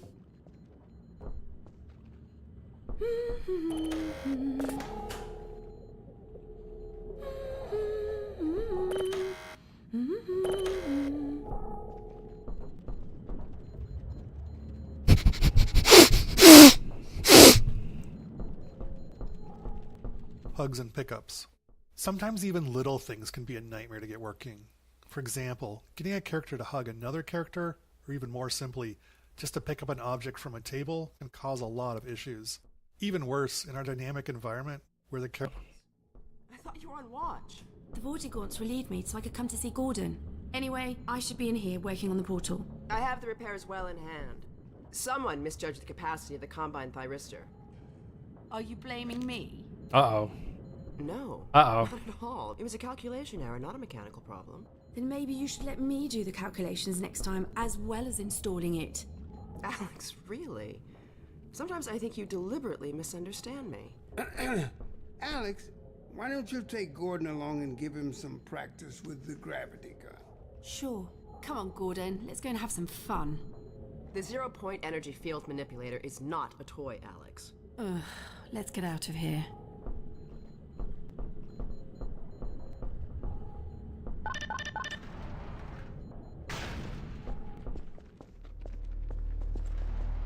So, I see you've met Dr. Mossman. She really gets on my nerves.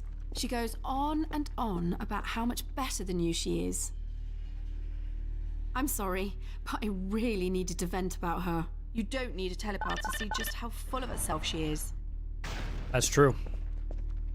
That's the old passage to Ravenholm. We don't go there anymore.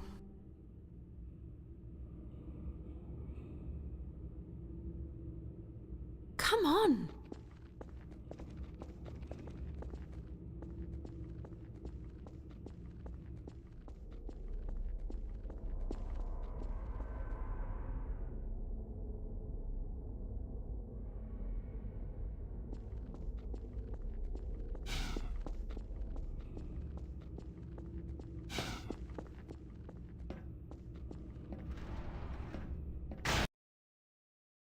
Yeah, hell yeah, dude.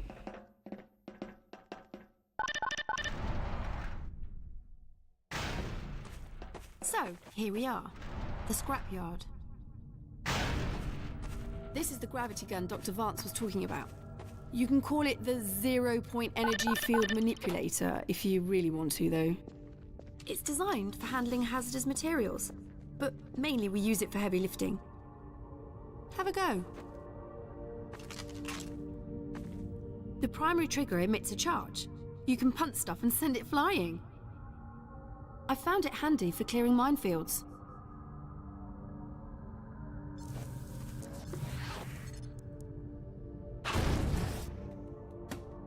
The secondary trigger lets you grab things. You can throw them with the primary. Once you pick something up, you can drop it gently by pressing your secondary trigger again. Pick up some stuff and toss it.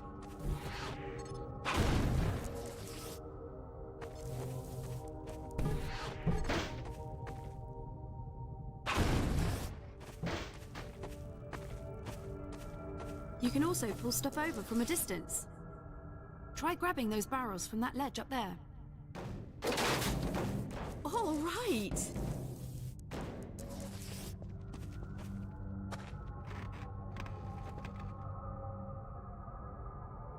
See if you can stack some stuff to climb up here.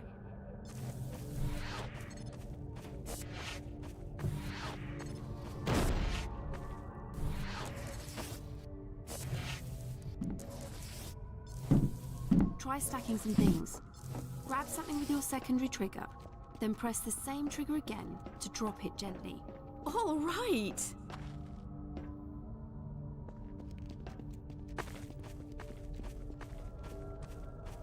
Now let me call Dog. He loves to play fetch. Dog, come!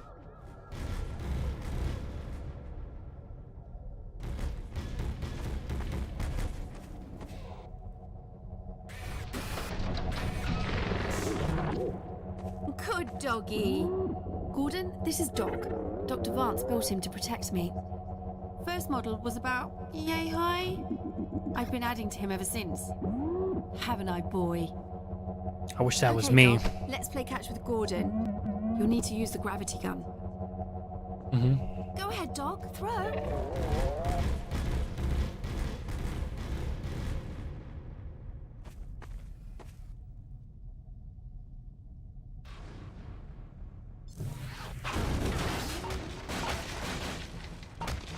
Oh man, I wish I was that dumpster right there.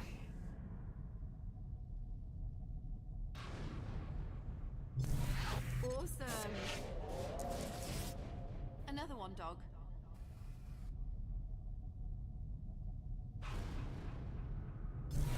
Excellent. Dog, go get your ball.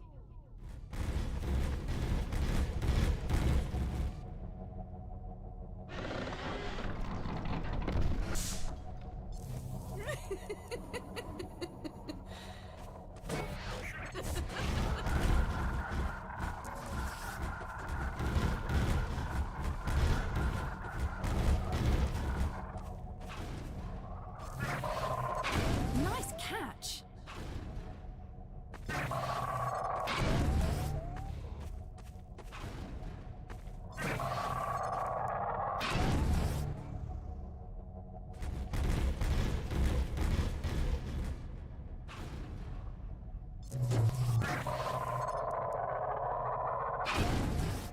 Damn.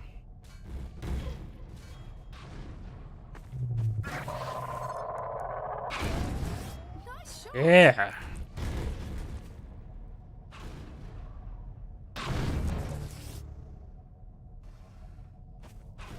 Good. When I told you Dog liked to play fetch, I didn't tell you who'd be fetching, did I?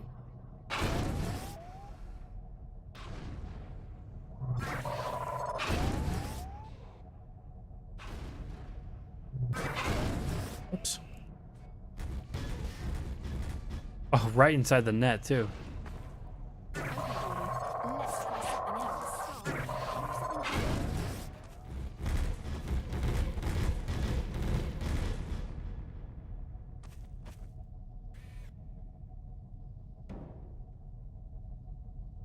No, Dog. No, boy. Down. Put that down. What Wait, is it, dog? now's my chance. Goodness, what was that? Scanners! The Combine's sweeping the area. We've got to get back to the lab. Come on, Gordon.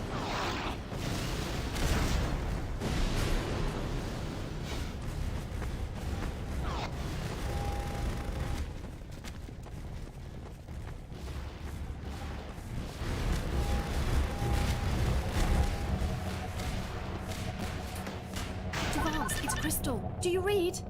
Alex! Honey. What's going on in there? Where are you, Alex? We're in the scrapyard airlock, stuck in a full auto cycle. Is Gordon still with you? He's right here. Good. I want you to... Dr. Vance? Take Gordon out of here. Head for the coast. Do not go through Rafe. Dr. Vance? Dr. Vance! Damn it! Dog, open the airlock. Get us out of here. Hurry, now! Tear it apart if you have to. Just get it open. That's enough, Dog. What does GWS Come on, mean? Gordon. Come on!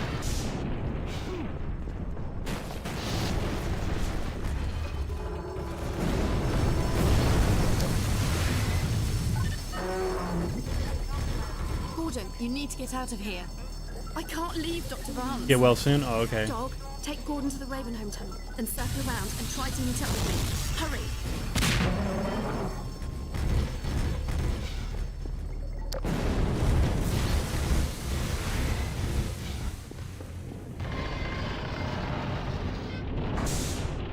You dog. Love you, buddy. Good seeing you again.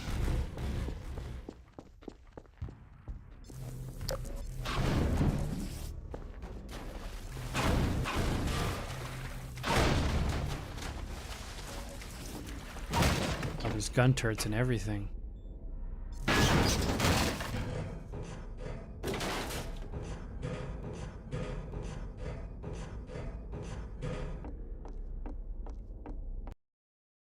Time to visit an old friend.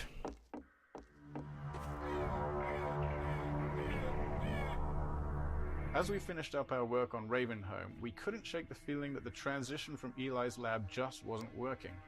It was far too abrupt. Eli's lab connected directly to the streets of the town where you'll be shortly, and the section you're standing in didn't exist. We had just made this promise at the end of Eli's lab: we don't go there anymore. And we liked the overall build-up we'd created, but when the player got to Ravenholm, they were immediately dropped into combat with zombies without any room for tension building. So we built this section and the subsequent tight corridors to address that in a way we were happy with. We slowed the pacing, focused on art and lighting, and got you ready to experience why we don't go to Ravenholm anymore. Ravenholm Gameplay Focus. After watching many playtests of Ravenholm, we knew the core gameplay of the level revolved around the gravity gun and physics. Once equipped with that knowledge, we felt we could appropriately build the transition into Ravenholm and help the player learn and understand a bit about what the upcoming experience would be. This happens often. We build the level track, figure out what's working, and then design its prologue. We built the following set of rooms with that table setting in mind. The brutality of the tools we provide the player seemed to aid in setting the mood we were striving for, helping to shift the tone from the safety of Eli's lab to something darker and more frightening.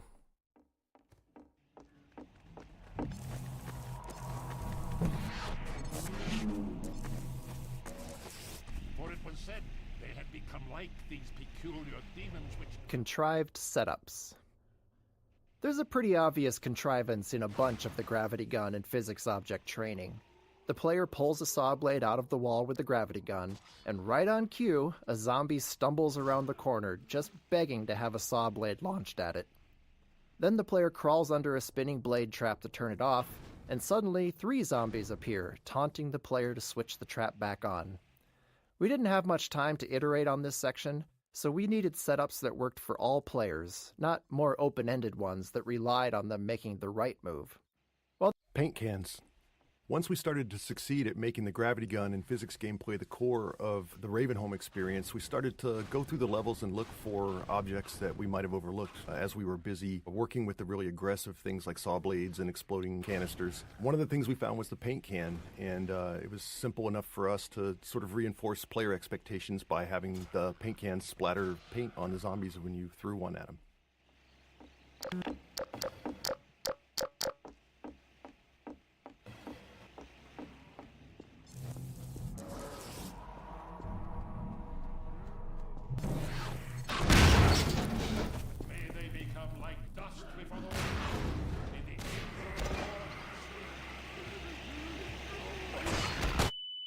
Oh.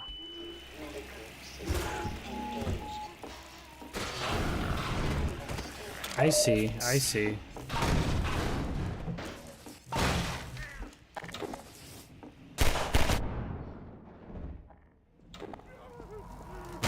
Grigori Plaza. This open plaza is one of the areas that was fully detailed in our first development pass, and when we returned to it, we wanted to preserve as much of the existing art as possible while designing a new player path that used all 3 dimensions, moving players up and down, through windows, across rooftops, and between buildings. It wasn't a large space, so we had to squeeze as much track out of it as possible, and since that started as an art-focused area, it was light on gameplay and we needed to address that playtesters tended to fly right through it. And to top that off, it was already pushing our rendering performance budget with little room left for anything new. The challenge became finding small additions to slow the player down by adding threats around corners and into every nook and cranny of the level.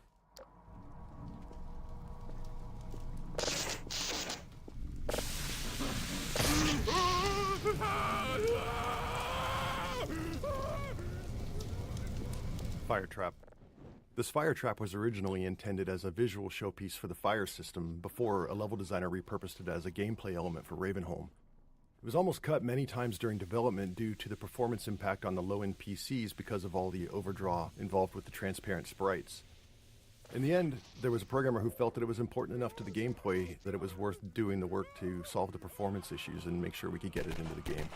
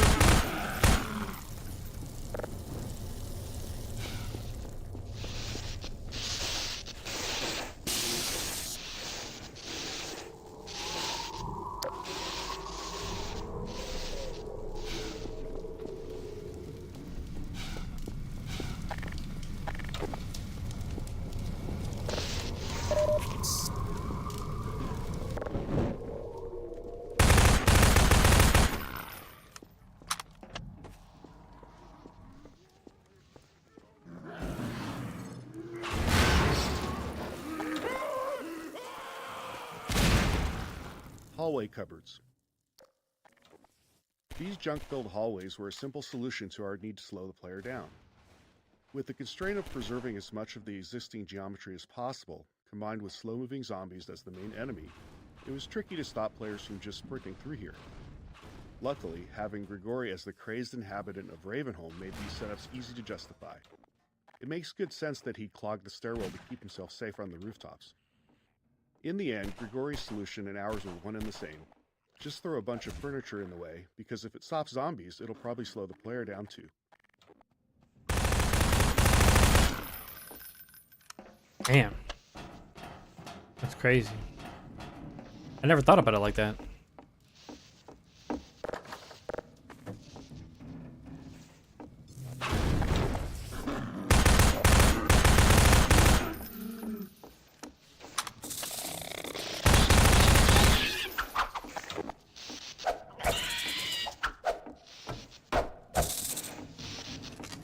Poison head crabs. This room unintentionally introduces poison head crabs. We'd spent a lot of time crafting their proper introduction later in the level, but once we saw how well they were playtesting, our excitement got the better of us, and before too long we'd scattered them throughout the level. By the time we realized they'd appeared before their intro, it was really too late to rework it. Fortunately, a tight room of poison head crabs works as decent training, because their design avoids a common issue with combat training. Typically, players are stressed and they can get frustrated if they die repeatedly without understanding why. And sure enough, we encountered that problem when trying to train the player with both poison head crabs and their source, the poison zombie. However, poison head crabs can't kill the player by themselves, so while stressful, a room full of them at least avoids that frustration. Even with all the work we did to try and make a connection between this lever and the outside electric fence in the players' minds, some testers would still flip the lever and not know what they'd done. They'd even wander around, flip the lever back on, and wander around some more. With not much time to spend on making the connection clearer, we elected to just have the lever break off. This prevented players from undoing their progress and added to the feeling that Ravenholm was an unreliable and decaying environment.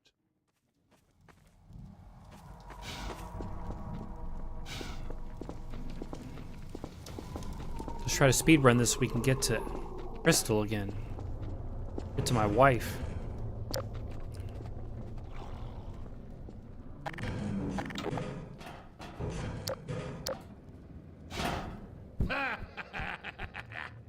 Well done, brother.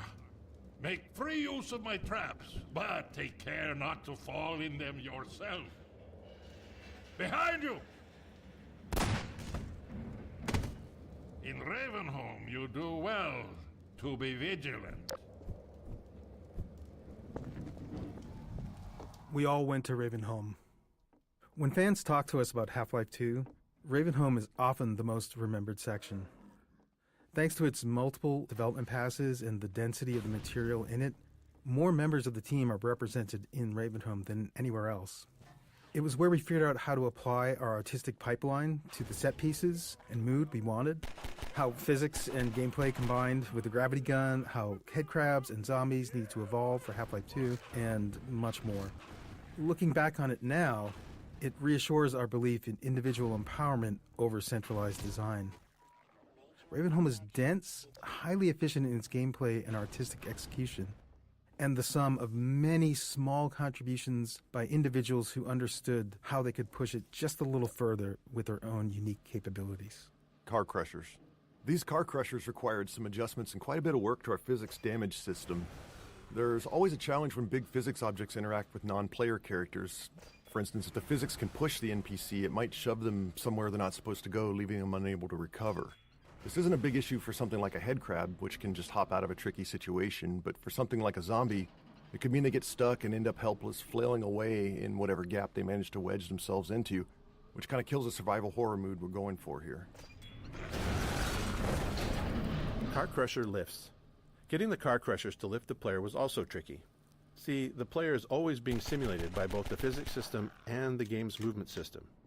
Each time we update the player's state, we compare the results from both systems and decide which one is right, then sync them up and repeat.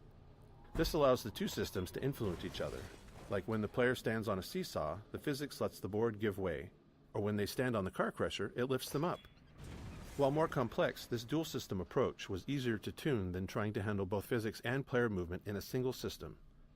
By keeping them separate, we could fine-tune the player movement system to feel good on its own, only reconciling the two when physics was affecting the player.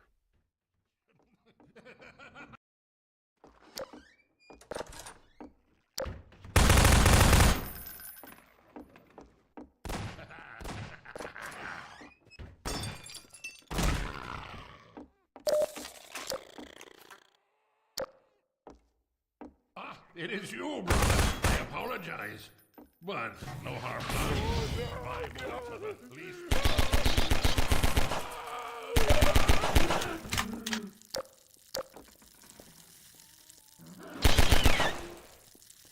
Oh, life, may thy name be spoken in the grave and spelled in bones and ashes. Oh, shit.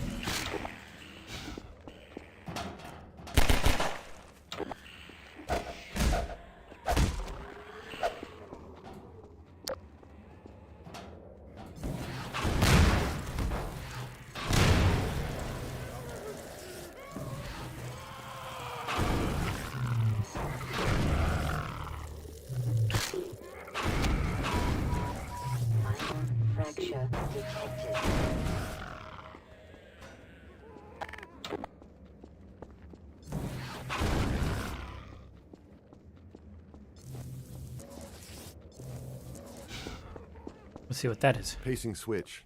Now that the player's through the training section, we can start shifting the pacing from moody, claustrophobic spaces to more combat-focused action arenas.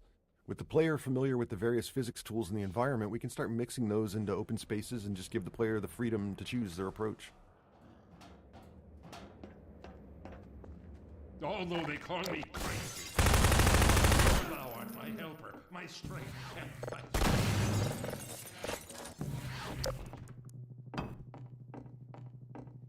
Tables and bodies. Towards the end of Ravenholm's production, with all the major pieces in place, we went through and tried to fill out every bit of empty space with something interesting.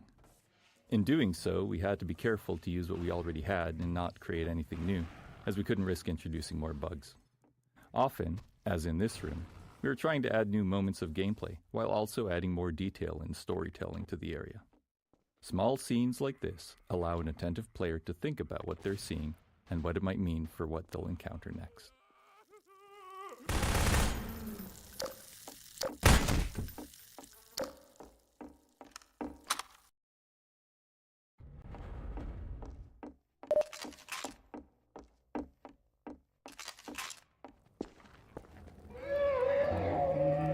Fast Zombie Introduction. This space was another area originally built for E3 2003, where it showcased the player fighting against a squad of Combine soldiers. When we returned to use it to introduce the Fast Zombie, we tried to keep as much of the previous work as possible.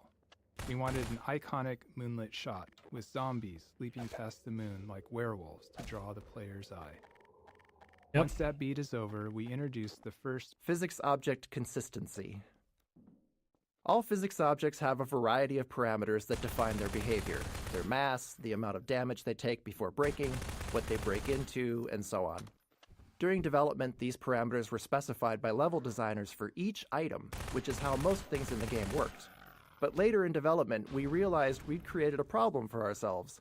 There were thousands of physics objects in the game, and no method to ensure consistency across them. As a result, a cardboard box might break apart with a single pistol shot in one level, and be completely invulnerable in another. Internally, we generally referred to these inconsistencies as level designer crimes. To fix these, and to deliver some justice, we built a system that enforced consistency on all physics objects based on their visual model.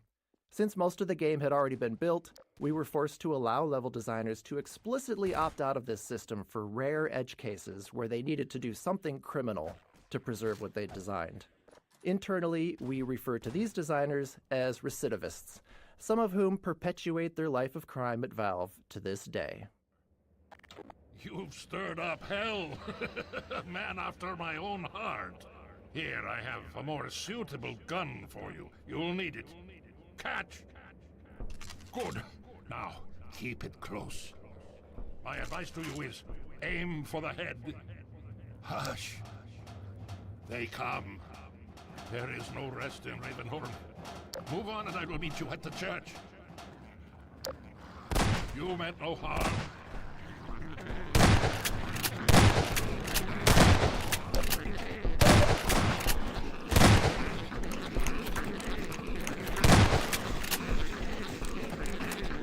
God damn.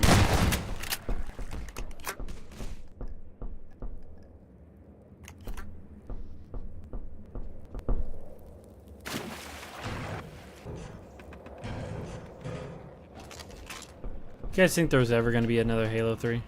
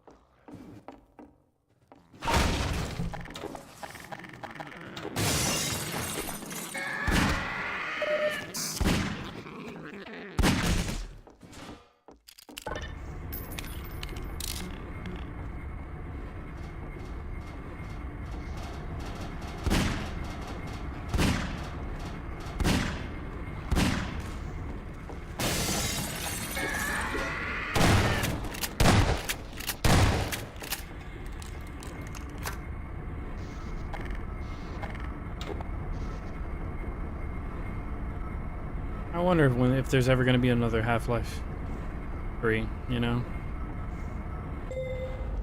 Poison Zombie Introduction. Constraining the player in a tight space while providing them with a view outward is a useful way to increase the chances that they'll notice something we want them to see. Here, we draw the player's attention with the sound of a whale before the poison zombie itself becomes visible. Originally, this encounter was also the first time players faced poison headcrabs. Half-Life 3. But as mentioned in an earlier node, we got far too enthusiastic in proliferating poison headcrabs around the level and ended up spoiling their joint introduction here. In the end, however, these first encounters worked better as separate instances anyway.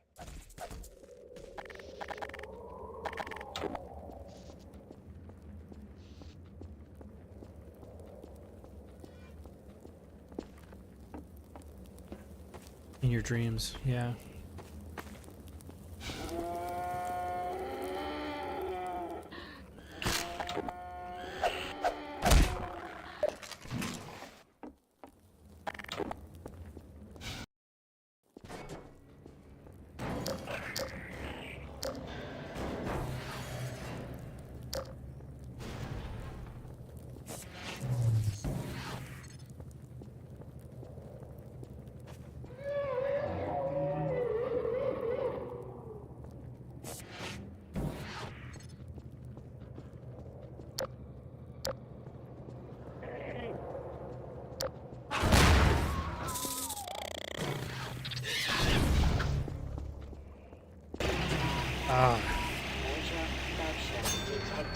Oh shit. Major lacerations detected.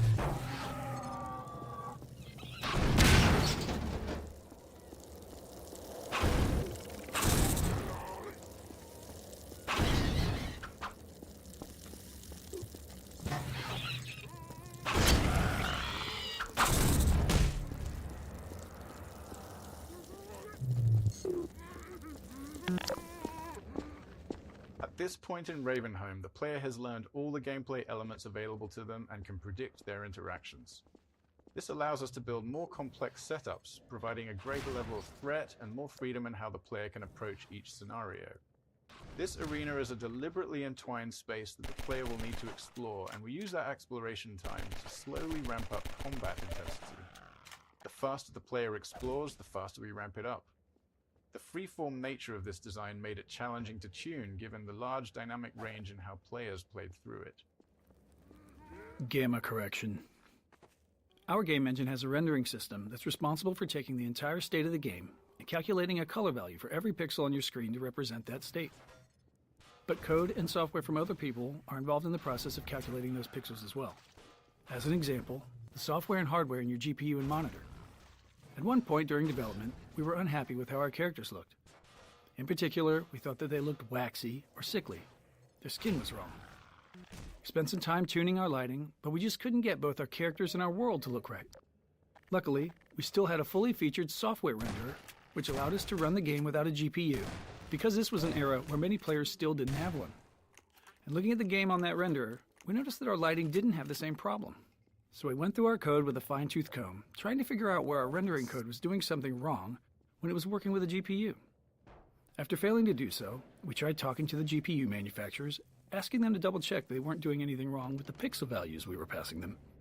That was the start of a long journey, and long story short, it was a journey of almost 2 years of back-and-forth communication with GPU manufacturers before we were able to convince them that they were doing gamma correction incorrectly in the low-level math on their cards. During this, we even had to build a system that validated the color values of an individual pixel throughout the entirety of our rendering pipeline. But eventually, at the end, we finally got new drivers back from them, and our characters immediately looked like they should, matching the software render. Am I doing something wrong?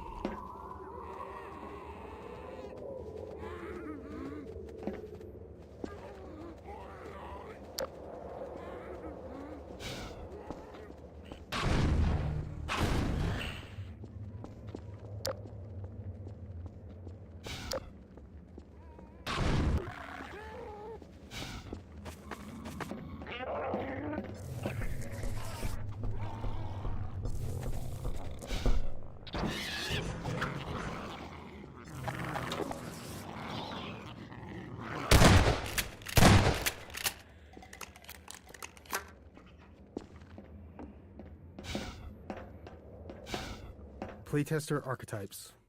Iteration and regular playtest were the lifeblood of Half-Life 2's production. Every week, we'd quietly watch over the shoulder of a player going through the section we were working on, taking notes on what worked and what didn't. It was important for us to test with a wide range of skill levels, to be sure that we weren't making decisions that only worked for some. Over time, we learned to choose specific types of playtesters based on the development stage we were at.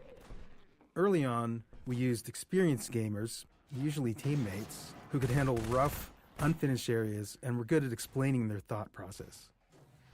For combat testing, we'd find players of all skill levels, especially those creative in their usage with the tools. Finally, as sections became more polished, we'd focused on beginners, people who didn't play games much or weren't familiar with first-person shooters. Even if they weren't necessarily someone who might buy the game, we often learned something valuable from watching them.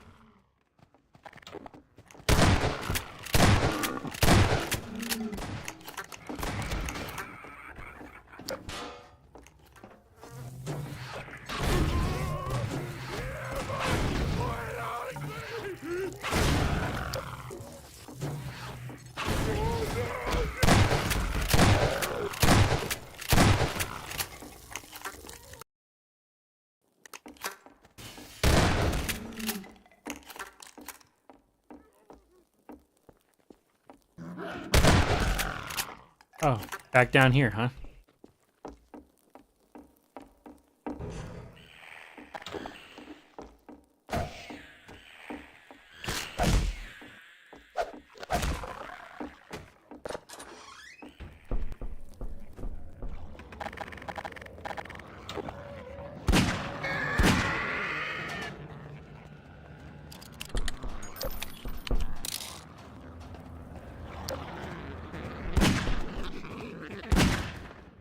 I was about to say, how the fuck did that not hit?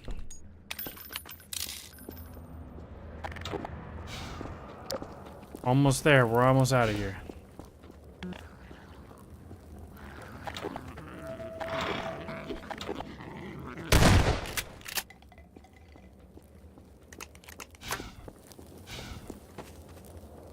I'm getting Rostock vibes. Gravity gun says, soup?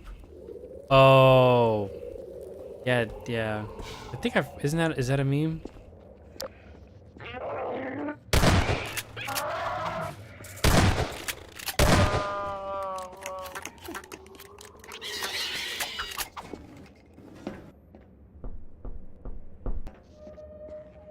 Soup. Yeah, you're right.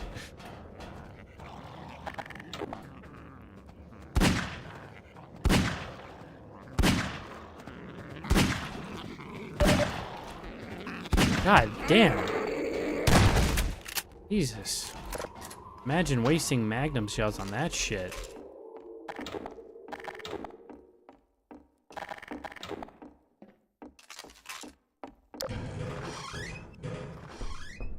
Final arena. When we finished the first pass over Ravenholm, this rooftop was intended to be the culminating fight. Like other spaces in Ravenholm, it had begun life as a space purely focused on being an interesting visual location. We felt it was important that, as the player left Ravenholm, they had a moment to look back over the town they had just survived and get a glimpse of where they were headed next. Multiple gameplay groups took a shot at building a fight here, but the tight geometry and performance constraints meant we never really created a finale we were happy with. Not unlike the Half-Life saga itself, it seemed as if Ravenholm was destined to not have a real ending.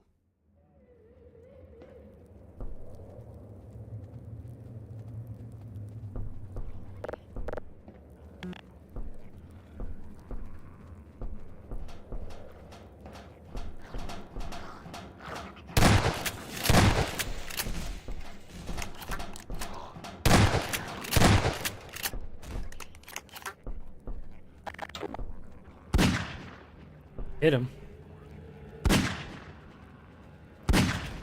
Got him.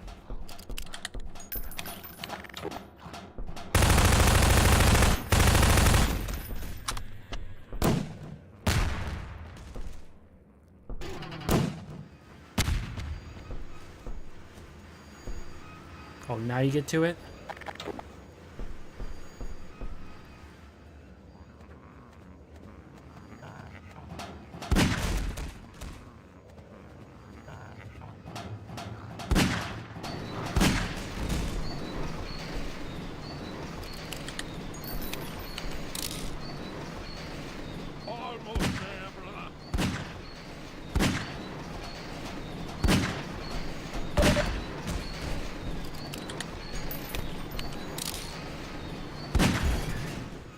brother, step into the cart.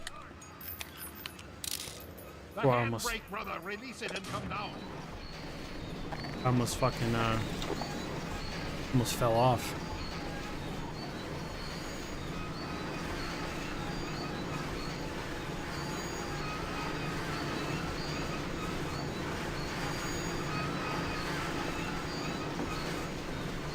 Greetings, brother. And so we meet at last. You are to be commended for avoiding my traps. The work of a man who once had too much time on his hands and now finds time for nothing but the work of salvation. I suspect you have little wish to remain in Ravenholm, so I will show you to the mines. As for me, a shepherd must tend to his flock, especially when they have grown unruly. Follow me, brother, and tread lightly, for this is hallowed ground.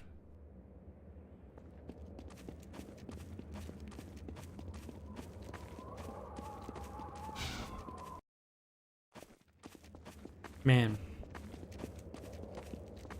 this has been fun.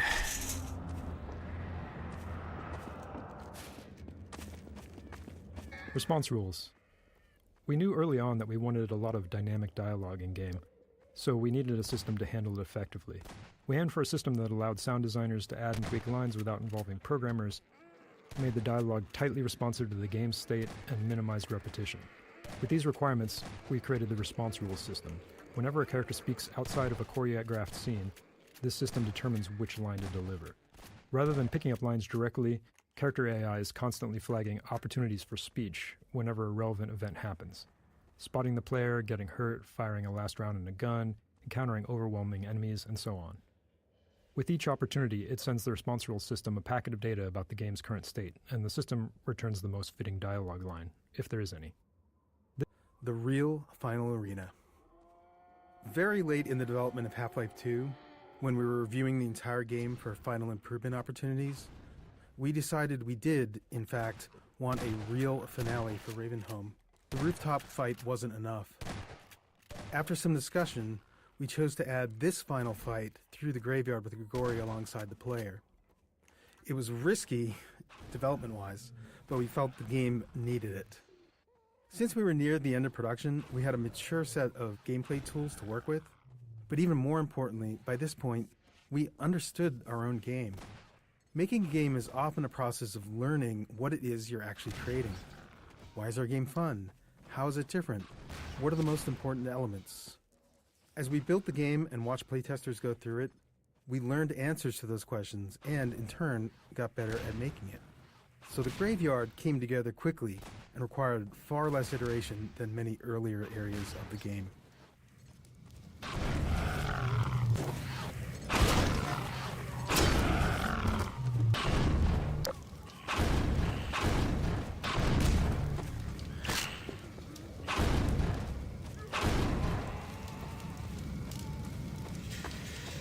I think no worse of thee. Quickly, brother.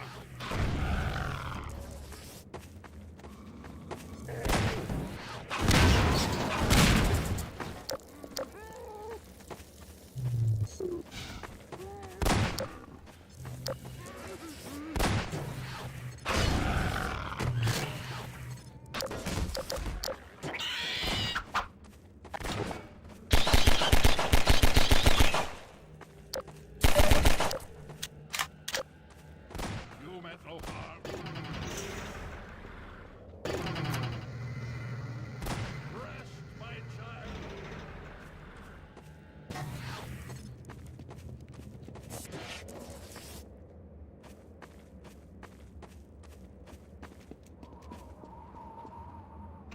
Hurry while I hold the gate.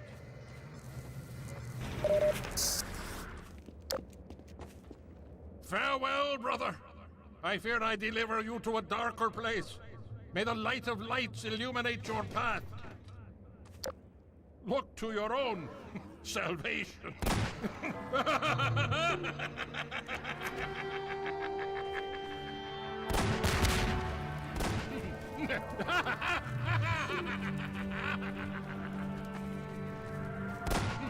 it! Damn. R.I.P. man. R.I.P. Father. We can get an R.I.P. in chat.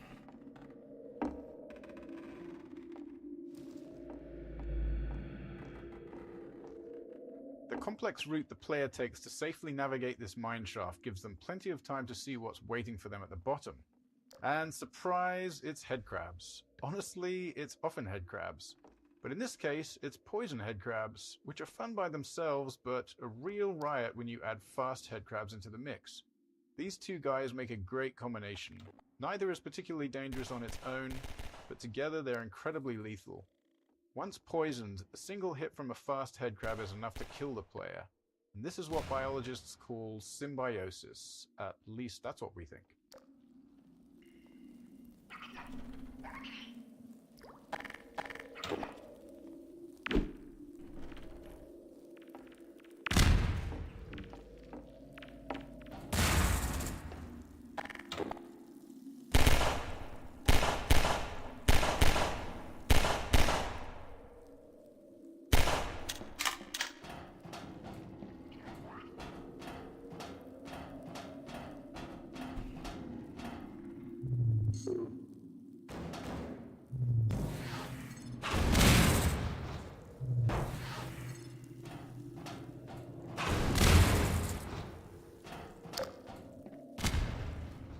Wait for my shit to charge.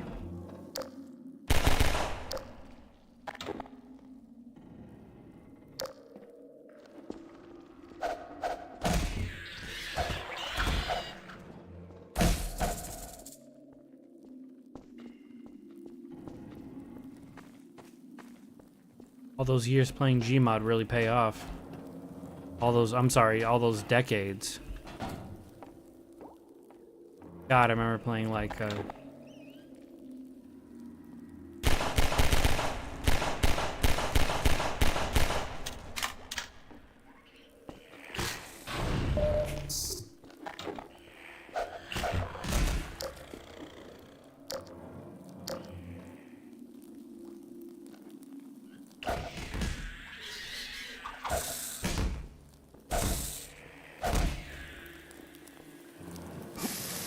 Ow.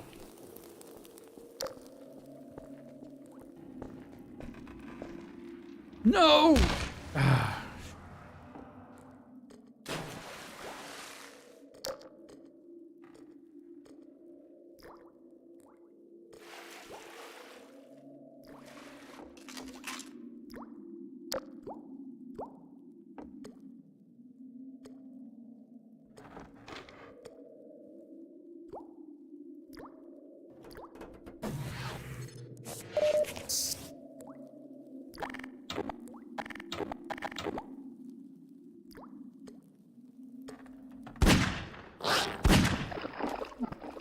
Ooh, yeah, what if you get soft locked from here? Wait, am I even supposed to be here? Oh, it's just a dead end, huh? I guess it is. Is it? Oh, there's another passage. Yeah, it looks like it. Alright. Oh shit. Wait for my power shit.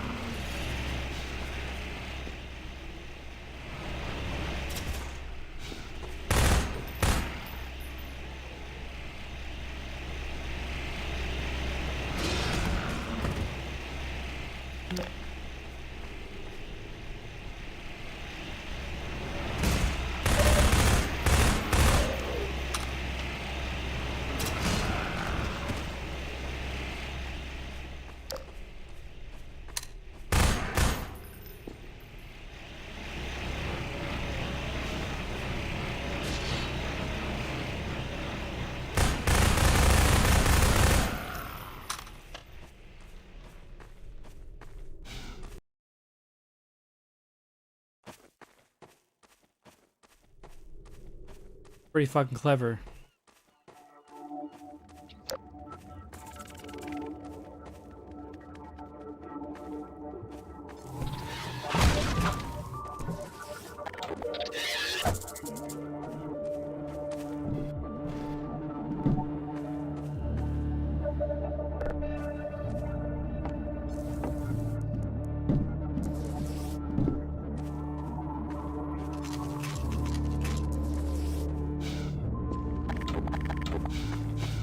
Sniper Alley. This section of game track was added late in development, after we moved Eli's lab and Ravenholm to come before Coast. While you might think that we build the game linearly, we actually split up into 3 different groups and worked in parallel on different sections, starting mostly in the middle of the game. Each group's first pass focused on nailing down the core of their section before they moved on. And then once we had a rough version of the whole game laid out, we went back over each section to polish it, adding successful elements from other areas and removing what wasn't working. In some cases, such as in Ravenholm, entire sections were moved. And then, after Ravenholm was relocated, we needed a new piece to connect it to the coast, which is the area you're entering now. Given the time constraints, this short section was built using existing, proven gameplay elements, like snipers and combine soldiers. Half-Life 2's physics gave us a variety of tools to make combat more exciting. For instance, when enemies miss the player, we subtly redirect their shots toward breakable objects nearby, adding mayhem and creating that action movie feel. Yeah. We also employed physics to add hints. We created what we called ragdoll magnets across the game to make enemy corpses fall in interesting and dramatic ways, such as off ledges or into the path of a train.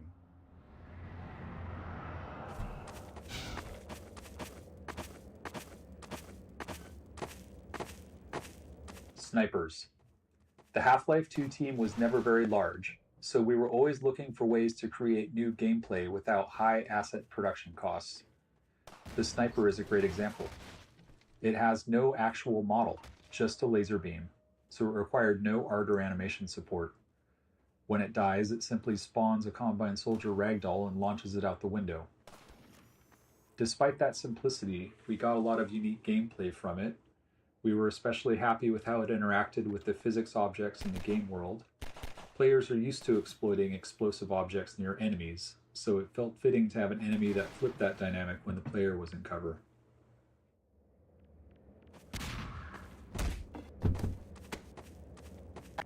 And then he falls out, deliberately hits his like head on the thing and then falls down like that. That's fucking... Once you learn these things, man, you look at games, that particular game, so differently.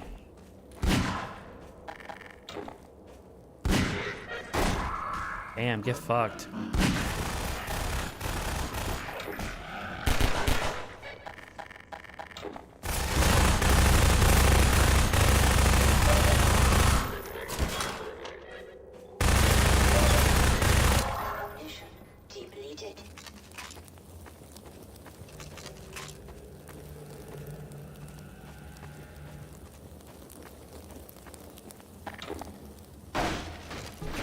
Sweet. Oh, it's been a while since I've had one of these.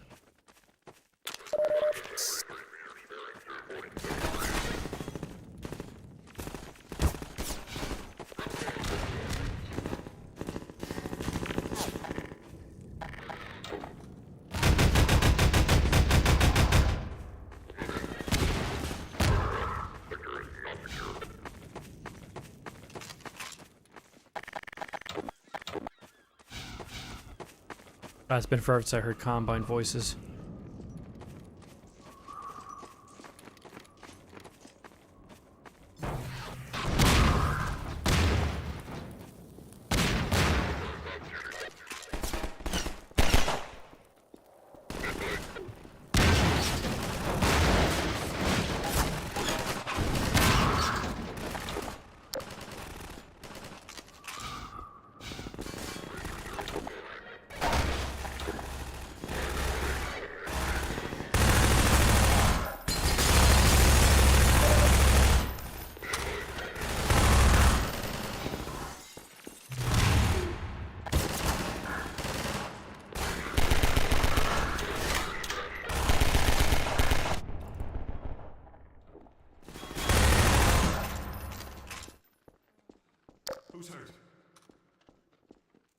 Winston's been hit.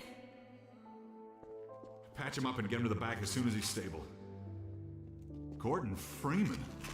It's incredible you made it. We've been getting communications from Alex. I'll see if I can reach her again. Follow me.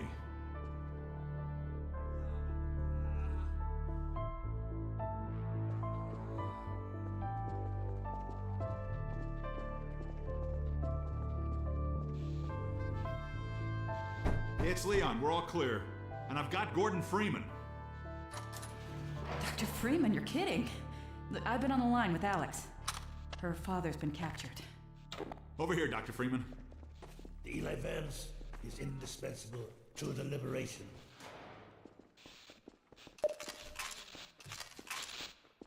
Alex, it's Leon. And I've got Gordon Freeman with me. Gordon, you made it through Ravenholm. Thank God. I need your help. They've taken Dr. Vance. He's been taken to Nova Prospekt. I've been tracking the ship that made off with him and Judith Mossman. While the trains are still running, I'm going to hitch a ride. Here's where you come in, Gordon. I need you to make your way along the coast until you get to Nova Prospekt. It used to be a high-security prison.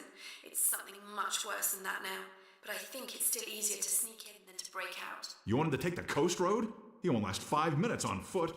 It's spawning season for the antlions. That's why I called you, Leon. I was hoping you still had that scout car we left with you last summer.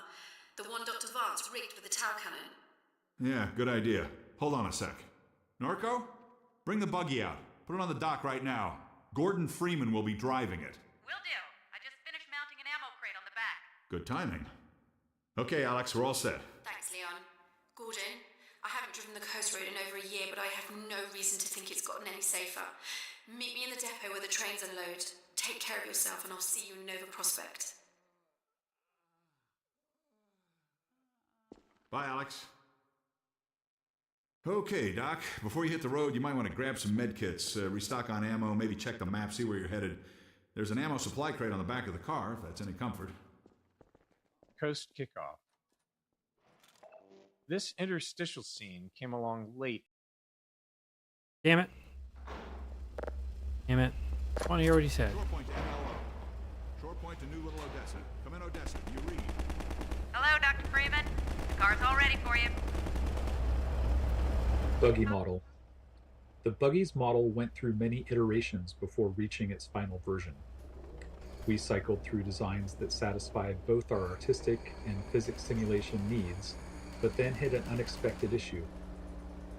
Many playtesters, even experienced FPS players, were getting motion sick while driving it. Along with some simulation tweaks, we discovered that altering the buggy model helped. The more the model obscured the world, the worse the motion sickness became. So we began stripping away parts of the model, removing more and more of the body until players stopped feeling sick. In particular, being able to see the ground through the missing undercarriage made a noticeable difference.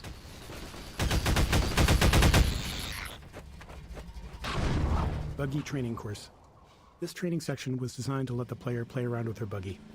At the time Half-Life 2 was released, this level of physical simulation in the vehicle was novel, so we wanted to give players ample opportunity to experiment with it. A player has also just left the tight confines of Ravenholm, and we liked giving them the contrast and reward of being able to move quickly through a large space, feeling safe inside a vehicle. We made sure to require a turbo jump to get out of this area, which doubled as a test to make sure they'd reached a level of comfort in their driving, and also ensured that they didn't leave their buggy behind.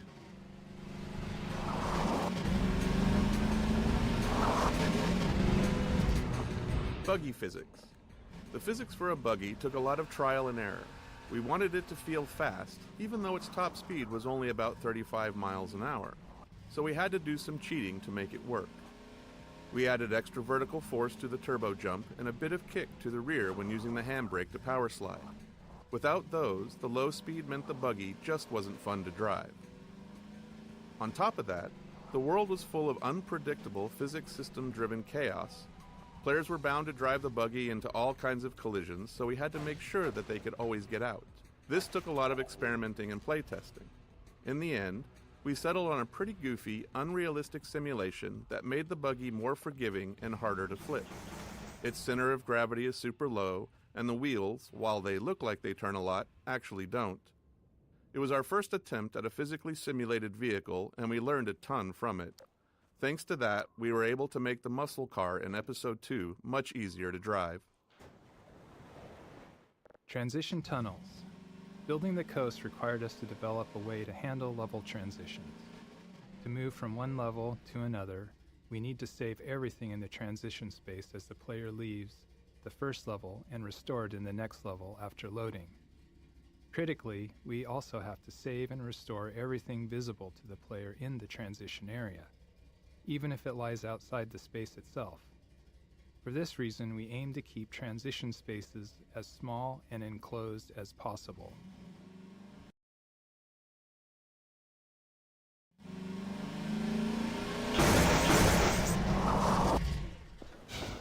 Buggy sound engine. The audio for the buggy was challenging because we wanted it to feel like a really powerful vehicle that's driving along at super high speed, even though the maps aren't really big enough to support that, and the buggy doesn't really leave first gear, and it has a top speed of maybe 35 miles an hour. Now, in our defense, 35 miles an hour is still pretty fast, especially back in 2004. In addition to the speed, the driving inputs are really simple. So with a keyboard as your target input device, the player's controls are basically binary. So the buggy's either accelerating or not accelerating, it's turning fully in one direction or not. So essentially, we need to create all this audio complexity to represent a simulation where the complexity doesn't actually exist. So we build a fake engine for the buggy's audio. It's got its own transmission, and we combine the player's inputs with data from the physics simulation.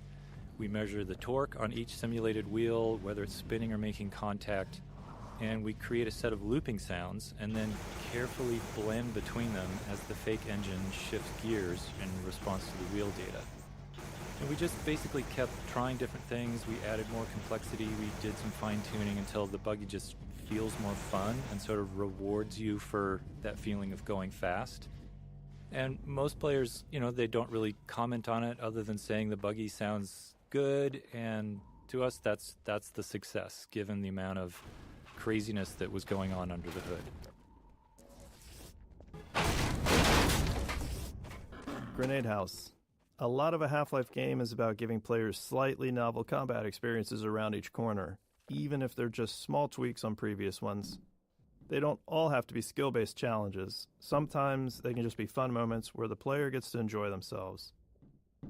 This Grenade House is one of those moments, with the twist being that we've inverted the usual setup. Instead of letting the player drop grenades on enemies below, we've put the enemies above. The unlimited grenade box is a somewhat clumsy way to encourage players to engage with the scenario, but its invulnerability also ensures the players can still climb up to the floor above, even if they've blown up everything else.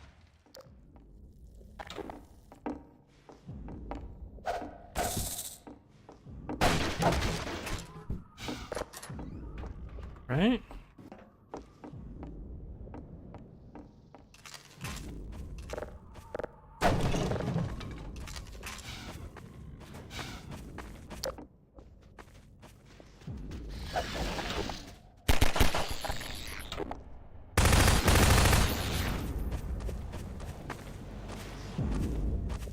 Antlions.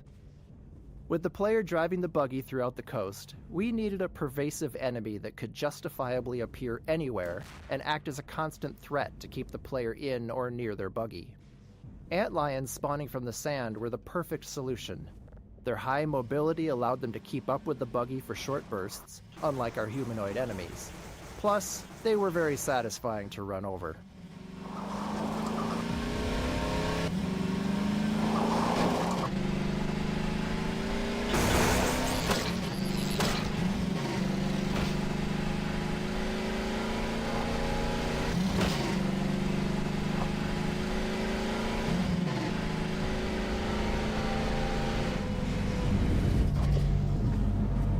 Antlion design. In some of the earliest design work for the game, we had plans for multiple core alien races, with the Combine being just one of them. One of the other races was a religious insectoid species, and antlions were part of that.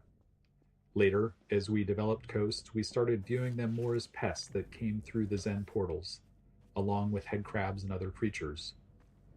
While they aren't actually from Zen, they infest the corners of any world they enter, a lot like cockroaches. Buggy birds. In one memorable Coast playtest, a player returned to their vehicle after exploring a house and happened to see a bird flying past. They yelled at the bird, telling it to stay away from their buggy, complaining that birds often foul up their cars in real life.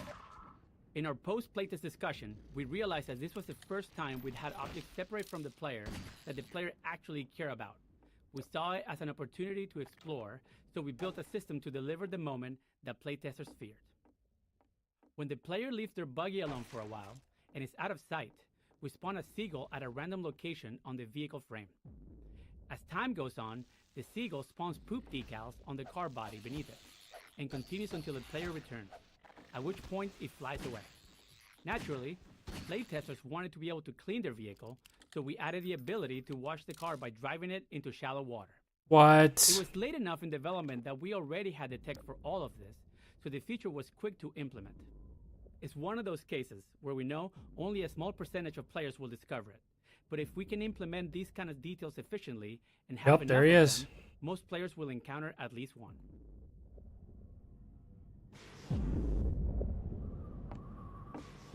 Pretty fucking insane. I had no idea about that. Open world loot. The openness of Coast introduced a new problem for us in how we distributed item rewards. There he In a is. Half-Life There's game, G-Man we right typically there. reward players for Talking with the exploring. fucking guy with the If cap. you see the way forward but notice something off to the side, there's probably something useful if you take the time to search.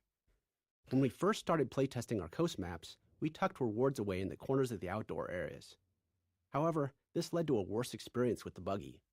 The wide open spaces meant there were always lots of small areas that looked like they might contain something, and players kept stopping and getting out of the buggy to search. It became tedious and interrupted the fun of the level. So, we removed those scattered rewards. But this raised a new problem. How do we tell the player when it's worth getting out of the buggy? After some thought, we established a rule. Any kind of human construction would always come with gameplay content and exploration rewards, while purely natural areas would be left empty. We couldn't tell players this directly, but it aligned well with their natural assumptions, and we reinforced it consistently with areas like this. Buggy sound design. The sound design for the buggy was based on samples from an old 1968 Camaro. And we chose that car because they have these amazing V8 engines with just huge pistons. And there's not really another sound like it. It has this sort of gutsy, visceral sound that we were looking for. The transmission also has this really wonderful mechanical whine when it stops accelerating. And that combination felt really responsive within this basically binary input system that we had to work with. So the fake engine transmission wasn't modeled after a real-world car. Instead, it was just designed as a simple system to reward the player for holding down the accelerator. So it's like a looping escalator that produces a rising tone, constantly building tension and shifting gears whenever the tone needs to restart. And since the player would quickly run out of space in our relatively small maps, the goal was just to make accelerating fun for a short period of time. Boathouse. Making things In fun Half-Life for the 1, we discovered player? we could get a lot of value Nonsense. from scenarios where different AI enemies Sounds fight like each bullshit other. to me. It's fun for players to watch them engage, and it's much easier to observe enemy behavior when you're not the one that's being threatened. This first encounter between antlions and combine soldiers is designed to be a fun opportunity to ram something with the buggy, but it also serves to highlight the thumper. By seeing the soldiers use the thumper to hold off antlions, we hope more players would come to understand its purpose. We liked how the soldiers demonstrated the value of staying near the thumper while engaging with the antlions. Gordon Freeman!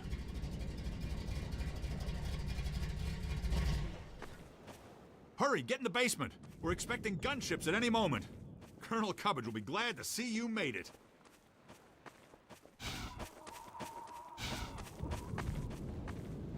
Yeah, who would have thought? Like, a lot of this game design they keep talking about is about... This steerable rocket launcher is our best bet for taking down a gunship. Ah, hello. I'll be right with you. Now, where was I? Ah, yes. Using the laser guide, you can steer your rocket past the gunship's defenses and prevent it from shooting down your rocket. This will only anger it at first, but If you can survive long enough to make several direct hits, you'll be rewarded with a prize worthy of any mantelpiece. Now, who's going to be the lucky one to carry it into combat? Ah, yes, Gordon Freeman. I couldn't have asked for a finer volunteer. Colonel Odessa Cubbage at your service. Odessa Cubbage. Odessa Cubbage is an example of the kind of cameo character we found works well. He's an entertaining guy with some entertaining details, living inside his own little bubble. Since he doesn't leave his scenario, he's free to be exaggerated enough to stand out. We started with his model, which was repurposed from a cut section of the game, and named him after the title of a spam email we received. The model was originally a Norwegian fisherman, and it didn't quite fit as an Englishman, so we slapped a mustache on it, and in that moment, Odessa's character was born. He's ultimately a charlatan, with everything about him being fake. His accent, his mustache, everything.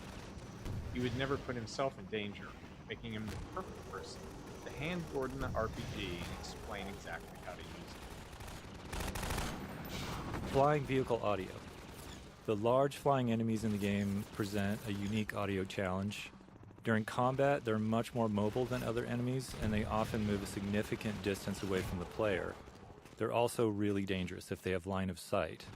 So these factors led us to focus on an audio solution specifically around occlusion. In other words, when you can see the enemy and when the enemy can see you.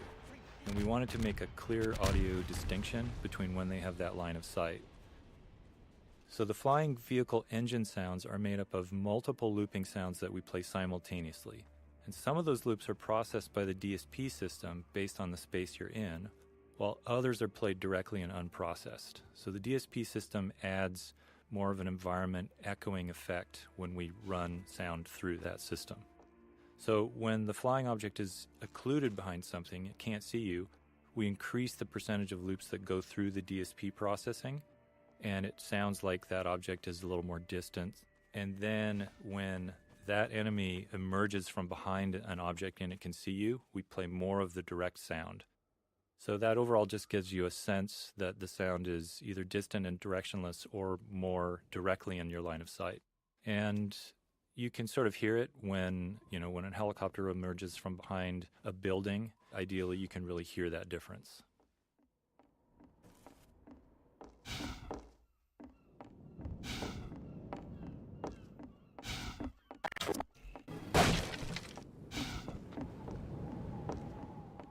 I didn't know you can come up here. Well, that's that. I gather you've disposed of that gunship, Dr. Freeman. Your reputation, sir, is well deserved. I shall have someone open the gate for you immediately so that you can drive on. I understand that Dr. Vance is in great need. Use extreme caution when approaching the bridge. Radio silence from that outpost leads me to believe it has come under Combine control. I guess today's Still, games is a you're result clearly the right of man for game the job. going corporate, yeah. You'll make it through if anyone I have no can. idea how they could, if they do make Half-Life 3, you know how crazy human-like they will make the NPCs? I mean... The Freeman must now hurry on. The Eli Vance is held in distress most dire. Laser-guided RPG. The laser guidance feature of the RPG was a huge headache for us because it was difficult to teach. Many playtesters would fire the RPG and then immediately duck behind cover, which meant they didn't see the rocket's flight path. Even worse, they didn't realize the rocket was now turning around to fly back at them. We tried various HUD elements and laser dot indicators to help, but found that most players overlooked them, focusing on the enemy instead. We made as many small improvements as we could, like emphasizing the feature in Odessa's speech and enhancing the audio and visuals around how the gunship shoots down direct RPG shots. While these changes helped some players grasp the feature, we never reached a point where we felt confident that almost everyone understood it. We even considered cutting the feature entirely, but gunship combat without it was much less interesting. Yeah. The laser guidance forced the player to Interesting. Not hard or anything, just interesting. keep the gunship. Yeah, because as you can see, as I play the game, and as I shoot this rocket at this monster, I first shoot it, and the first time ever it shoots down my rocket, I then realize, okay, maybe if I go in a swirly type pattern to hit the ship, it'll be more difficult for the ship to actually you know, maybe I could actually perform maneuvers on my rocket in order to hit the ship. In sight while the rocket was in flight, but that also meant the gunship had line of sight back, creating a tension we loved. Yeah, yeah. If I want to shoot the rocket at this gunship, I gotta let it see me, thus causing it to.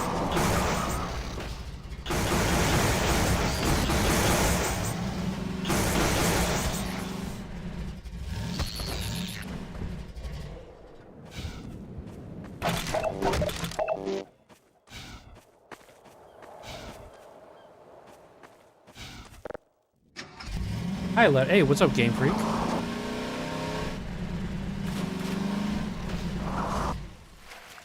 D2 Coast 04. This map was actually the first area of coast that we built, before the crane and other elements existed. The drained seabed and rusted ships were some of the earliest pieces of art direction we developed. Years later, we showcased the map in our 2003 E3 demonstration, though much of the gameplay was still being figured out at the time. As a result, when we began building out the entire coast section, that demonstration became a useful vision for us to work toward.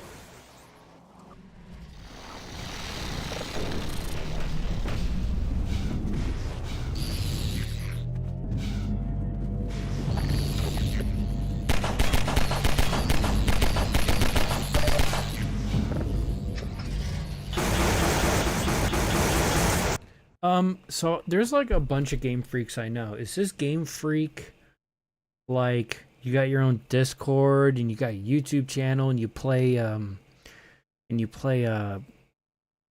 what the fuck is that game called? H1? Not H1Z1. What was that zombie sandbox game? 7 Days to Die? Is that you? By the way, 6 likes. Holy shit, that's fucking awesome.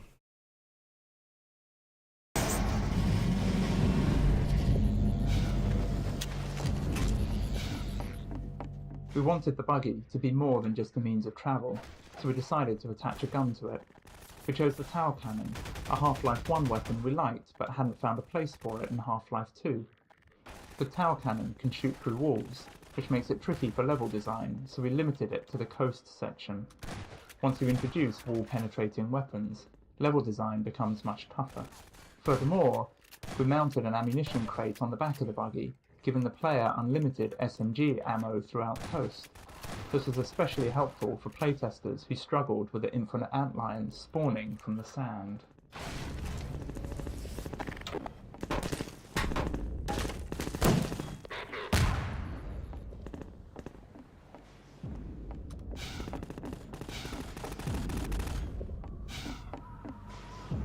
Crane. The crane took a lot of fine-tuning to get right. Something that needed to generate so much physical force was always risky, given the limitations of our rigid body physics and destruction technology. For example, the magnet was never going to fully meet player expectations for something with that much mass. But because the crane was stationary, we could carefully choose everything within its range and fine-tune as needed. Fortunately, most players didn't seem to notice its rougher edges, likely because of the sheer novelty of interacting with something like it in a vaguely realistic physics environment.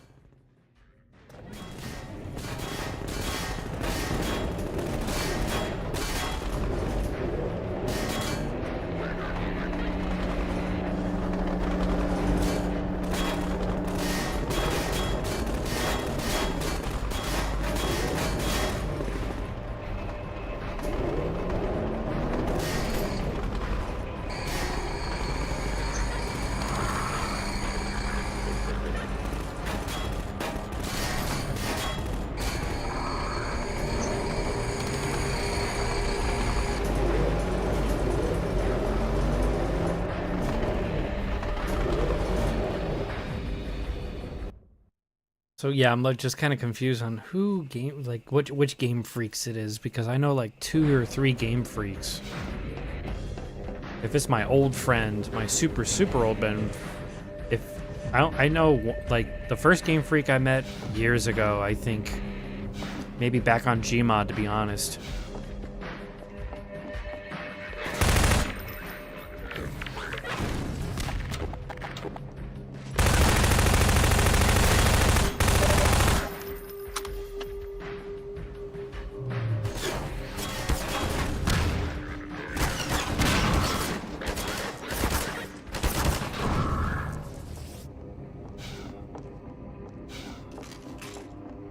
And then I'm at the other one years later.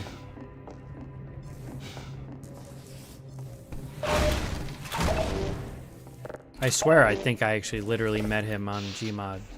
Like the first one, I swear.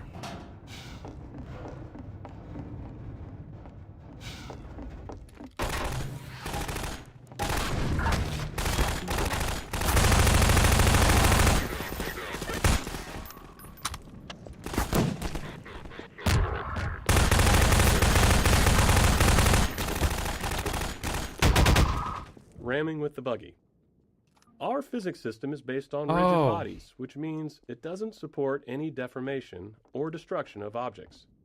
If a physical object is hit by something, it can move if allowed, but otherwise nothing happens. So, when you drive the buggy through a glass window, we have to employ some trickery to make things work as expected. Because the window is fixed in place, the physics simulation will actually bounce the buggy off the window. But it does notify our game system that a collision occurred. The game system handles destruction, so it breaks the window into glass shards and tells the physics system to start simulating them. Crucially, the game system also tells the physics system to restore the buggy's state to where it was before the collision. This ensures that the next time physics is simulating, the buggy will drive freely through the now destroyed window. This process does produce a one-frame hitch in the buggy's physics, as it briefly stops and is teleported back to the instant before the impact. We're sorry if knowing this has made Half-Life 2 totally unplayable, but after watching playtests at the time, we decided we actually liked the momentary hitch. It added to the sense of impact.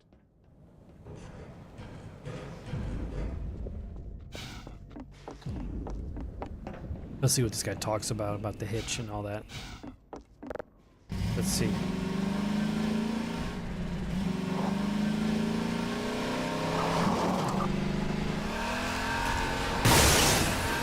Oh, shit. I wonder if that's what he meant.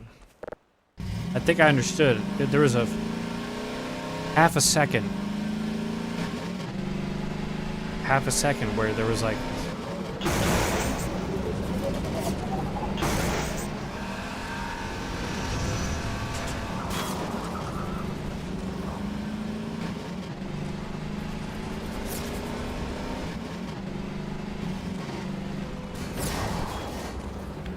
opportunistic moments.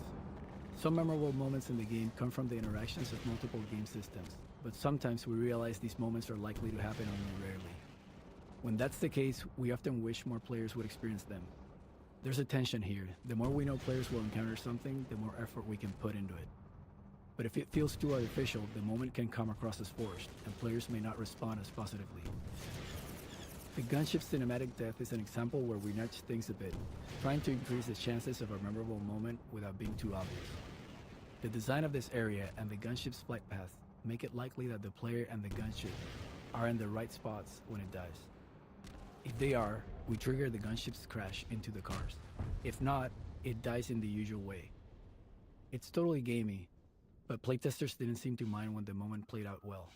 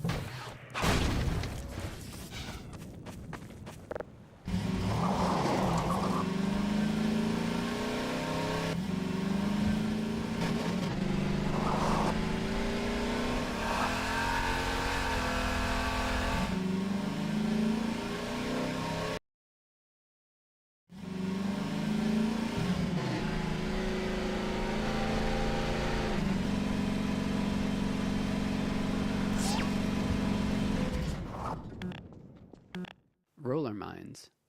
Roller mines were created to fill the need for an enemy that could threaten players while driving the buggy.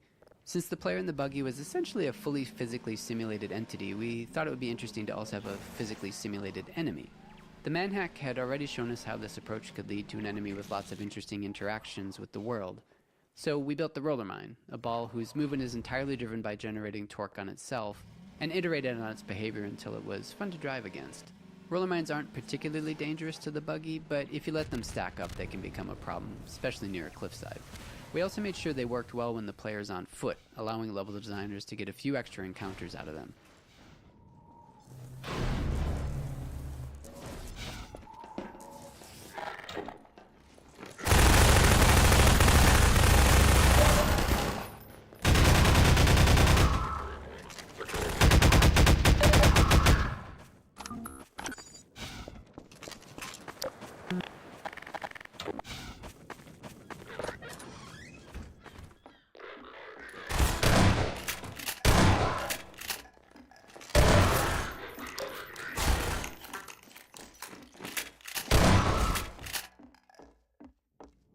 Ambush.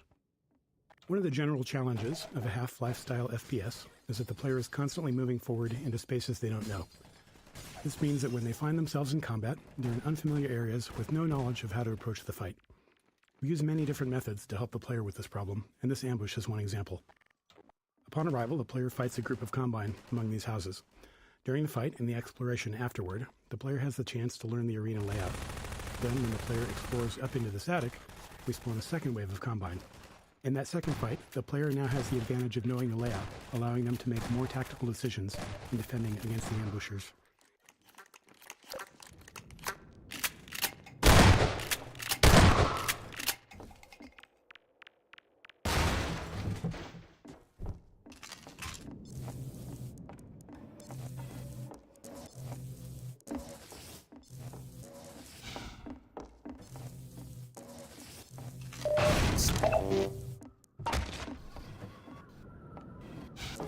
All right.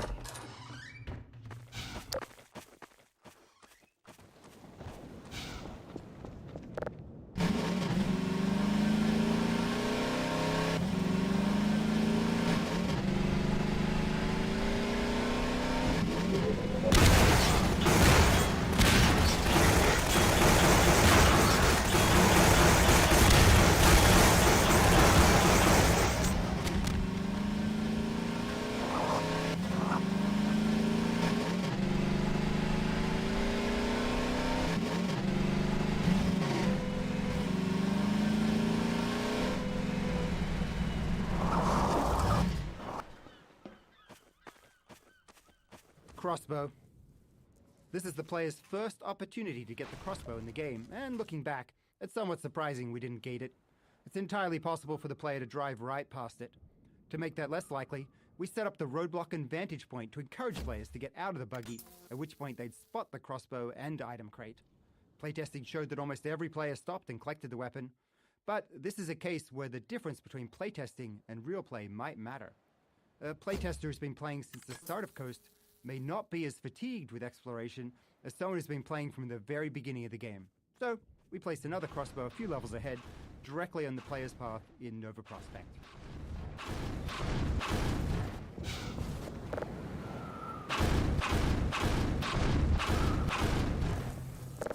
Damn, that thing's fucking heavy if it's moving like that.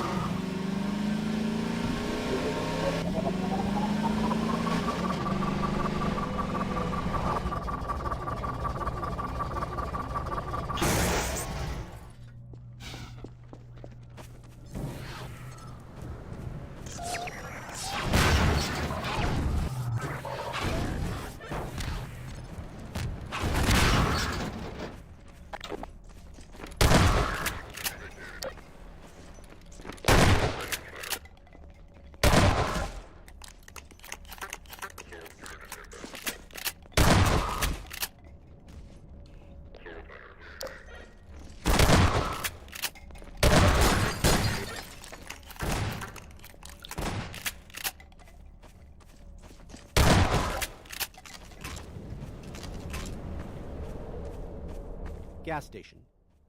We had grand plans for this encounter. We envisioned building a gas station that the player would fight around, likely igniting the gas tanks and setting fire to everything. We imagined the player driving away from a raging fire, but budget and performance were harsh constraints in 2003, and the station had to keep getting smaller and simpler to fit into Coast's large levels. Our plans for a dynamic fire system didn't materialize, and building it no longer made sense. There's always a limit to how much work we can justify for a single encounter. In the end, the only remnants of our original vision are the explosive gas tanks.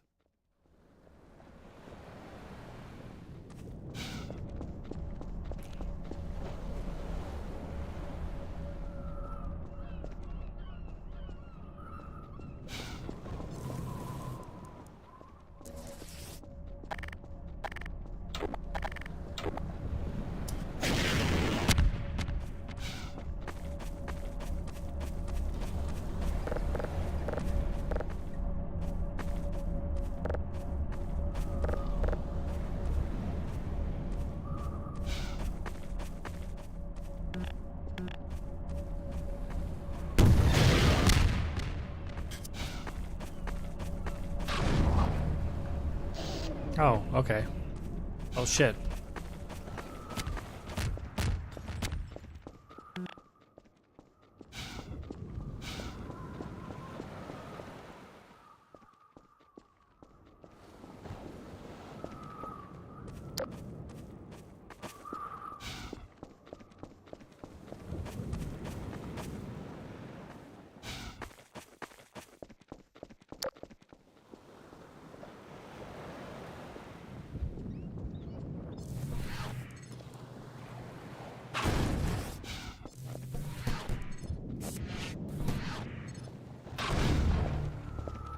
Oh, shit.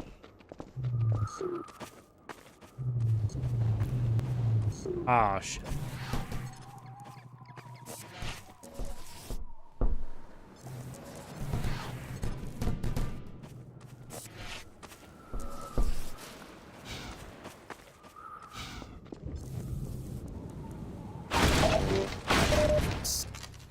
Jesus, looks like he killed himself.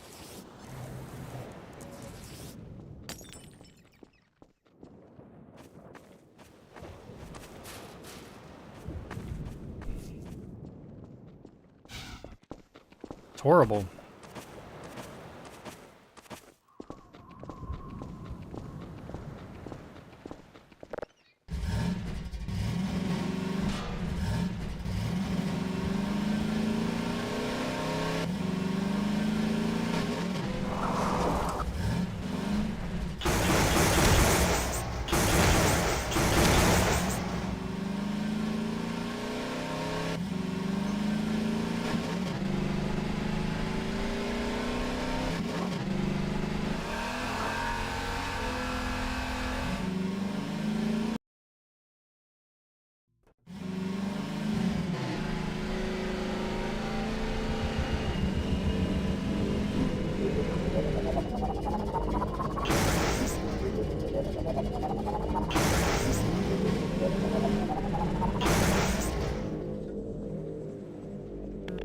Area portals.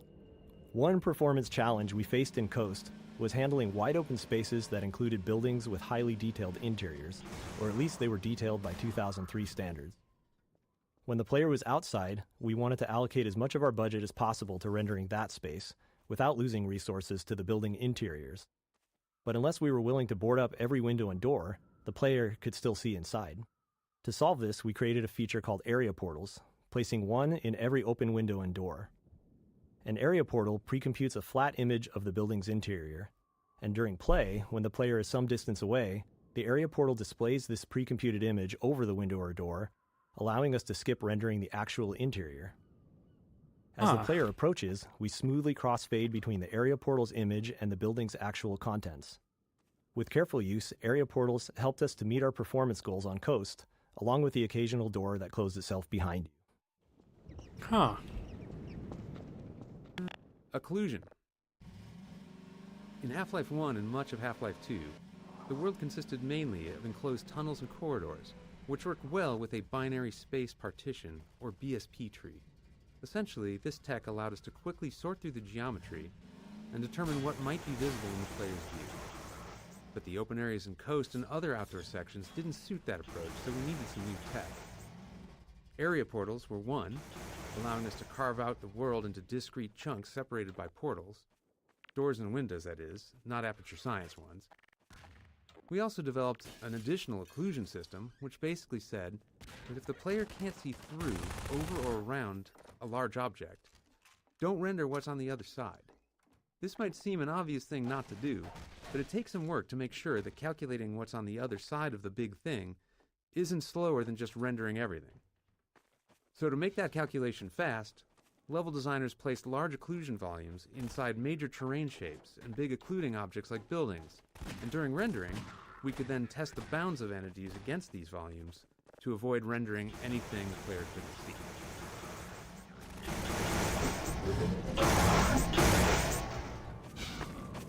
Detail objects.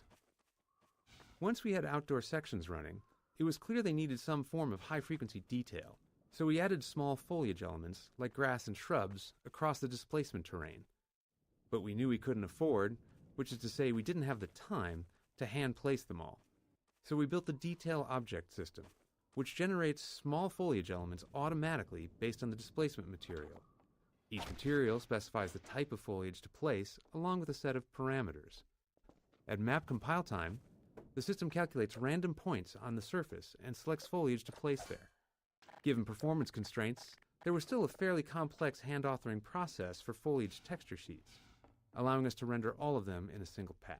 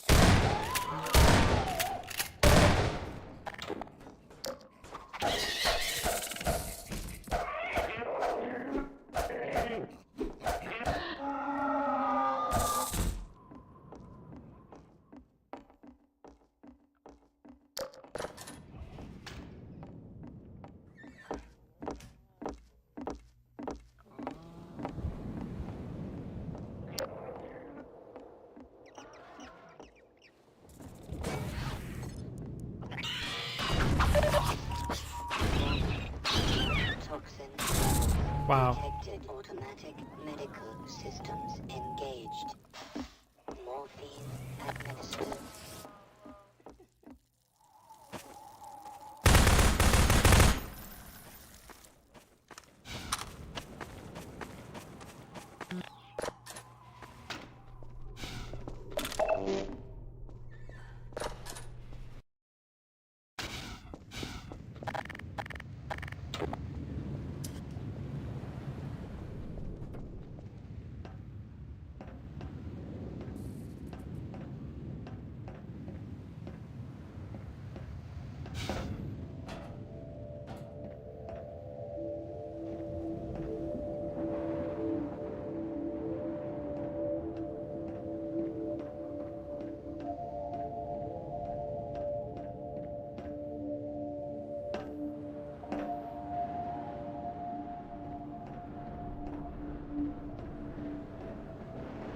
Bridge playtesting.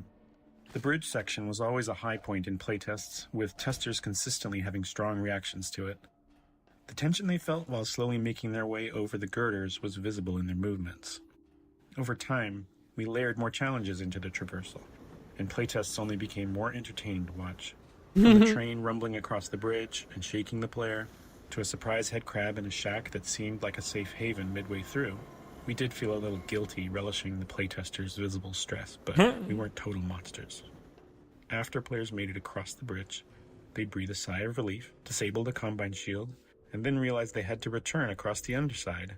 Concerned they might be bored on the second trip, we decided to add a gunship to keep them company. Oh, of course, why not?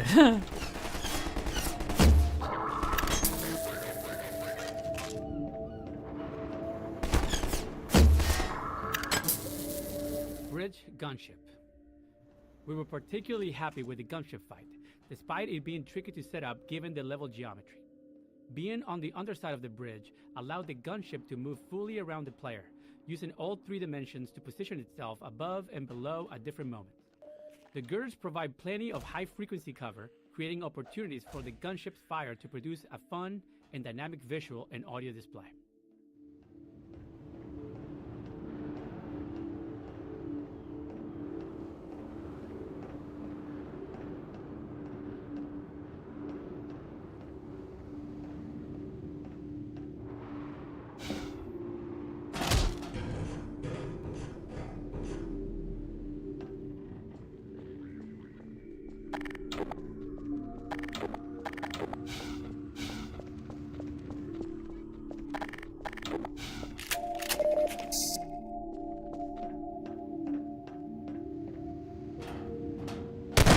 Oh shit, did I not need to do that? Did I not see that? Oh motherfucker.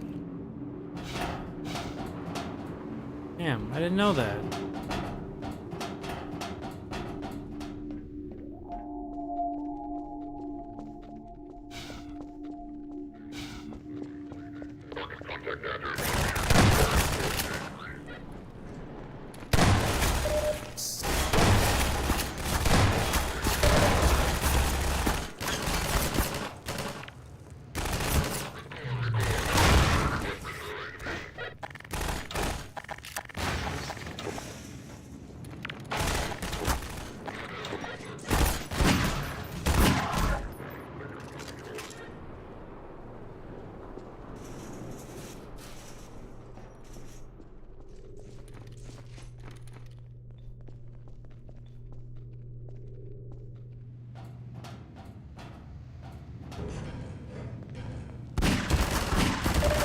Motherfucker.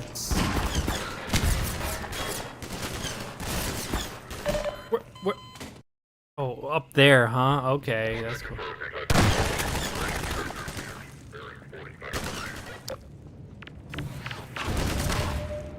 Hit him.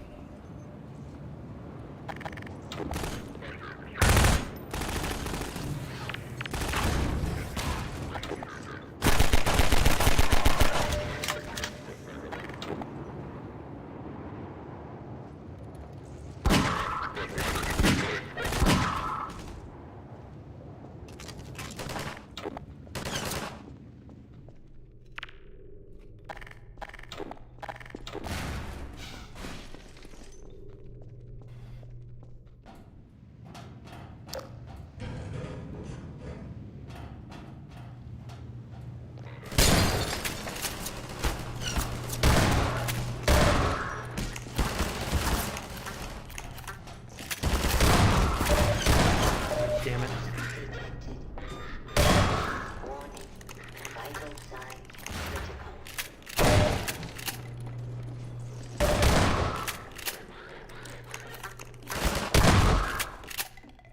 God damn.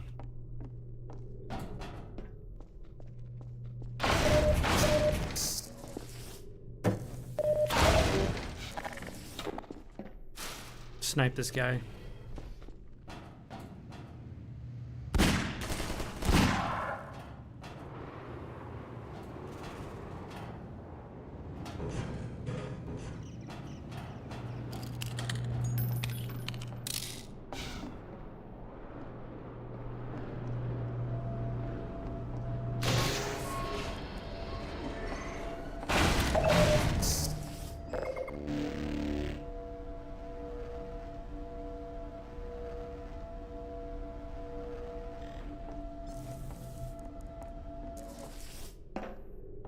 What exactly did that deactivate? Obviously, they'll visually show. This little gate right there? Okay.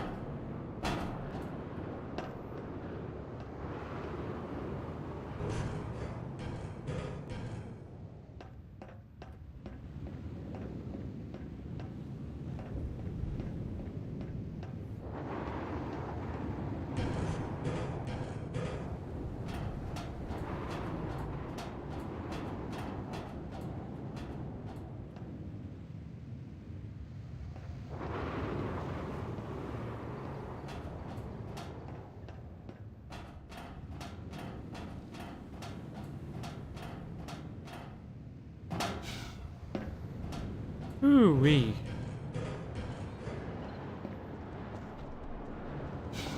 Where's the gunship?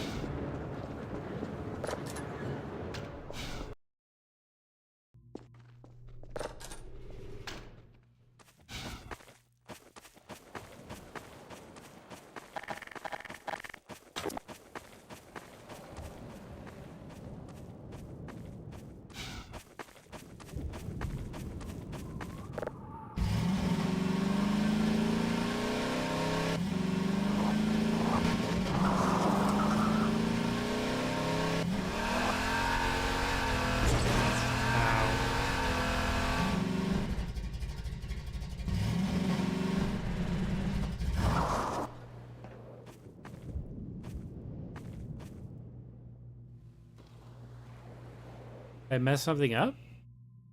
Thought I deactivated it.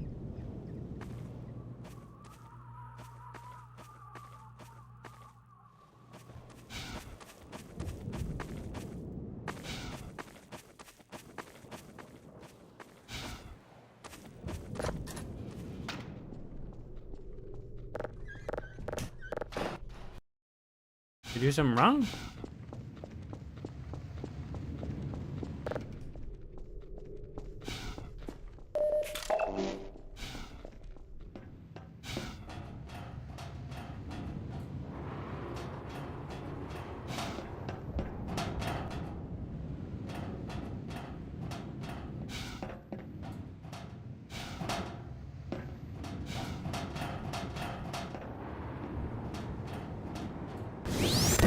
Whoops.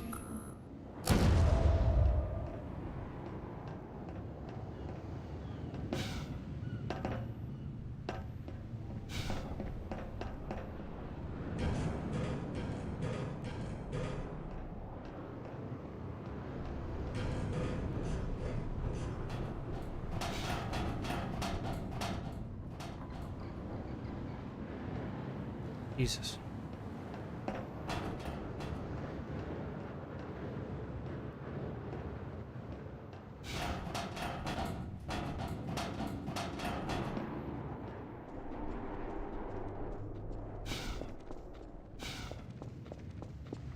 I don't get it. What am I missing here? I went over here, killed the guys.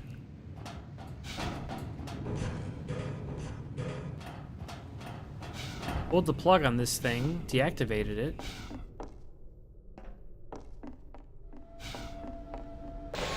Are you serious? Wow.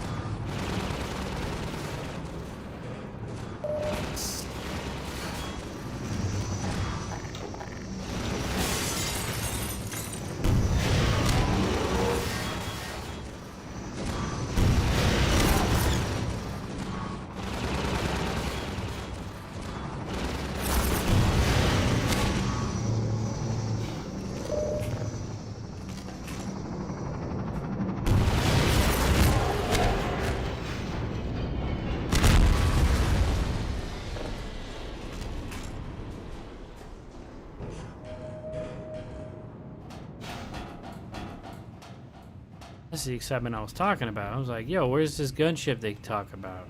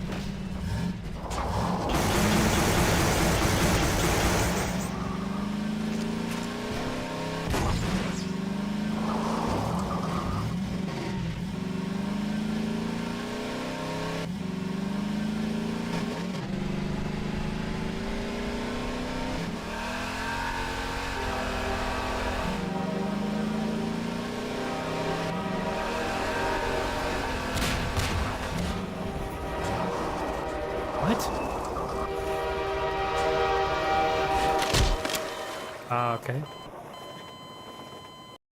That was interesting.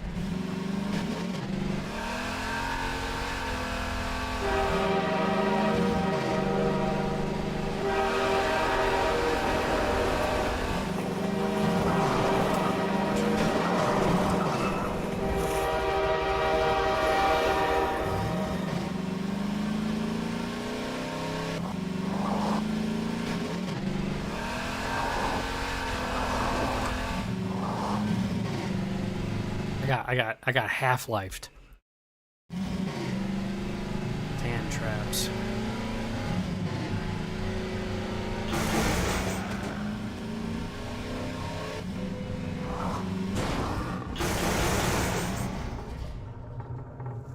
"28 transitions later.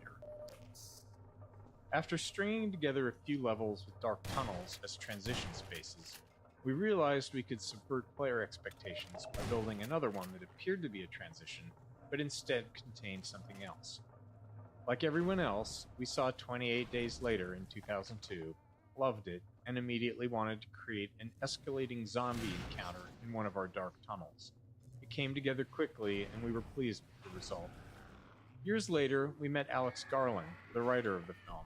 He'd played and enjoyed Half-Life 2, and we confessed that his movie inspired this section.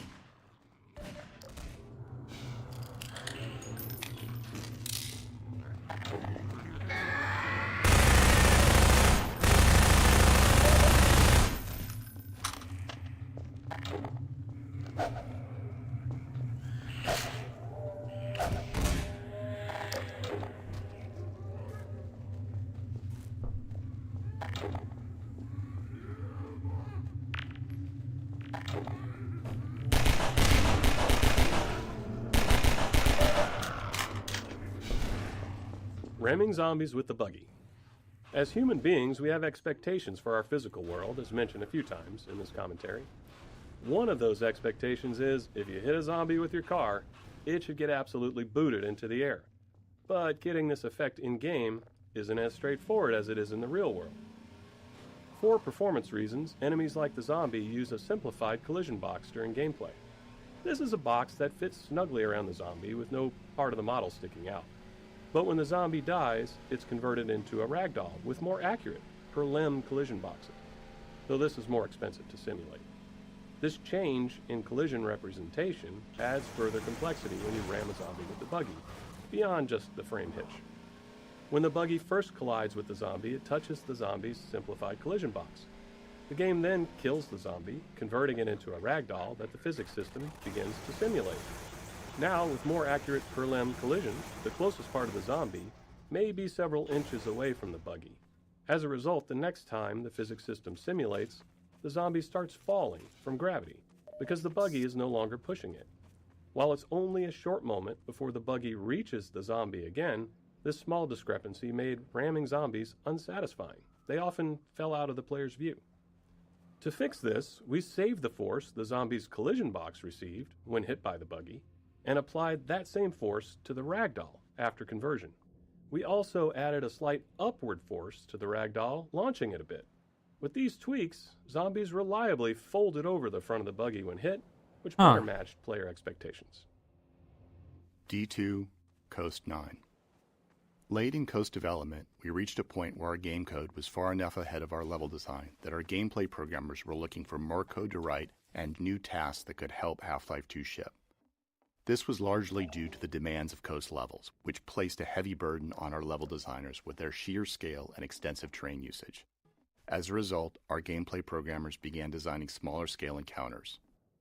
Later, when our level designers caught up, they created this level by stitching together 3 separate encounters from the programmers and performing all the necessary finishing work to prepare it for release.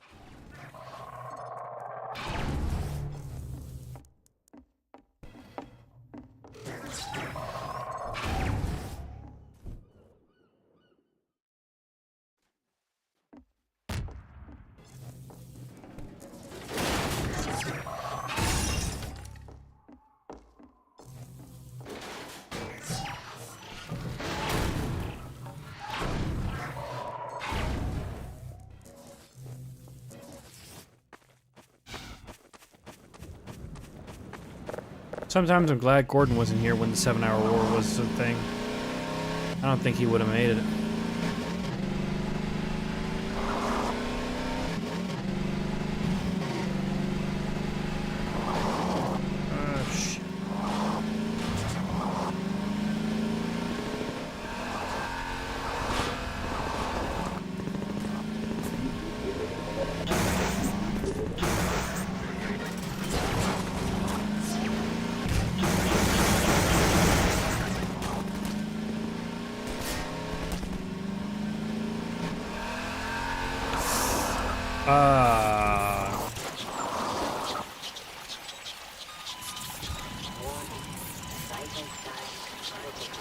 I have no idea what the fuck that was.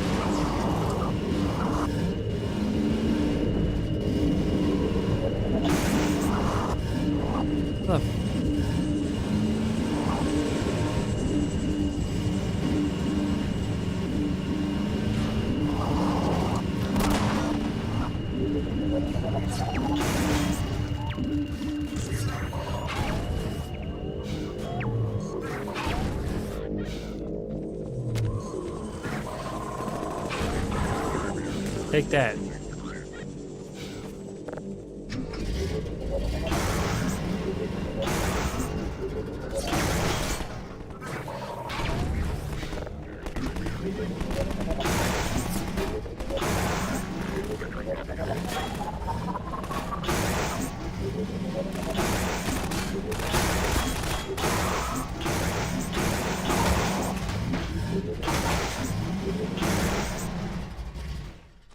All right, follow the rope.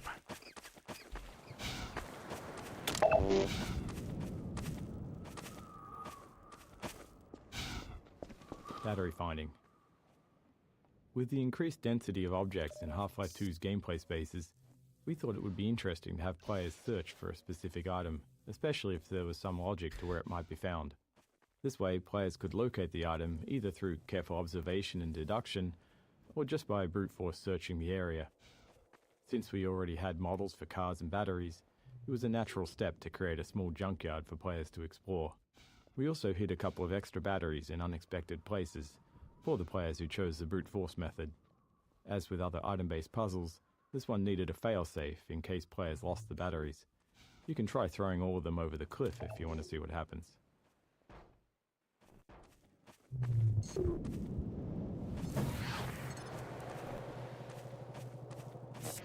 Can you just pull them out? Huh, interesting.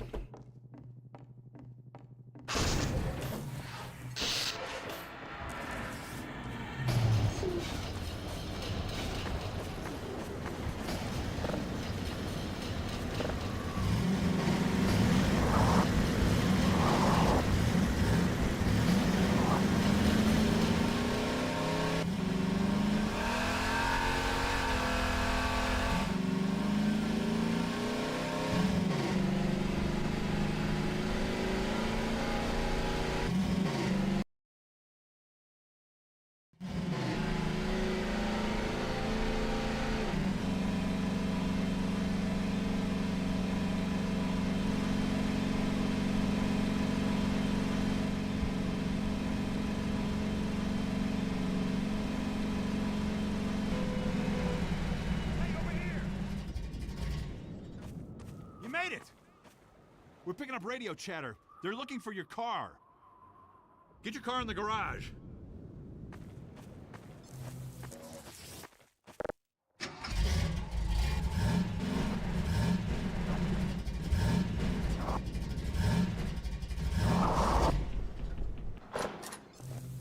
buggy removal. Once we reached the point where we wanted the player to leave the buggy behind, we had to be very explicit about it. Throughout Coast, players had been leaving the buggy and then returning to it, so we found that playtesters would try to bring it along if it looked even remotely possible. This small garage scene primarily exists to signal clearly that the player is done with driving and will be proceeding on foot.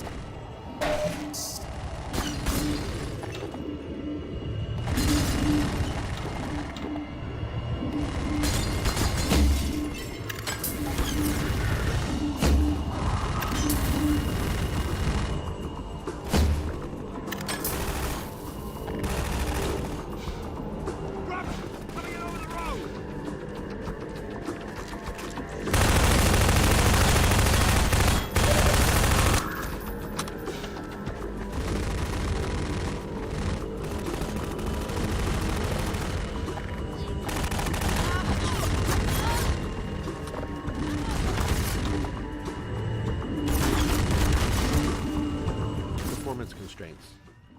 For the final Coast arena, we envisioned a big finale where the player and a squad of citizens would hold out against waves of combined soldiers, culminating in a gunship battle.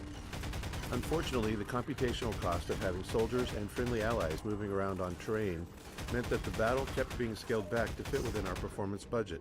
By the time we were down to featuring only a single squad of soldiers at any given time, we were already late in development. Too late to make large-scale changes to the arena to accommodate more enemies, we had to redesign the flow of the fight to keep the number of soldiers to a minimum.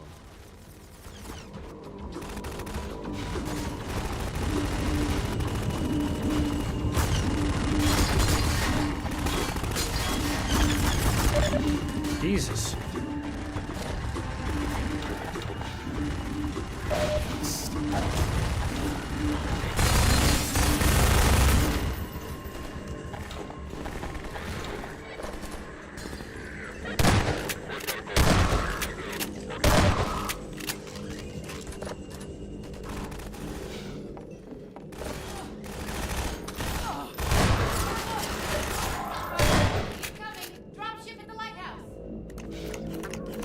Dropship deployment.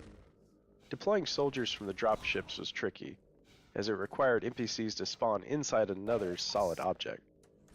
To get them into the open where they could start navigating normally, they immediately play an animation that has them leaping out of the container the moment they spawn. Once that was working, we encountered another issue. Savvy players would simply just wait outside the container and shoot the soldiers during their exit animation. To counter this, we added a turret to the container to defend the soldiers as they exit. It doesn't fully prevent a player from taking advantage, especially if they're using an indirect weapon like a grenade or something, but that felt realistic and like a true-to-life countermeasure someone thinking strategically might take.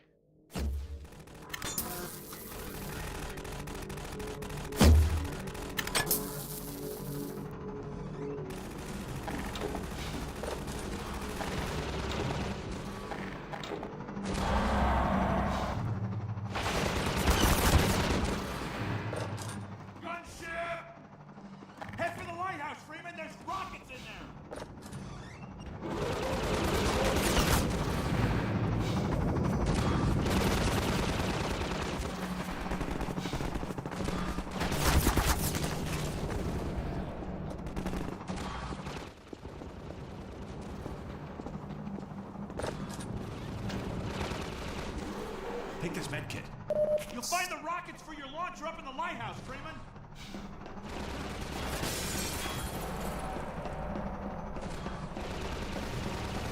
Lighthouse gunship. The gunship scenario here took some work to play out the way we envisioned it. We wanted it to unfold as it would in a movie.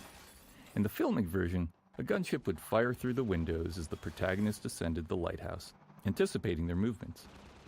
To simulate that anticipation in the game, we set up a complex series of trigger volumes along the staircase. As they detect the player moving up, they instruct the gunship to choose a new flight path that matches the player's altitude. The triggers also enable bullseye targets in the windows nearest the player. These are invisible game objects that the enemy AI will immediately perceive as hostile. and prompts the gunship to fire at the windows. Isn't that fucking sweet? This blend of AI and scripting is central to Half-Life's combat scenarios. The AI manages the general adaptive behavior of the NPCs, while the scripting customizes each scenario's unique requirements.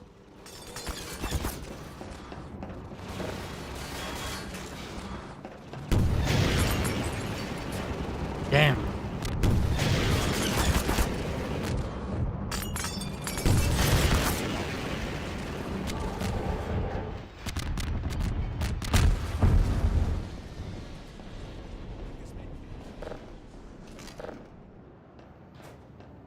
What a fuck, what a fight.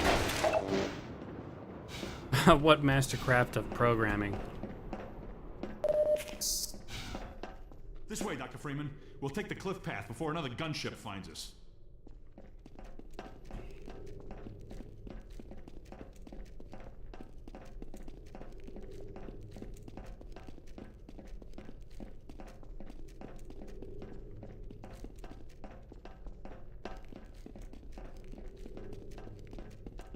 How you doing, Fenderu? You holding up all right? Right along there. And watch your step. Where? Oh. Okay, cool.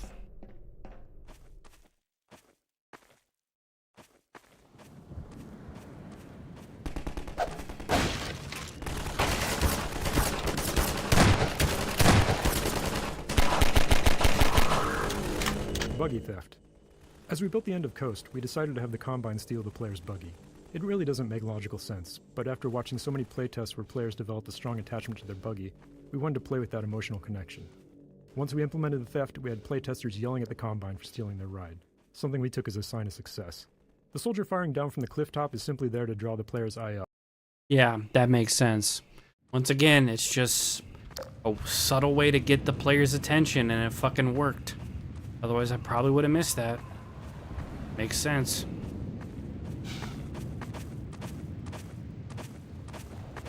Hold still, Laszlo. Someone's coming. You there! Stop where you are! Finest mind of his generation.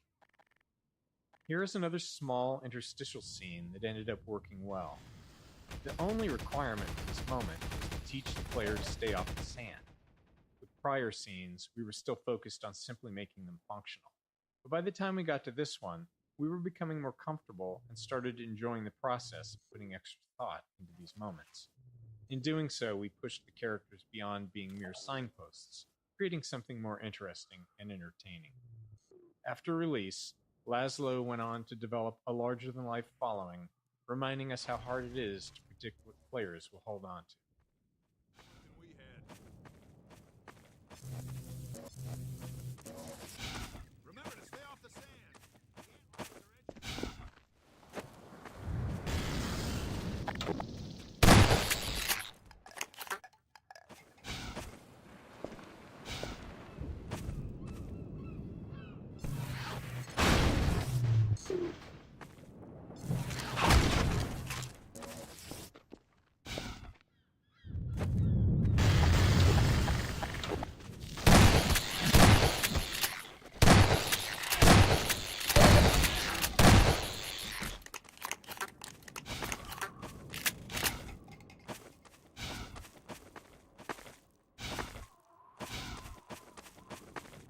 Floor is lava. Building gameplay around broadly understood concepts like the floor is lava made training it easy. We liked how our physics system allowed for a high degree of creative freedom in how players chose to tackle it.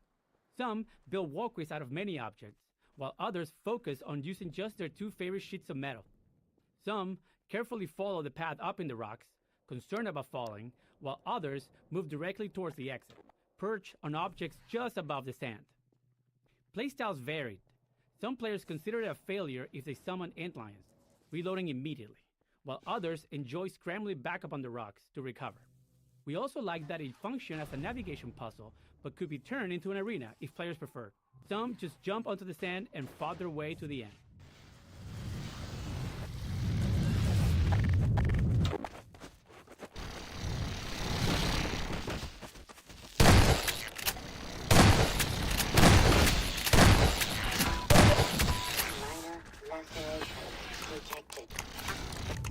Fuck.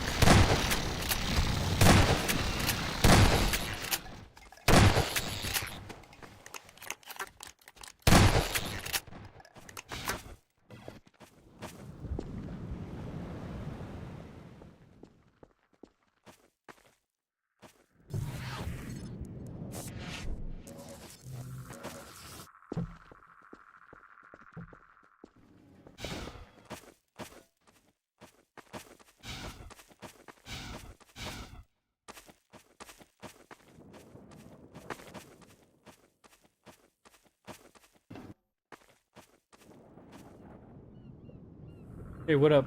Welcome back, man. Giggity?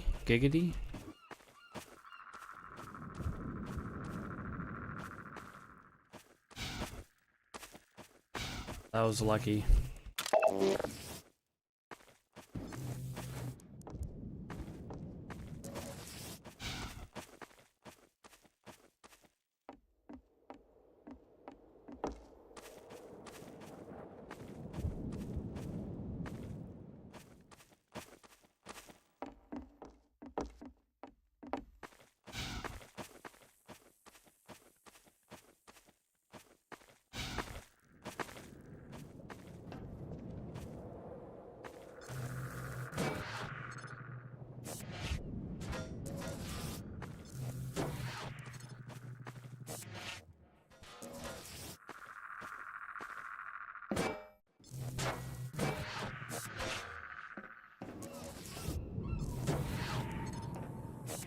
Huh.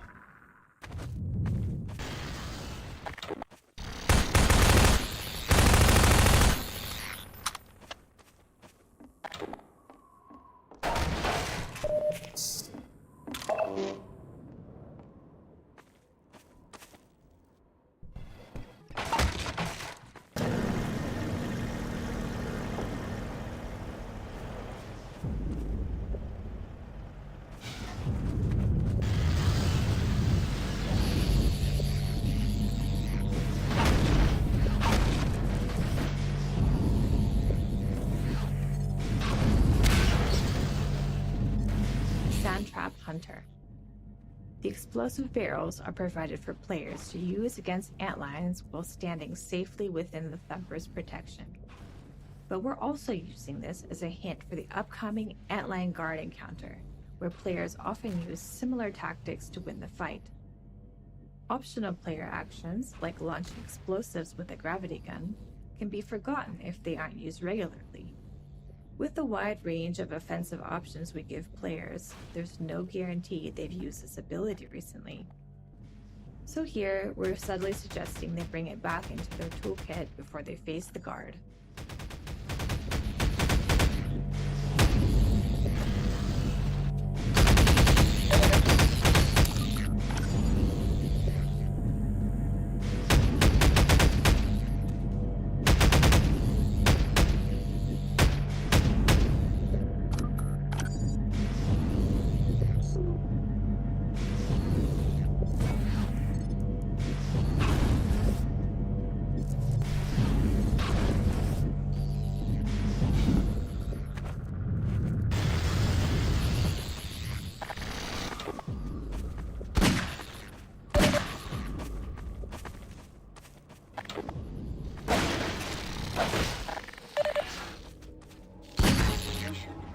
Vortigaunt Extraction. This arena presented some tricky design problems for a couple reasons. First, the guard is a melee-only enemy, so we couldn't allow the player to reach areas where the guard couldn't follow. We did experiment with a few ranged attacks, but didn't like the result. Its goose-spitting attack, for instance, ended up looking ridiculous. The only non-melee attack that survived was its ability to bash physics objects at the player, but this required objects to be in range, which isn't always guaranteed. The second challenge was ensuring that no matter where the guard dies, the Vortigaunt can reach its corpse. This was essential as the game can't proceed if the Vortigaunt is unable to extract the bug bait.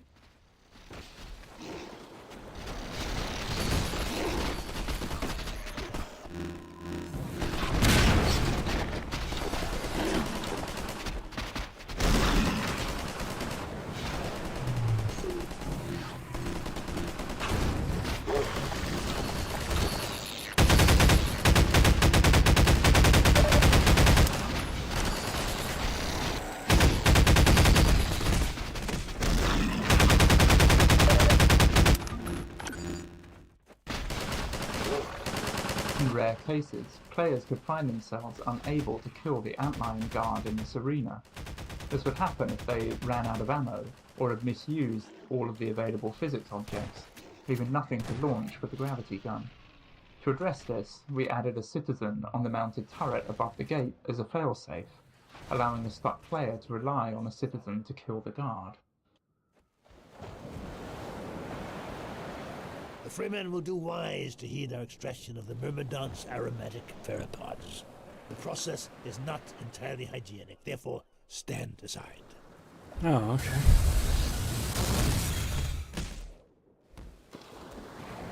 The Freemen will have need of these pteropods on the paths ahead. Gather them now. The Freemen must follow.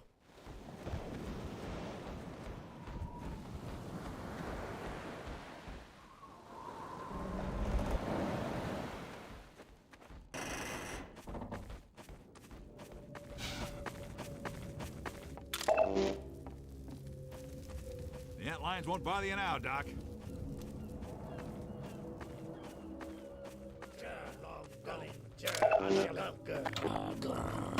The Freemen must excuse us. It is rude of us to commune by flux shifting in front of those whose mortal inputs are impaired. Yes, we'll look.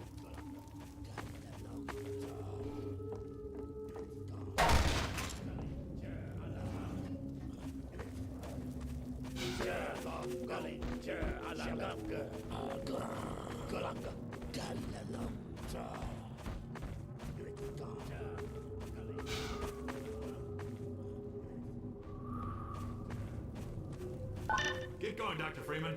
Nova Prospect is just ahead. One man alone wouldn't stand much chance going in there. A man with a pack of The Freeman honors us by his presence. Follow, Freeman.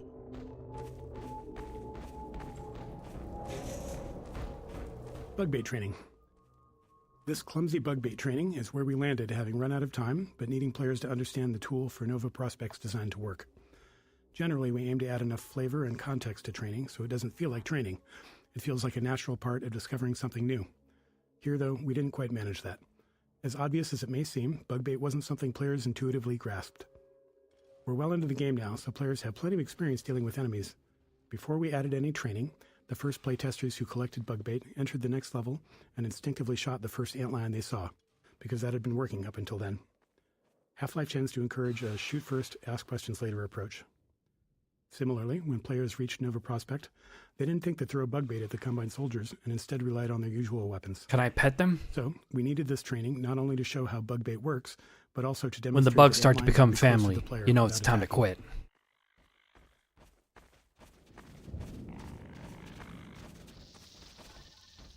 I'm gonna name you Steve.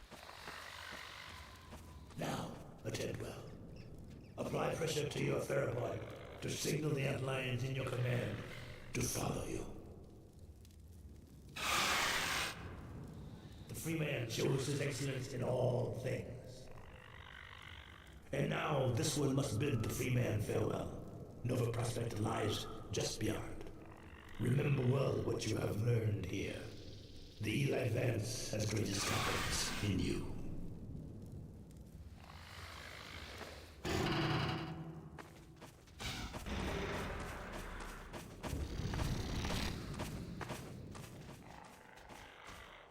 Silly Steve.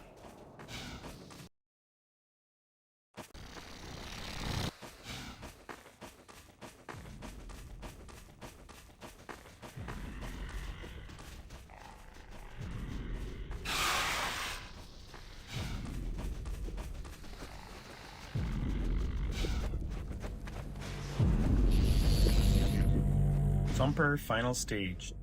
We liked the final stage of Thumpers, where their purpose is inverted. Now, instead of serving as a tool for safety, they act as a blocker for the player's antlion army. However, we probably should have incorporated more thorough Thumper training before this point. While it was acceptable for players to only partially understand Thumpers in the earlier Coast levels, the stakes are higher now because players are also trying out bug bait for the first time. Players who don't realize that this first Thumper prevents their antlions from moving forward may misunderstand how bug bait works. If they throw bug bait at soldiers in the first bunker and no antlions arrive, They might conclude that bug bait is unreliable, or doesn't work as expected, and switch back to using their weapons instead.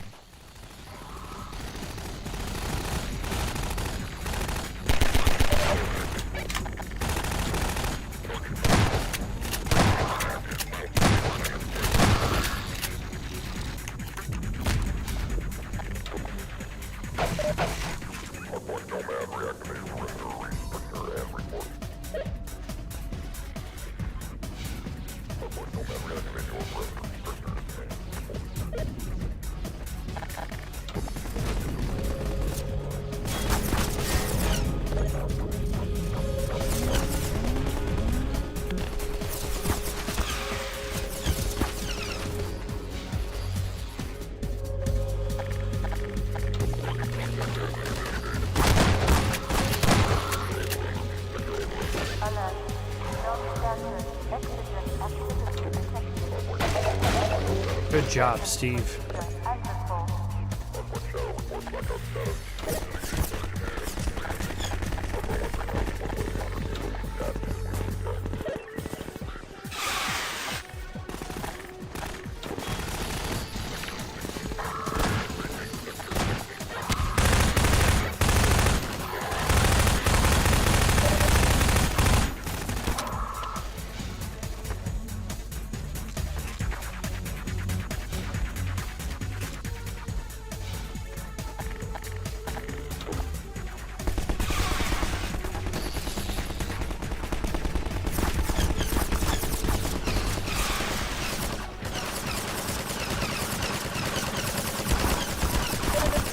Shit.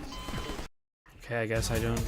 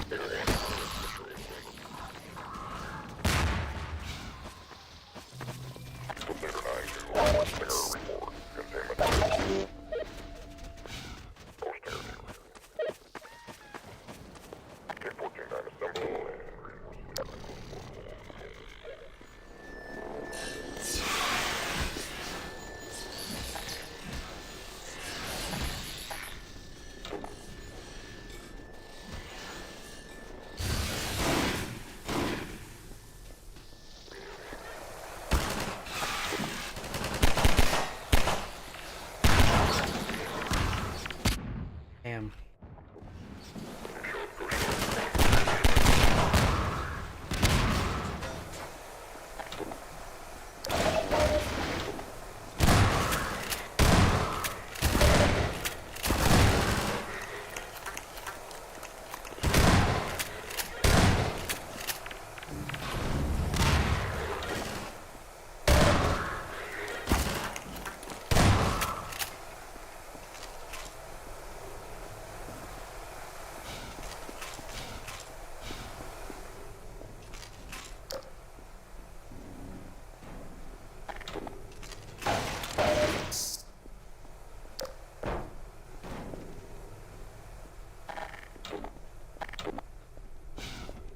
Alert.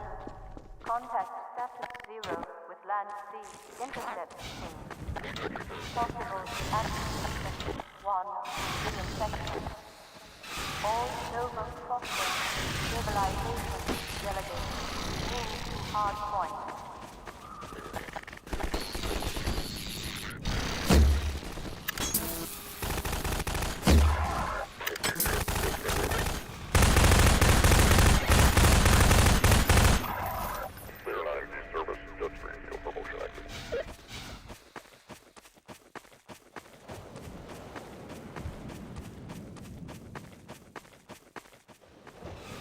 Nova Prospect Stabilization Force Directive 2. Engage reserve. Contain exogen incursion.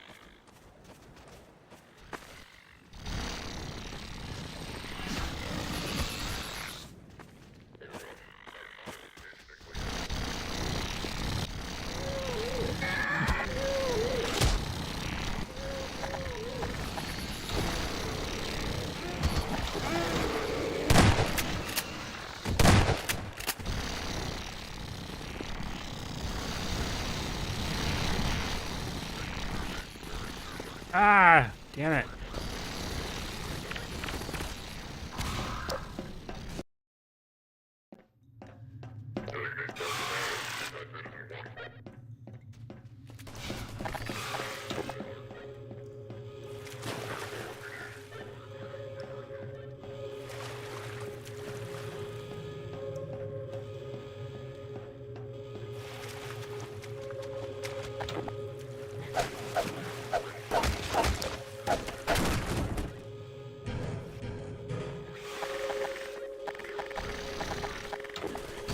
Nova Prospect Yard. The combat throughout the Nova Prospect Yard was largely inspired by our early observations of antlions fighting Combine soldiers. The antlions' high mobility and melee attacks paired well with the soldiers' range lethality and vulnerability up close. Antlions look great under fire, with particle effects flying everywhere, and when they finally reach a soldier, the resulting ragdoll effect is incredibly satisfying.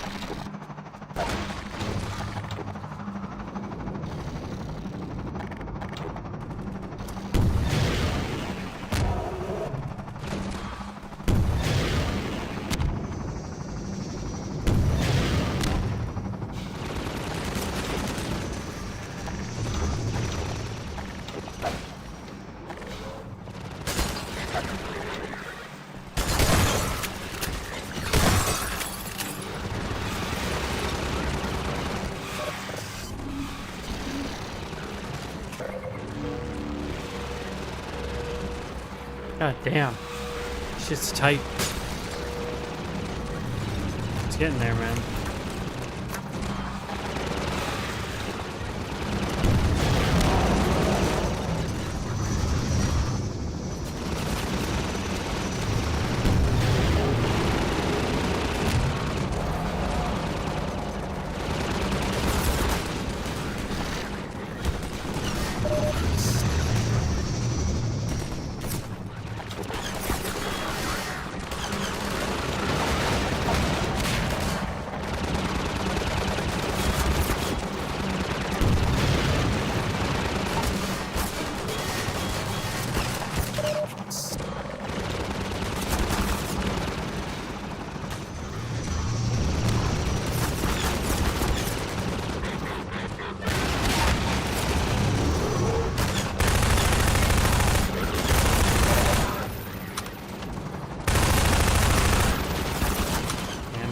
I have no idea where to go. I have no idea how to kill these guys.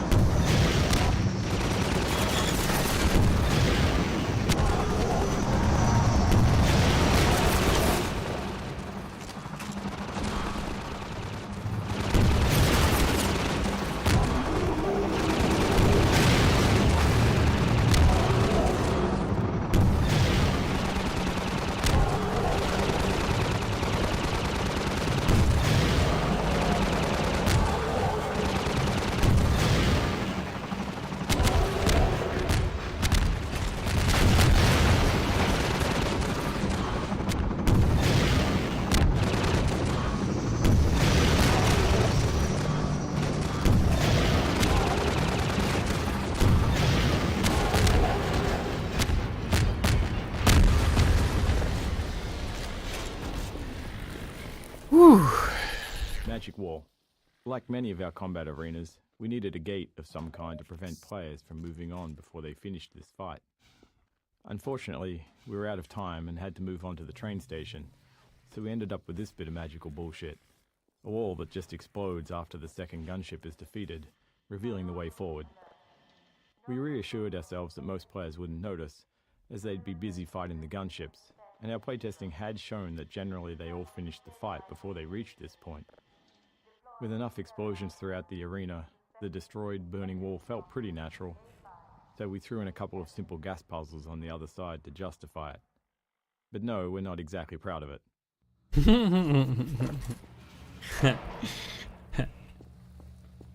See, that's what I like. That's what I'm talking about. Aww.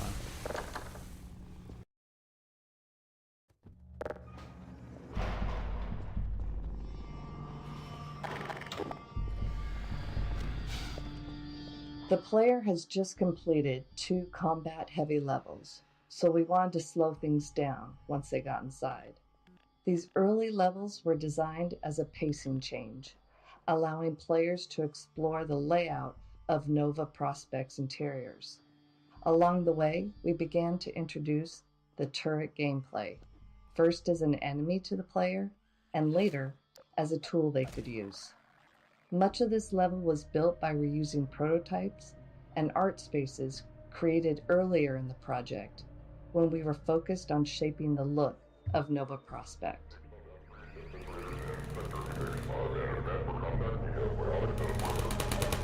Turrets. Turrets were a useful design tool when the player had bug bait, as they could completely prevent antlions from approaching them head-on. This allowed us to create setups where the player couldn't just throw bug bait to proceed. They needed to circle around and clear the turrets so their antlions could follow. It didn't hurt that watching antlions get mowed down by turret fire was a great visual too. Nova Prospect process. Like Ravenholm, Nova Prospect was initially designed with significantly different gameplay than what ultimately shipped. The first version focused on player versus combine soldier combat, with no involvement of antlions. Please use a keyframe frequency of 4 seconds or less. I didn't even fuck with that. I'm getting a random error on my... Assembling Nova Prospect from these pieces worked well, as the prison's layout was naturally repetitive. And then later, when we returned with antlions and bug bait, we had to repurpose the geometry to fit the new gameplay.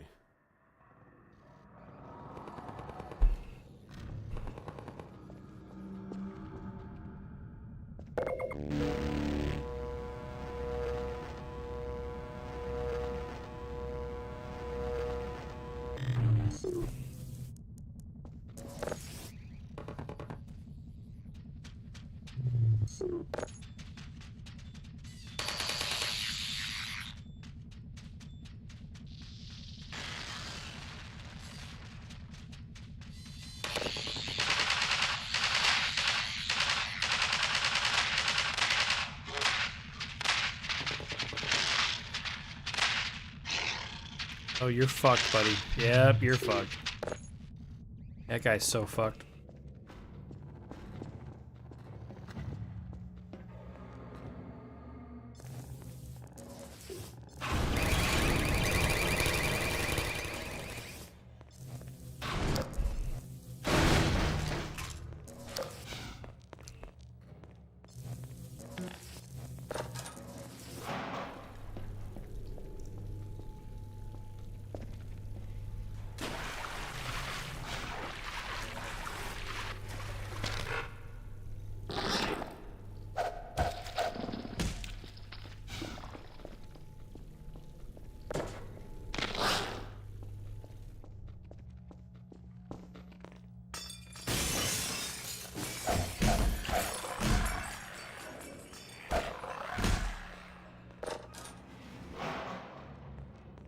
Incursion warning.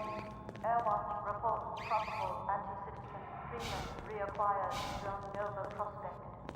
Ground units deprioritize exigent containment. Hold for override.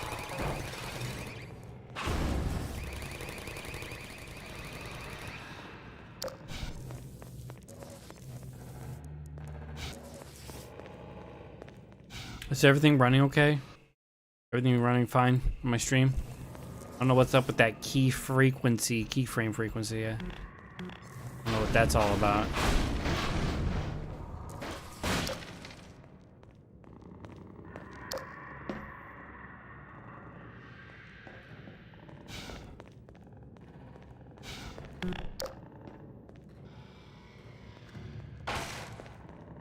Oh, is that it? Oh, yeah.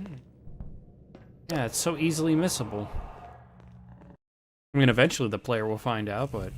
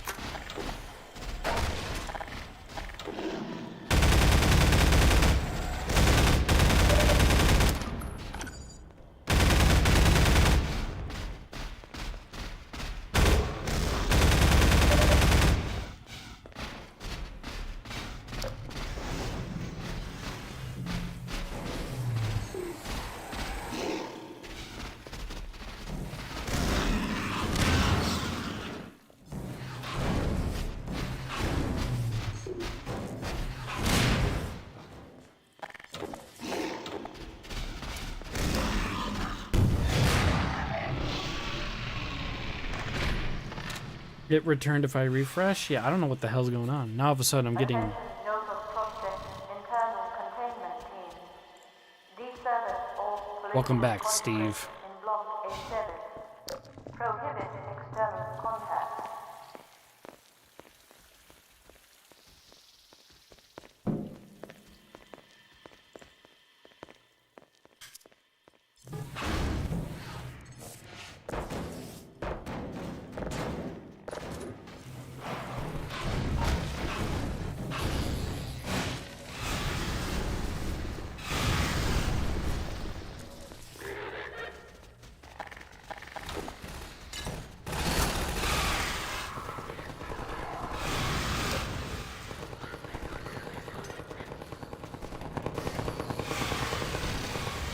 Allied antlion.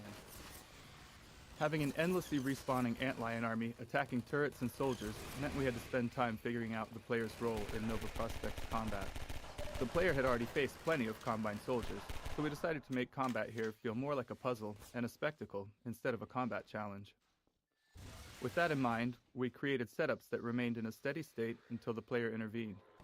By directly killing enemies, the player could tip the balance in favor of the antlions, but we wanted to make bug bait usage especially rewarding. In many scenarios, when the player threw bug bait onto enemies, we activated additional antlion spawners, unleashing a rapid rush of new antlions into the fight. The resulting carnage was the reward that made bug bait satisfying to use.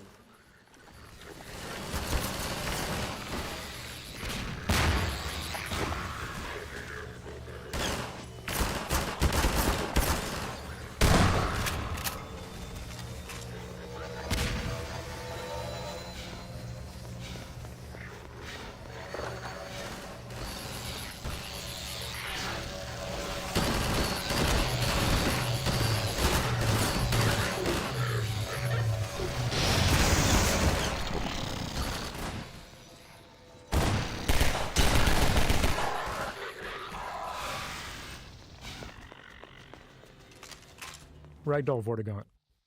There's a lot of pain to see in this dead Vortigaunt, pain of our level designers. At the time, our development tools didn't allow us to directly pose a ragdoll, which is to say, when an NPC dies and it systemically ragdolls to the ground, we didn't have any control over what pose it ended up in. If we'd had some animator time, they could have given us a single frame animation and roughly the pose we wanted, but we were late and our small animation team was already overloaded. So a level designer positioned the Vortigaunt above the chair, told it to die as the level loaded, and waited to see what pose the ragdoll settled into. Then the designer moved the Vortigaunt slightly and tried again. We can't... Laser mines. We really enjoyed bringing these laser trip mines into Nova Prospect. They were a weapon from Half-Life 1 we hadn't managed to include in Half-Life 2, but at least they found a place as a puzzle element. We liked how they served as a kind of personal morality test when the player had an antlion army. Some players immediately threw bug bait past the trip mines, setting antlion bodies at the problem, while others had their little buddies back until they'd safely removed the trip mines with other tools. We didn't judge.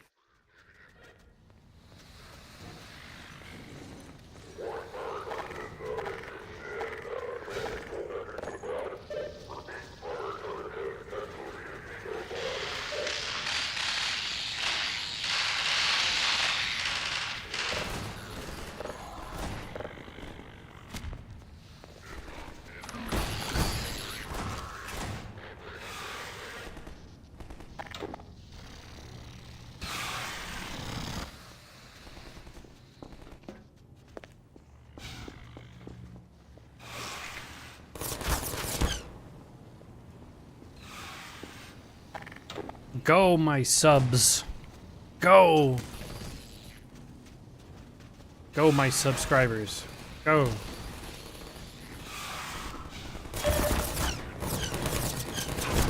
Ah, fuck.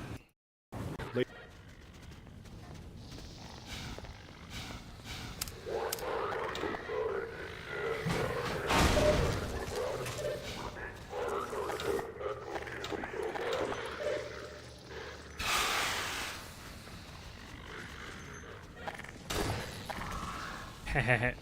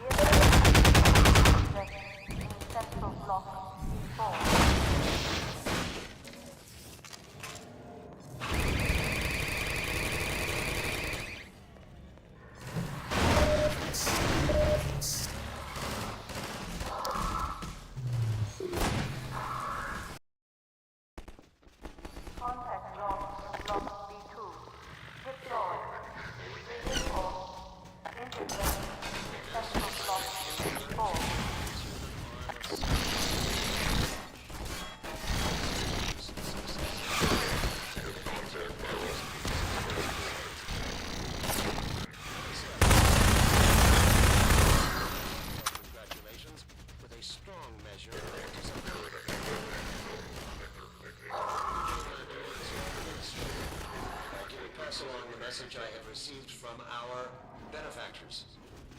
The capture of Eli Vance is an event of major significance. D2 Prison 04.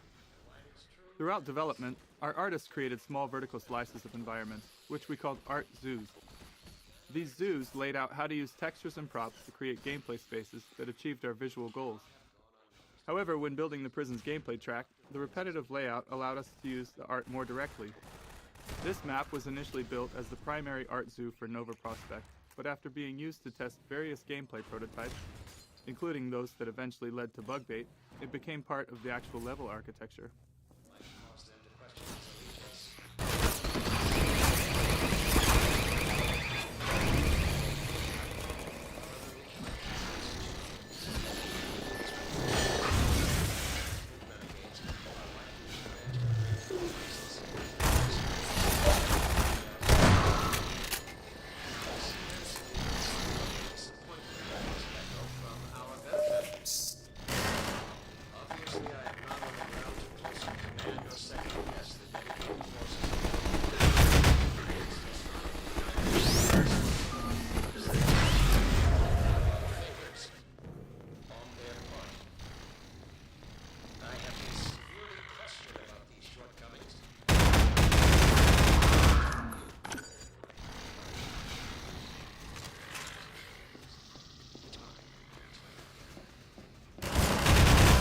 Damn, you motherfuckers.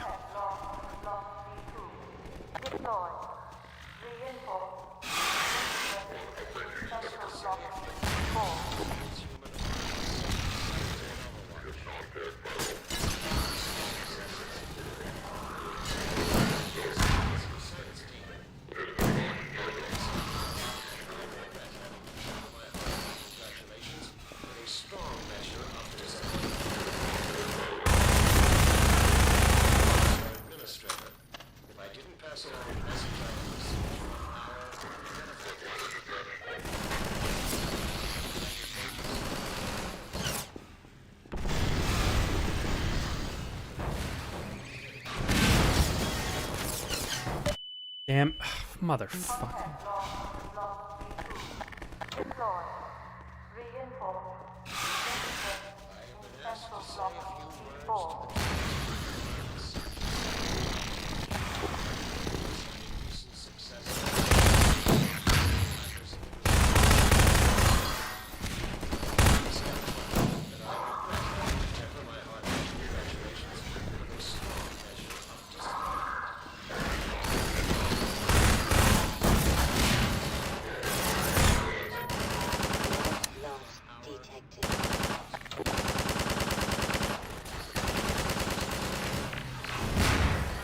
Damn.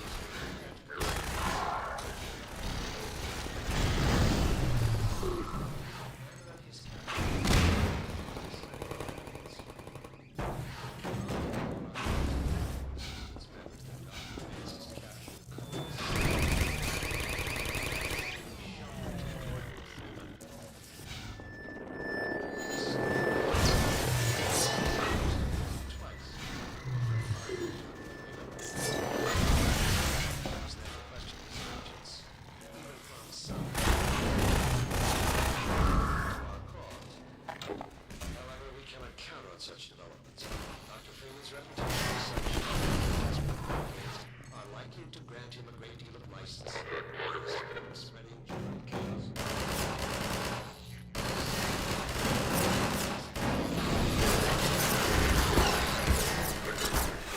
Obviously, I am not on the ground to post and or second guess the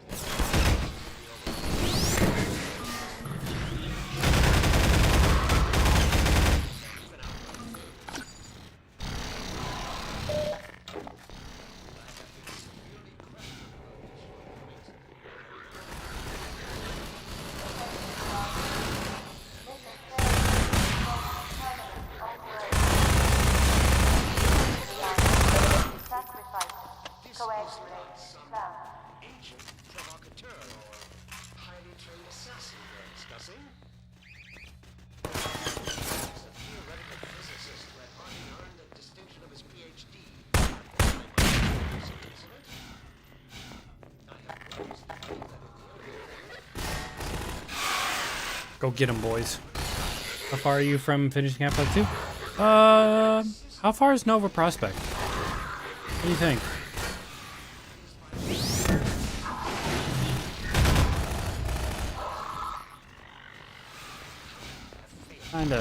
Trying to speed run it as fast as I can. I will leave the upgrade for another time to the extent it proves necessary. It's the moment to redeem yourself. Transhuman themselves an indispensable online Overwatch. They will have to. I'm sure I don't have to remind you that the alternative, if you can call it that, is total extinction. In union with all the other unworthy branches of the species. Let's not allow it to come to that. I have done my best to convince our benefactors what the finest the species has to offer. So far, they have accepted my argument, but without concrete evidence to back it up. My words sound increasingly hollow even to me. The burden of proof is on you, as is the consequence of failure.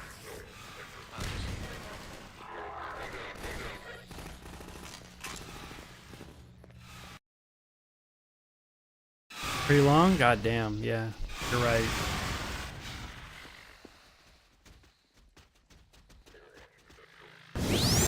Whoops.